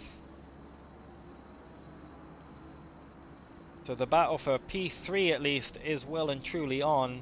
Vice Forza is also back into the car for the final stint. Malachek into the pits. Adler trying to move outside. Can he get the traction down and beat him to the chicane? Oh, he's not going to have the move here. Oh, both of them go deep. Ooh.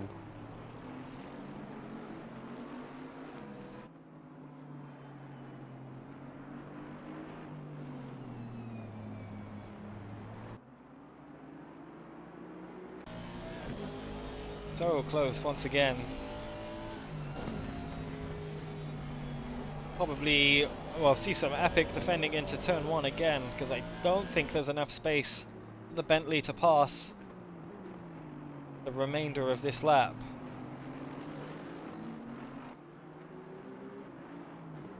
There's Yamik Smith just behind. Gives you an idea of the gap between these two cars. Very squirrely there. Both cars getting all out of shape out of the second to last corner.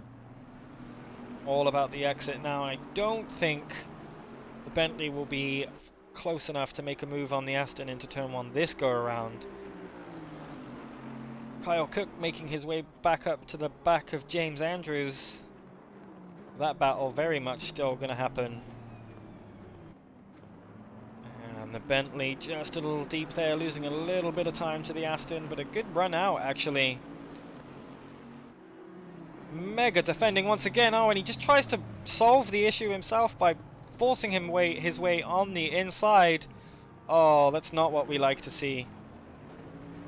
The stewards will be looking at that, but Hogberg there came worse off.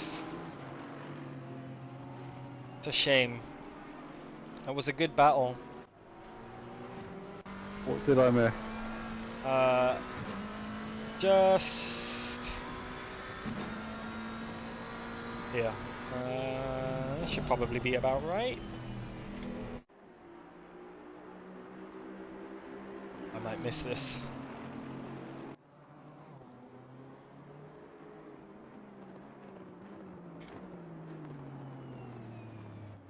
Oh yeah, didn't go back far enough. Essentially, the Bentley, the black Bentley, forced its way up on the inside when there may have been enough room. It was a bit of a dive, but it caused issue. Yamik Smith actually ran into the back of them. Oh no. And didn't lose a spot or anything, but did lose a little bit of time. And then we also missed, there was a move. Oh, we didn't miss it. Sorry, so Kyle Cook is making his way up to the rear of James Andrews. Anybody still need to pit? Luca Den still needs to pit. Fidelsi in the pits now. So this is P3. Fidelsi goes... Oh, sorry, Yamik Smith goes past. Up into P3. Romanovsky is also going to go past Fidelsi. Maybe Pifka as well.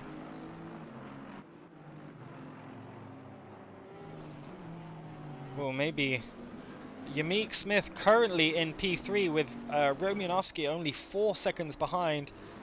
And here we see Kyle Cook finally caught up to the rear of the Jägermeister Porsche. Lexus again, just there, it's perpetual. It's always around.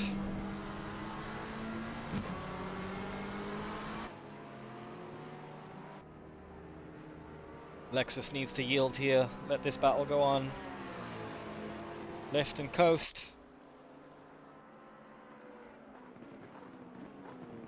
And there you see Fidelsi coming out of the pits.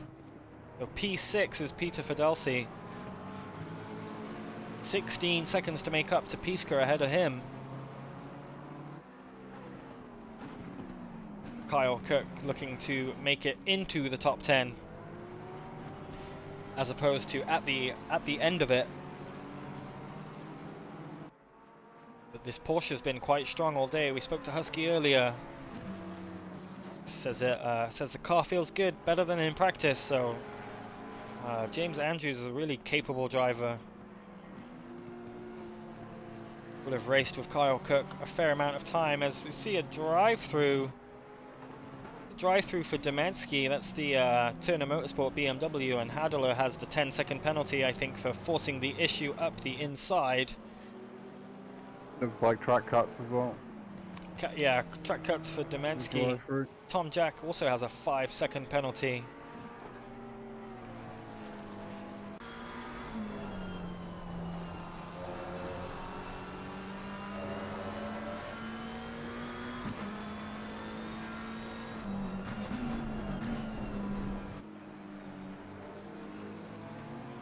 "45 minutes of the race left to go." Pierre Moreno back in the car. They've just come out the pits. Still have a 1.5 lap lead after their final pit stop. Kai Sforza still in P2. That pairing of him and Robin Moe has been really great today. Robin Moe actually has the fastest lap of the race with a 1:50.6. Which is basically almost quali pace. James Andrews doing well to cover off the attack there. Kyle Cook right on the bumper now. Might look to make a move into turn 2. No, but James Andrews does go very deep. Kyle Cook will say thank you. But not enough traction out of the corner. And now they'll have to defend through the kink. They're hub to hub. Oh, big contact! Oh no. One of them had to lift, and none of them lifted. That is a shame. I think, yeah, Thomas Jack is too far behind, so these guys will still be battling for P9 and P10. Let's just see that again. Oh, that wasn't enough time.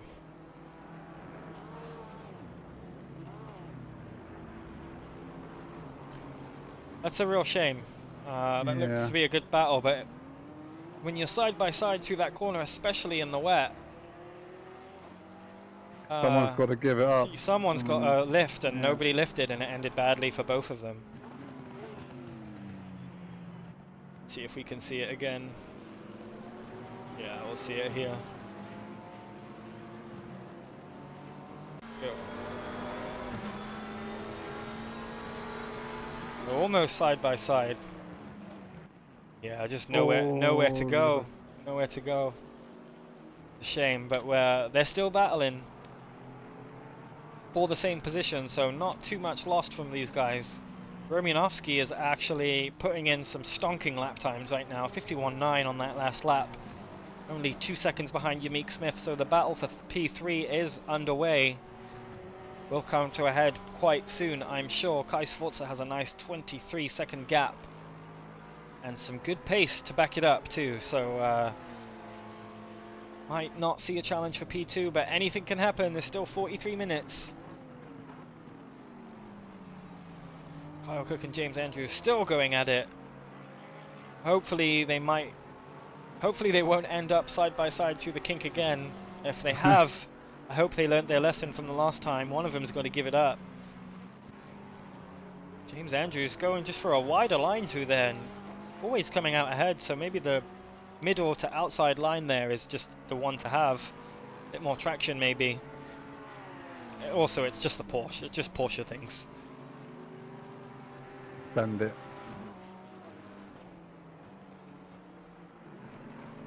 Romanovsky slowly catching up to Jimmy Smith in P3. We're going to stick with these guys for a hot minute.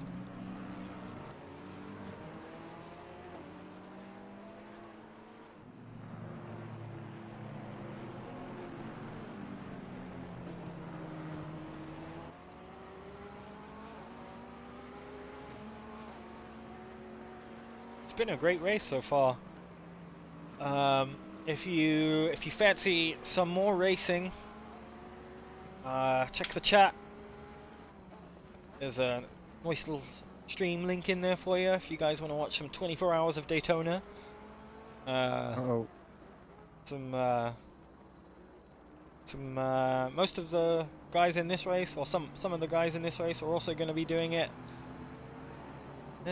Oh, James Andrews actually into the pits. Did he need to pit? He doesn't need to pit, so I wonder what that's for. Fuel, maybe.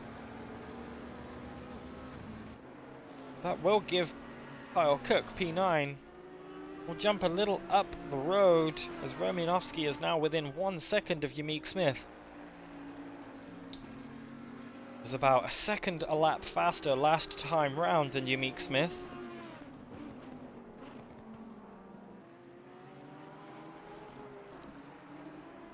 Danny's tyres are actually half an hour newer. Sorry, 15 minutes newer than Yamik Smith's, so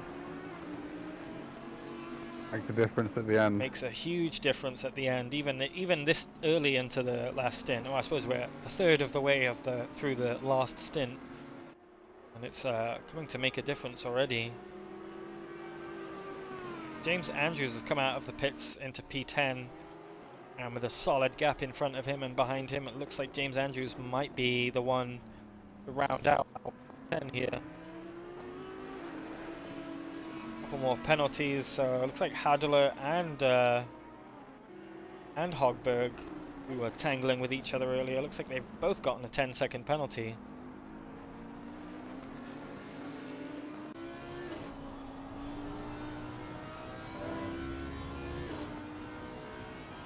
It's crazy we haven't seen wet, it's just been damp.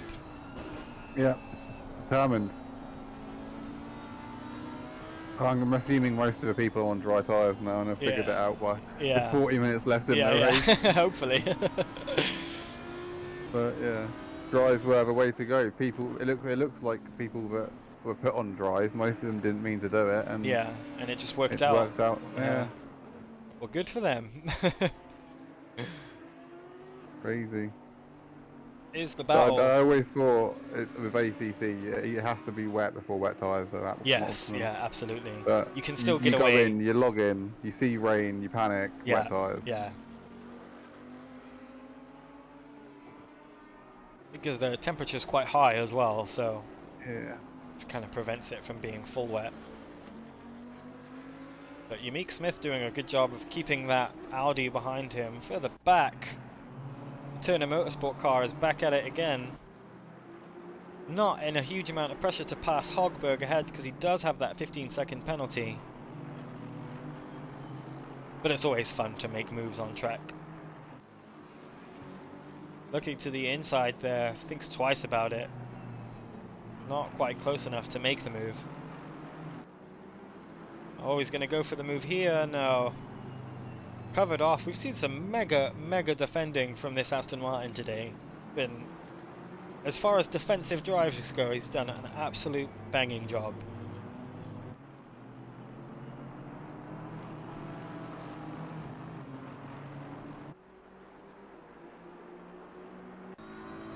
Yeah, it's not the best on the brakes compared to the Beamer as well, so it's not an easy one. Not able to make a move happen, not close enough, but as we've seen, this BMW on the run down to turn 2 is really strong. Has to float that curb a bit longer than he'd like to, I think. Probably stopped him from getting the power down as quick as he wanted. Let's jump back up to the battle for P3. Meek Smith still keeping the Audi of Romanovsky behind.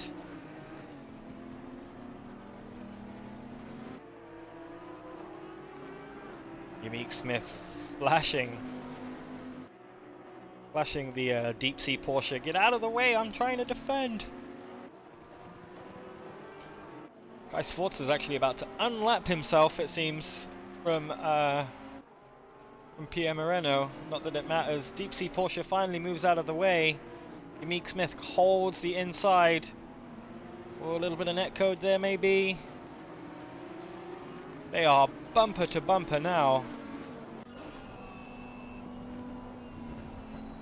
Going to be all about the exit here. Oh, Unique Smith gets such a better exit out there, much more traction out of the corners. And I think that tells you Unique Smith actually on dry tyres. Oh, sorry, wet tyres. Probably trying to cool them offline there. Oh, Audi goes very deep. Did well to avoid a collision there.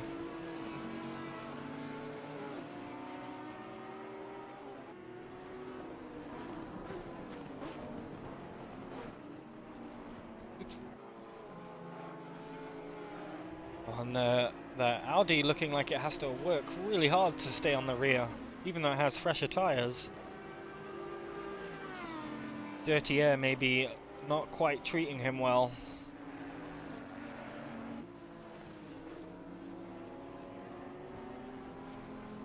This is going to go down to the wire, I feel like. 36 minutes left.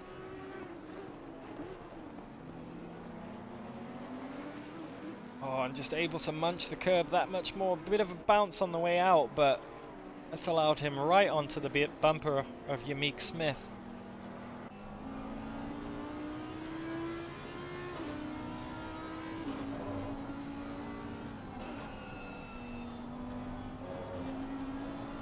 Flash of a yellow flag there.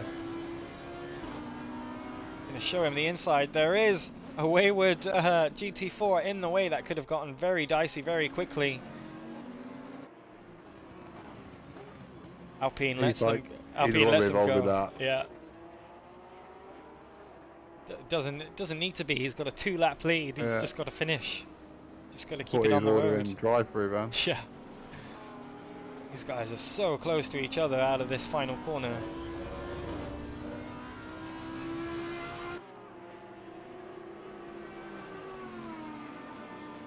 Unique Smith doing a really good job of holding off the Audi. Looks like if it goes on like this, this battle will go on until the end of the race. Little puddle there that I didn't notice. Oh, Unique Smith just a little bit deep there, a little bit wide. Will hold the inside for the fast right though. And up towards the kink these guys will go. So close to each other. And Audi thinks twice about trying to make a move right there. But they are so close. Unique making that Bentley absolutely massive. Can't get by. Must be so frustrating. Last lap around, these two guys only separated by 4/100ths of a second, so absolutely consistent and identical lap times, really.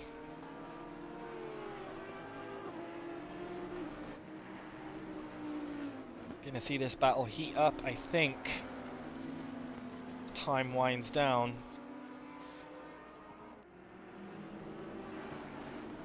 I'd like to hear from the chat. If people are in the chat, who do you think the driver of the day is? And what about you, Gonz? Do you have a driver of the day? It has to be Moreno getting back all the way to the front. And I'd say between them and Cookie, that's car-wise, because Cookie maintained that and kept it there and grew the gap even further. Yeah. So, as a pairing, it's unbeatable to say. Yeah, they've been... I mean, what? We could have put them nearly 2 laps down and they'd have still been there at the end. It's not... Yeah. I don't want to jinx it or anything, there's still half an hour to go, but at this current pace, untouchable. Yeah, I have to agree with you. Pierre Moreno's done a really good job. Thomas Jack as well has been up there for me. And Unique Smith. Those are kind of like my top 3 drivers of the day. All 3 of those guys have just made up a ton of positions. GT4 traffic getting in the way here for this battle for P3. Audi scoots past without any incident. There's James Andrews up ahead. But yeah, I'd have to say, so far, Unique Smith is really impressing me, especially with the defending that we're seeing from him. He's just to keep your nerve and not cave to the pressure of this Audi right behind you. Yeah, he's done an incredible drive from wherever he started, very far back. Multiple laps too. He's just been under so much pressure and he's yet to cave. And I'm touching wood profusely here because I really don't want to curse him, but if it ends up like this, it's just going to be a drag race to the line, it seems like. And this is pretty much the only battle happening right now for position. Everything else shored up for the most part. Kyle Cook up into 8th. Big gap behind him though.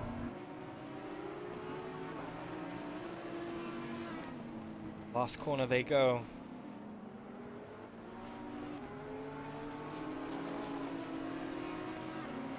Romanovsky is going to look to make a move here for sure.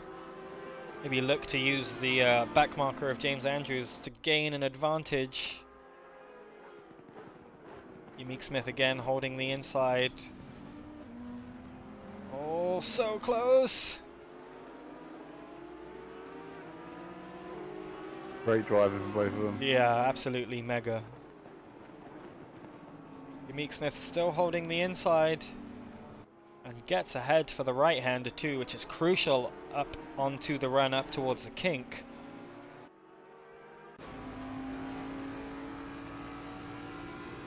Got so much pressure from Romanovsky. Just waiting for a mistake. Oh, and there's a little mistake from Romanovsky. Just a bit too much power on that curve. Sent his car just a little bit sideways. Still within half a second though. It's not over yet. James Andrews checking them up a bit. Yamik starts flashing.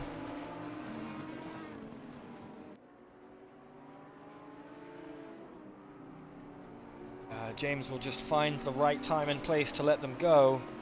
It's not really here in this corner though.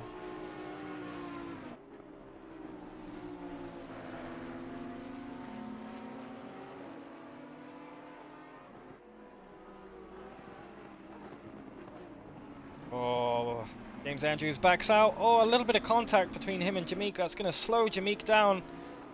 A little bit of door sliding there between the Audi and the Bentley. Romanovsky cuts it back, forces the Bentley a little bit wide. Goes a little bit deep into the final corner. Let's see if Jamik can get a really good run out here. That's the move done. Romanovsky last lap around, about 6/10 faster than the Bentley. So to see if he keeps that up. He is on newer tyres, remember. Got about 4 laps. 4 laps or so newer than Yamik Smith's tyres. I don't know if half an hour is long enough for Romanovsky to make up 20 seconds to Kai Sforza. Try and challenge for P2. Kai Sforza actually last lap around almost a 52, so 153.1. So really strong pace from Kai, backing up Robin Moe's excellent stints. Yamik Smith now just trying to hang on to the back of the Audi. If he can get the slipstream out of the final corner. Seen the Bentley getting a bit better drive out of the slower corners as well.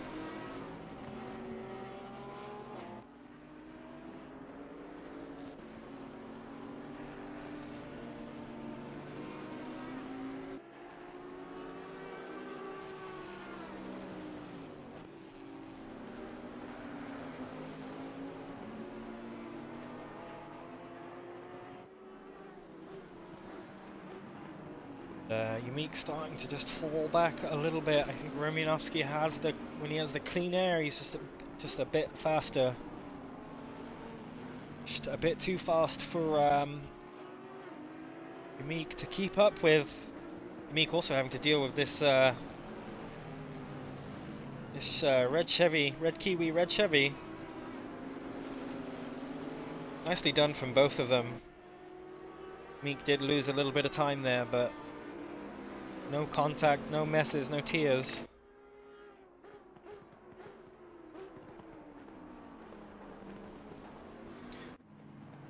Back up with the leader of the race, Pierre Moreno, back in the car. Currently, yeah, one lap and 13 seconds ahead of Kai Sforza. So it's going to be their race to lose. It's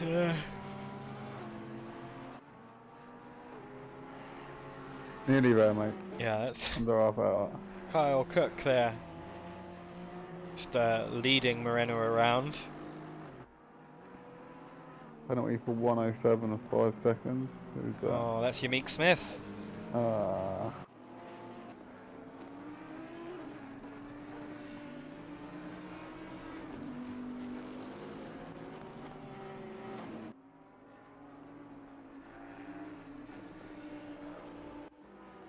See what that was for. It was, yeah, for the move on James there. Just that tap. Ooh. That's a fair penalty.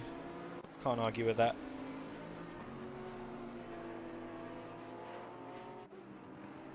But he also has 30 seconds behind him to Pivka behind, so even with a 5-second penalty, P4 is pretty much in the bag for Yamik Smith, barring disaster. Thomas Jack last lap out, 152.1. Currently 10 seconds behind James Andrews, who we just saw. He is carrying a 5-second penalty, but could we see Thomas Jack sneak into the top 10 by the end of the race? Could happen. 67's getting a 10-second penalty as well. That's oh wait, what? That's the one that's the GTR. That's been in the pits for like 90 laps. They've come out to do a presidential special. Oh, just goes too deep, and yeah, that's what that penalty's for. Just too deep and takes out that Bentley behind. That's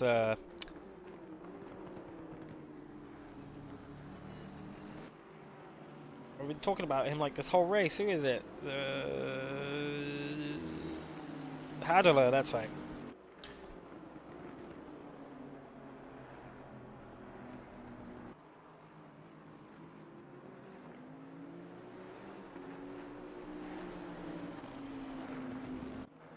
Romanovsky lapping faster currently than Kai Sforza, only by 0.3.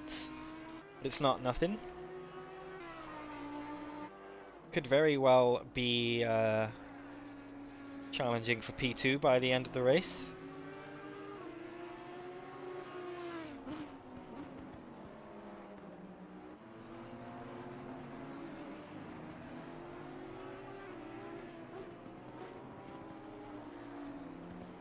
Everybody, I think, just settling down at this point, trying to get to the end of the race. Trying to get back in one piece. Lots of penalties on the board. Won't mean much for Laura.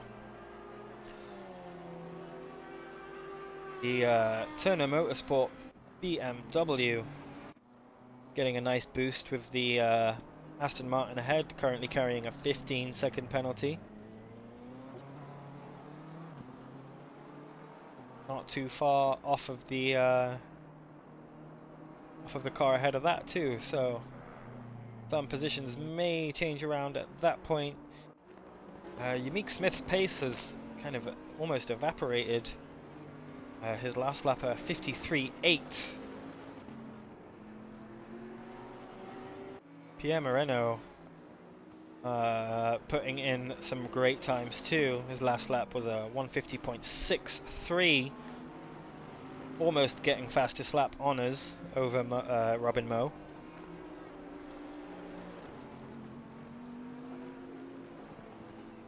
Romanovsky last lap was actually about 2 seconds faster than Kai Sforza. Similar tyre age too, so more than a one off, but it could be close near the end. It could go down to the absolute wire for P2.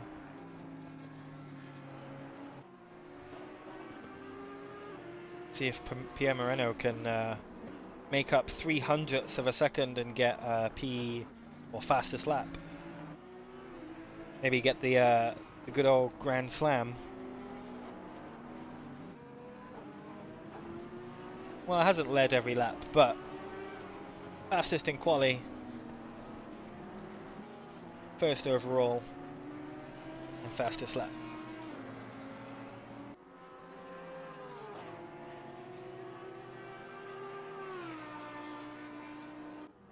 Thomas Jack's made up considerable time to the back of James Andrews, now only 4 seconds behind. He's lapping about 2.2 seconds, sorry, makes that 2.3 seconds faster than James Andrews, so much older tyres as well, but could still see a battle there for that last 10 spot. You can just see him up in the distance there. And the deep sea Porsche just kind of splitting those two cars for position. So James Andrews might look to his Porsche sibling to help make Thomas Jack getting past that much more difficult. Kai Sforza's now picked up the pace considerably. Just put in a 53.2 as their last lap. Faster than Romanovsky behind, so not going to go down without a fight. But the time is crumbling between the two cars for P2 and P3.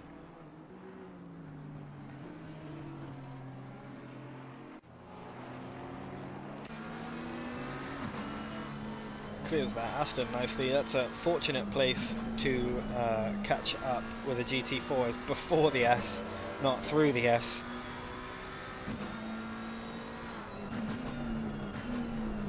Now only 2 seconds behind Thomas Jack. Behind James Andrews. Both of these guys have two first names for names.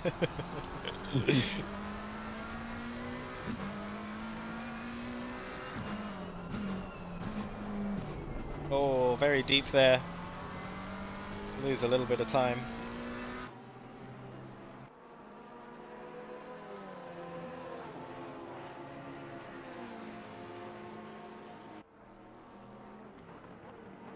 You see James Andrews there, just at the almost at the front of this line. Will clear this GT4, probably on the way to the kink.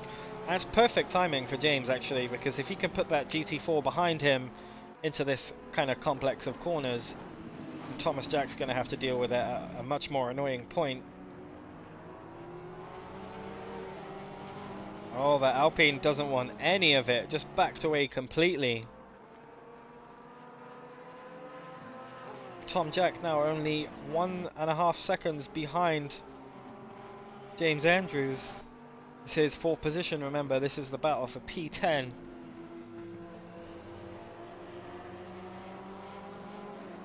See if anything comes of this. Under 20 minutes to go now.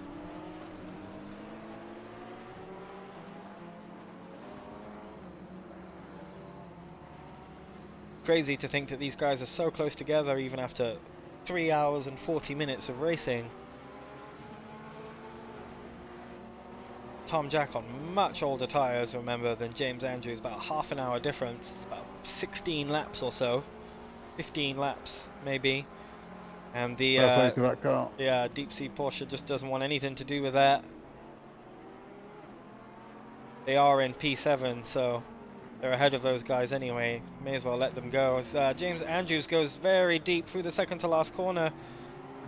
Oh, and Tom was well within his rights to kind of Verstapping him out wide. Oh, and then there's just a bit too much of a send there, I think, from James Andrews behind. Catch that again.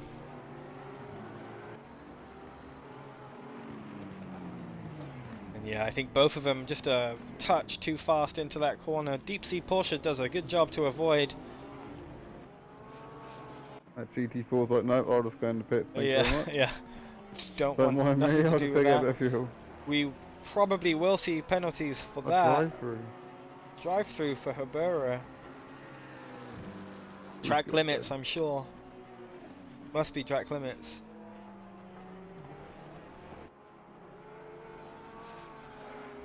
Oh well, they're still 2 laps ahead. James Andrews now back down to P11, but 5-second penalty for Thomas Jack, which means if James Andrews finishes within 5 seconds of Tom Jack, then he'll be promoted back to P10. I thought that battle would go on a bit longer. Those guys would like to race with each other quite a bit, so... Yeah, it's unfortunate. Yeah, maybe... Yeah, it's racing. It happens.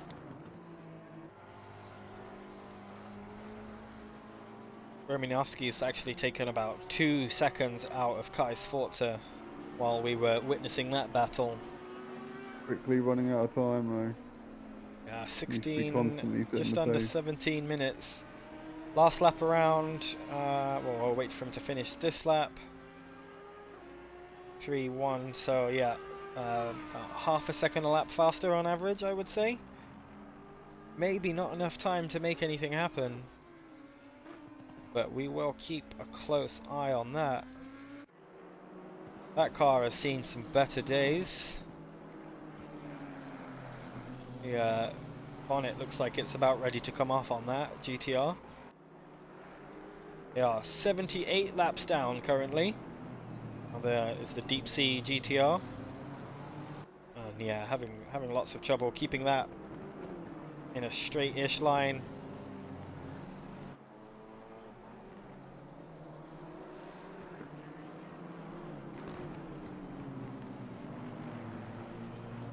Great livery on a great car though.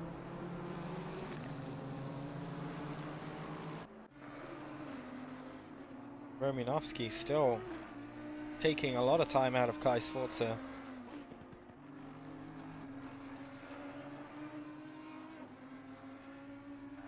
Hopefully if this if Kai can keep this together, Meatball Flag Deliberazione car can finish P2, which will be really impressive. I mean, I know they started first, but still.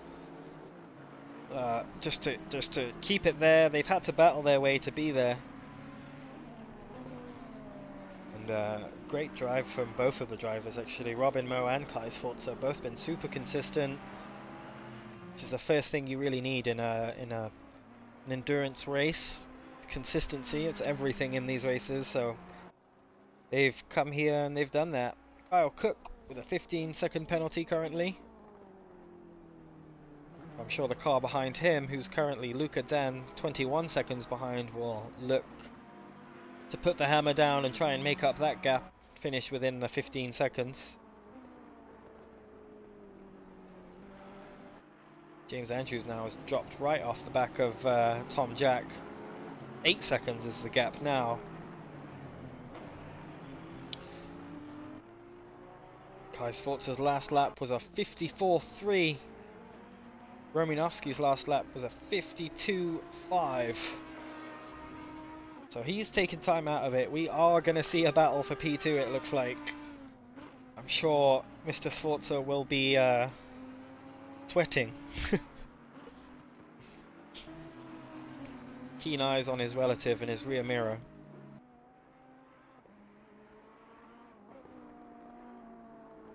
Okay, everybody now with the penalties, it's going to get quite confusing. Nobody really stands to gain anything apart from Luca Den, maybe, if he can make up 5 seconds. Akos Lovash, if he can make up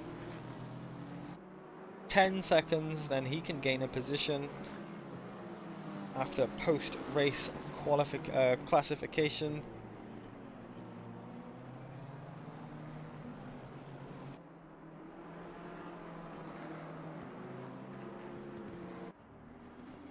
Turner Motorsport car currently stands to gain a position.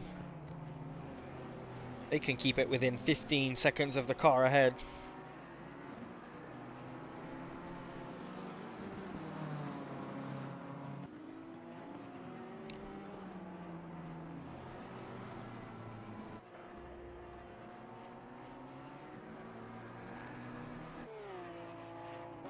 This man can't be slowed down.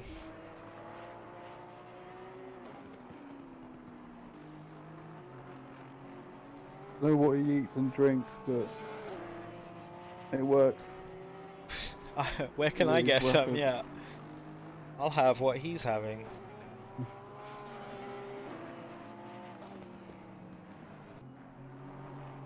Another dominant display. I mean, whenever we see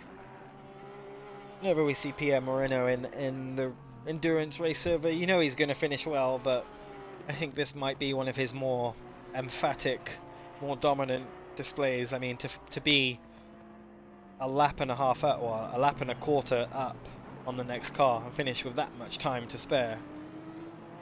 You know, in motorsport, that's an eternity. You know. And to do it from last, just do it from the pit lane, kind of crazy. Yeah, accidental tyre choice to first in the first stint. Yeah. Nuts. I mean, whatever. I'm sure they'll take that. Kai Sforza not too far, about 20 seconds and 1 lap behind Pierre Moreno, but catching up to him quickly. 11 minutes, just over 11 minutes to make up 10 seconds at about a second a lap faster. Romanovsky is, I don't know if he's got enough time to catch up. I think he's rapidly running out, isn't he? Yeah, he's trying. I think he's pushing. Yeah, I mean, putting in some really good times.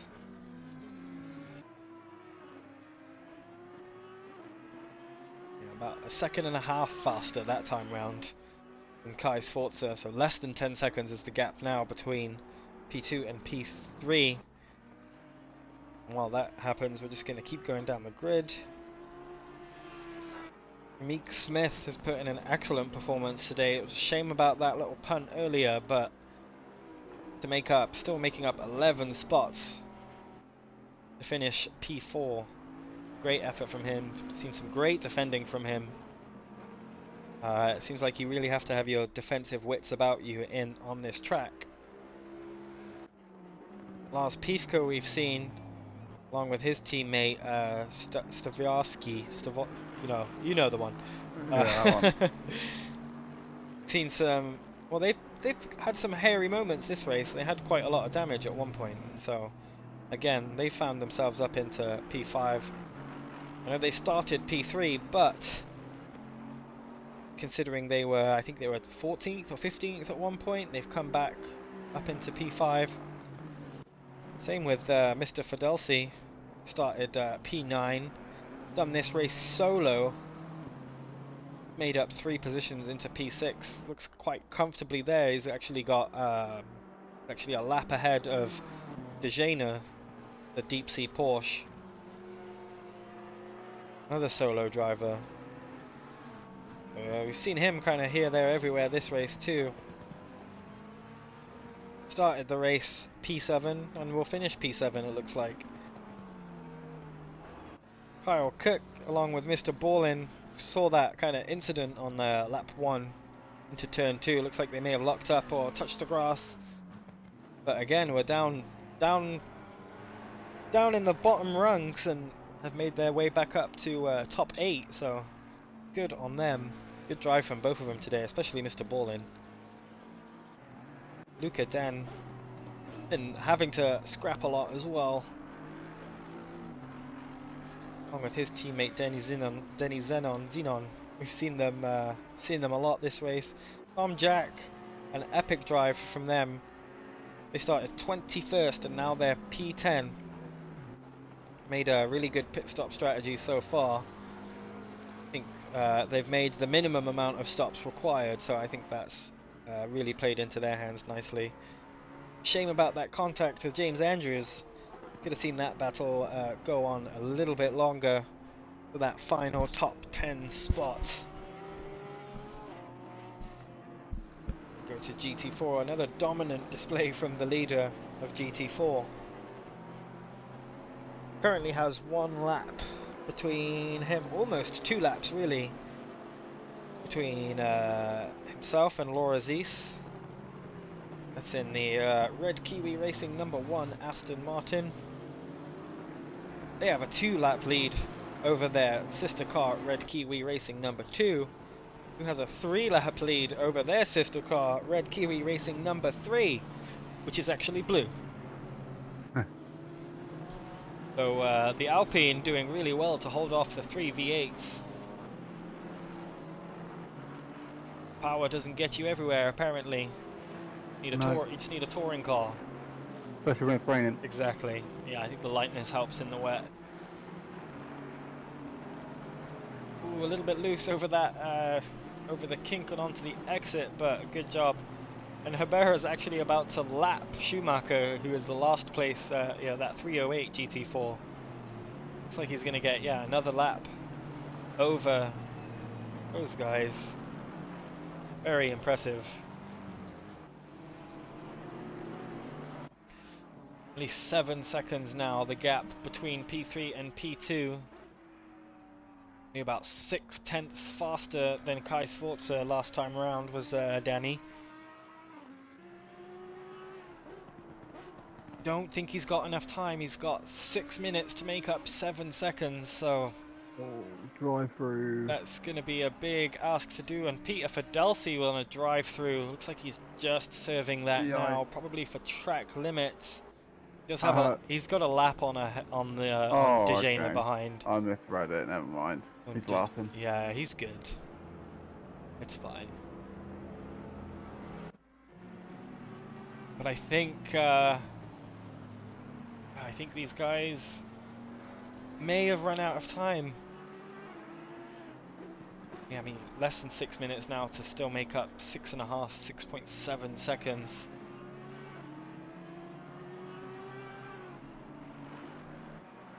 We see Kai Sforza just crossing the line, last lap at 153.4. Romanowski crosses the line, gets a 152.5, so a second a lap faster, but like I keep saying, I don't think he has enough time to do it. As well as, not only has he got to catch up to him, he's got to defend as well. It's been shown, like the inside here has just been very strong at most corners.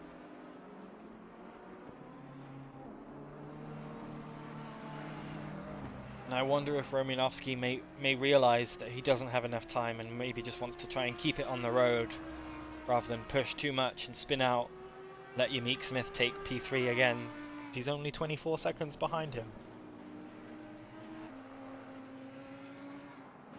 Everybody will be watching their track limits.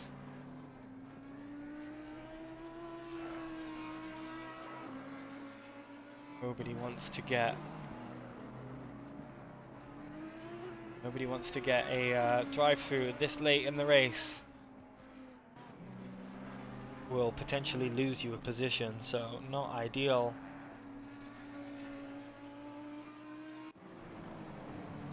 It also might depend on when the Team Spectre car parks. Not looking like he's gonna get the move done in time. Only less than 4 minutes now.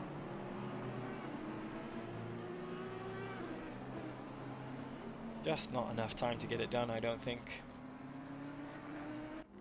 Go back here as Herrera looks to have lapped Lorazis again, but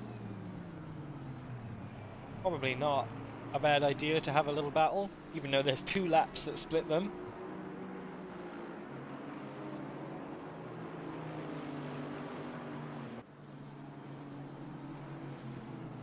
The three Red Kiwi cars actually really close to each other. Kai Sforza in the mix as well. 5.4 seconds now, the gap. Losing a bit of time as he tries to navigate the slower traffic. Clear now. Did lose a bit of time, Romanowski. Good to see how close they are now. About 2 corners separate them. Just under 3 minutes left to go. Fastest car last lap around was Pierre Moreno. Not surprised. Lots of penalties on the board. GT4's back markers. Oh, big shunt out of the way. Ooh. He will get a penalty for that. Yikes. That was the Turner Motorsport car. Oh. That like it was snapping away on. Just had to overslow, I think. Didn't realise he was checking up. Keep an eye out on next to this guy's timing, see if he doesn't get a penalty in the next 1 minute and 50 seconds. But now also has back down to 6 seconds to catch up Kai Sforza, so it does look to me like Kai Sforza will take P2. Great race from them. Would have won it if not for the absolute mental first stint from Pierre Moreno. I think that first stint alone he made up about 13, 14 positions. Thomas Jacks found his way to the back of Luca Den, so could get inside the top 10 still. Very similar lap time last time around, only 0.2 separating these two cars.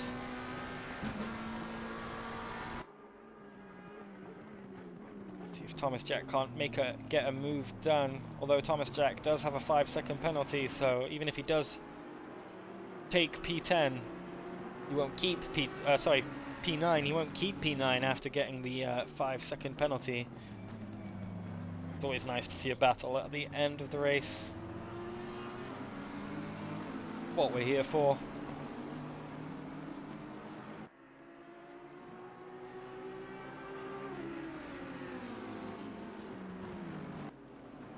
Looks like we're going to have one more then, doesn't it?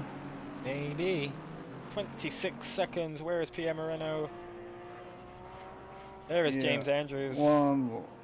Right, man. The leader is on the final lap. That's it, you heard the man. Last lap. Team's been absolutely mental today. We'll go back to this little battle.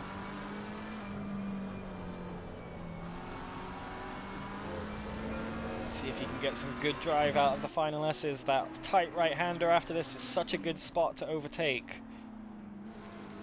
Kind of lick the stamp and send it and still make it work, because the exit of this corner is the widest part of the track. Luca Den holding the inside nicely there. Not giving Thomas Jack any daylight to look at.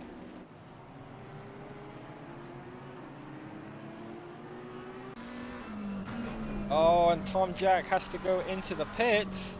That was the end of the race. Oh no, you have to do one more lap, didn't he? Yeah. Oh. He's hit his stint timer. That's the reason. Yeah. Yeah, that last stint was 1 minute 13. So yeah, only 2 minutes away from hitting the stint timer, so he just has to reset it. Question is, I don't think James Andrews is quite close enough. I don't think James Andrews is quite close enough to make up a position. But with Tom Jack's 5-second penalty anyway, even if he passed Den, the Audi, it wouldn't have mattered so much. As Pierre Moreno rounds the second to last corner of the last lap of the 4 hours of Hungaroring. There you see the white flag rolling. And he is your GT3 winner, along with Jürgen Zesheisen. Big weave, big flash. What a drive. Probably one of the best drives we've seen in a wet endurance race. A bold statement, but I'll say it.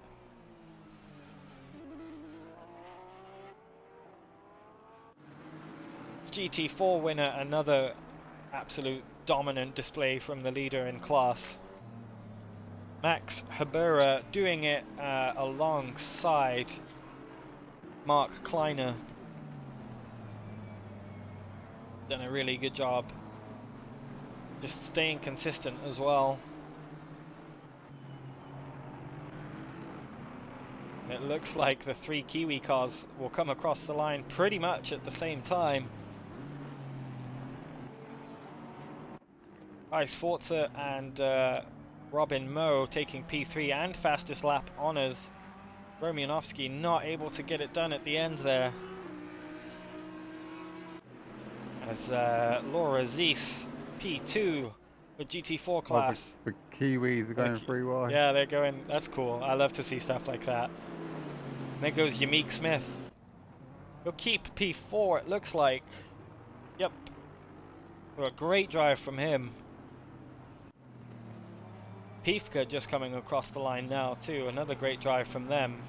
They started in P3, but given how much damage and just kind of bad luck they picked up today, I think they did a good job of coming back into the top 6.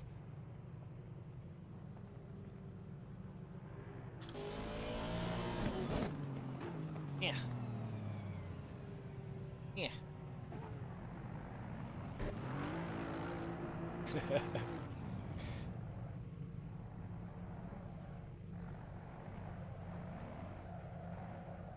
I'm going to leave you to do the final interviews if you're doing them. Yes. And yeah, thank you for having me. So I haven't been too chatty, but it's been fun to watch all the battles and Yeah, man. Thanks for coming along. everything in. Always And, good. yeah. Good to shout at stuff with you. Yeah, it was fun. It was a crazy drive, the weather Yeah. and all of that. It was good to watch all the different pit strategies and changing up early. And yeah, it was good. So yeah, thank you for having me, and I'll see you soon. Yeah, man. See you soon. Thanks again, Gonz, Bye-bye. for co-commentating. Meanwhile, let me get some interviews into here. Great race today. Lots of battles all throughout the field. Really enjoyed watching that one. I didn't think it was gonna be this wet. But I'm kind of glad it was, because it threw up so much uncertainty into the race.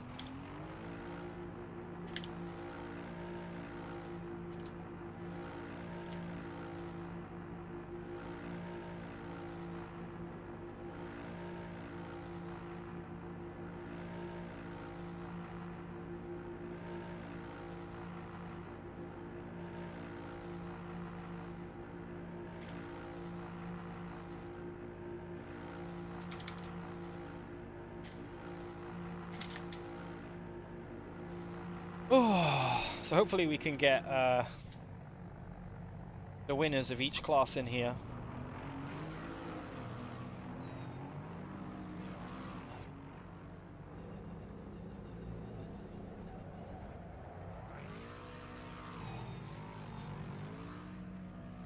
The cookie comes into the waiting room. And Dark too, so let's get your GT3 winners in here. Here they are, your GT3 winners, or should I say destroyers. What a drive, lads.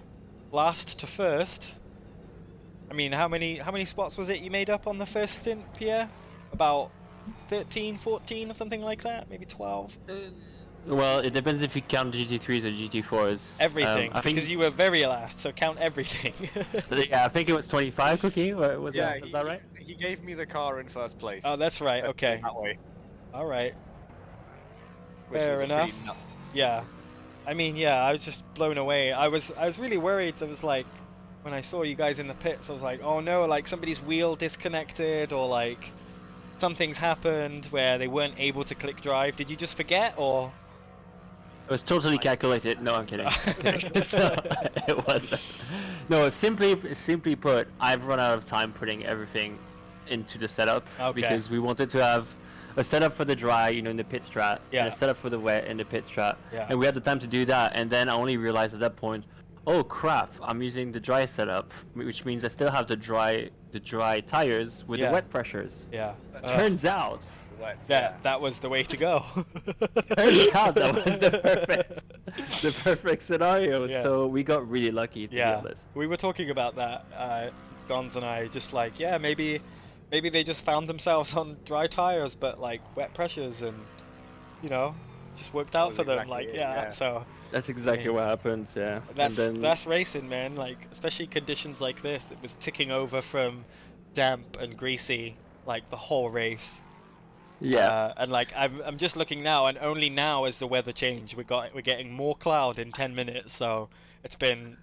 I thought the weather was bugged, but that shows me that it's not bugged. So It's just just weird. weird enough. That's what it is. Yeah. It's all the same. The funniest thing is we got out of the pits, on the start, and I said, "Oh, by the way, I'm on dry tires," and me and Cookie were like, "Oh, crap!" We're like, race over. End of the lap and lose the lap. Yeah. Yeah. Yeah.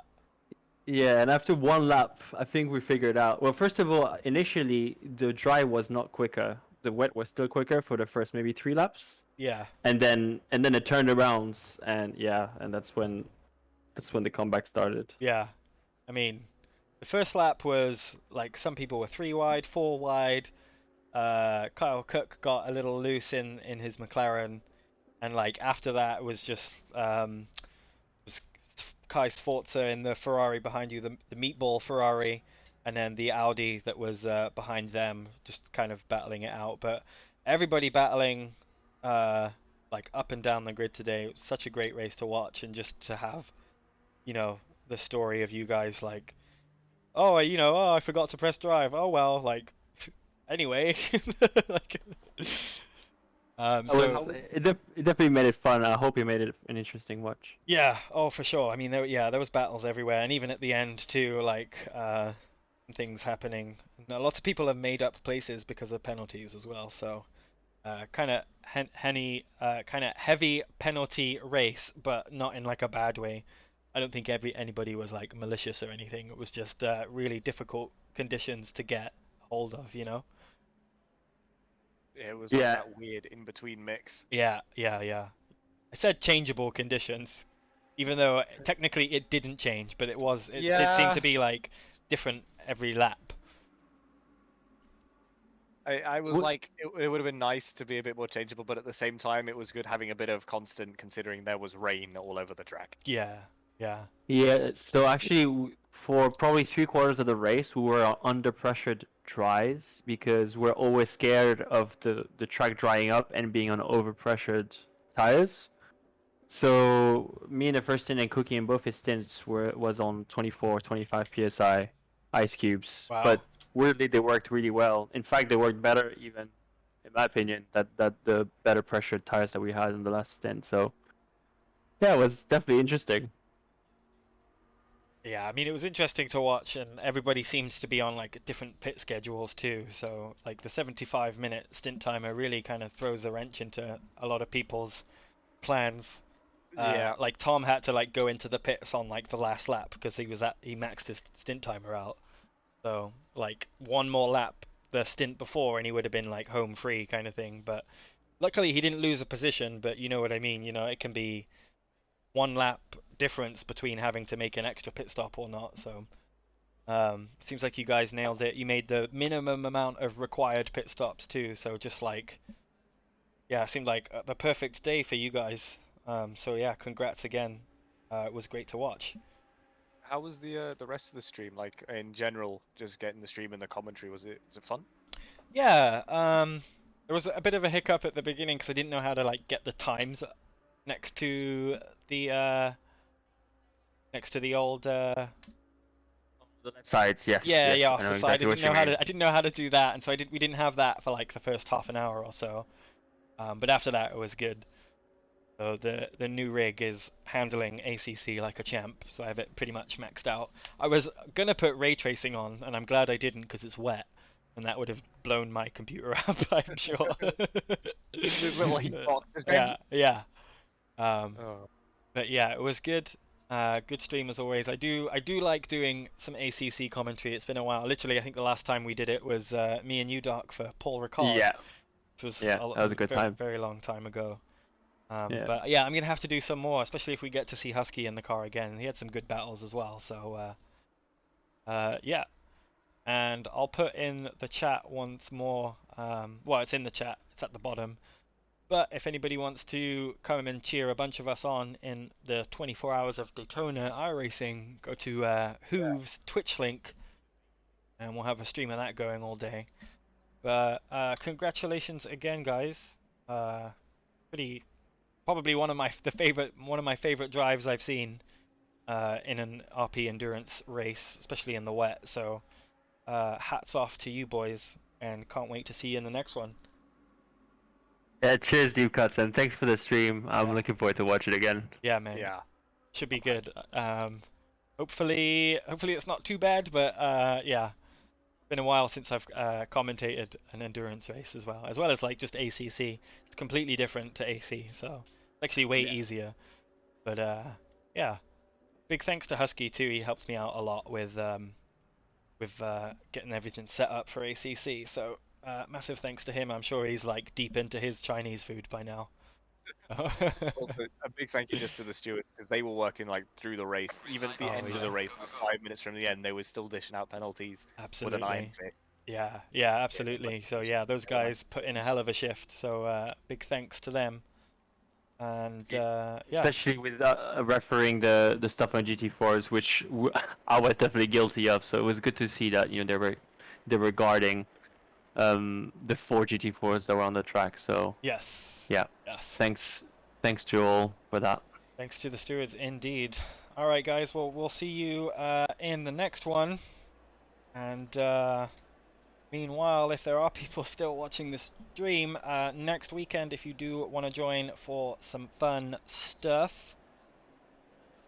where is it? There it is. We got this.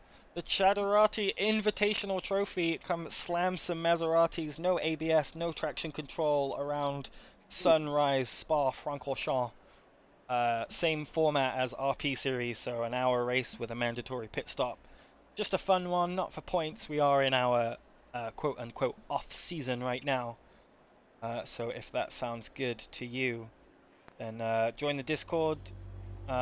Discord link is in the description of the video, as well as the poster that I'm showing right now. If you're not part of the Discord, slam yourself in there. Join up. Should be a fun race. But thank you to everyone, to racing, and yeah, especially the stewards and the organizers, and couldn't do all these wicked cool RP endurance events wasn't for people volunteering their time. So thanks to all of those guys, and yeah, we'll see you next time, whenever that is, but next week for sure, if you want to race. This has been Deep Cut. Commentating with me has been Gonz, and yeah, thanks again for watching.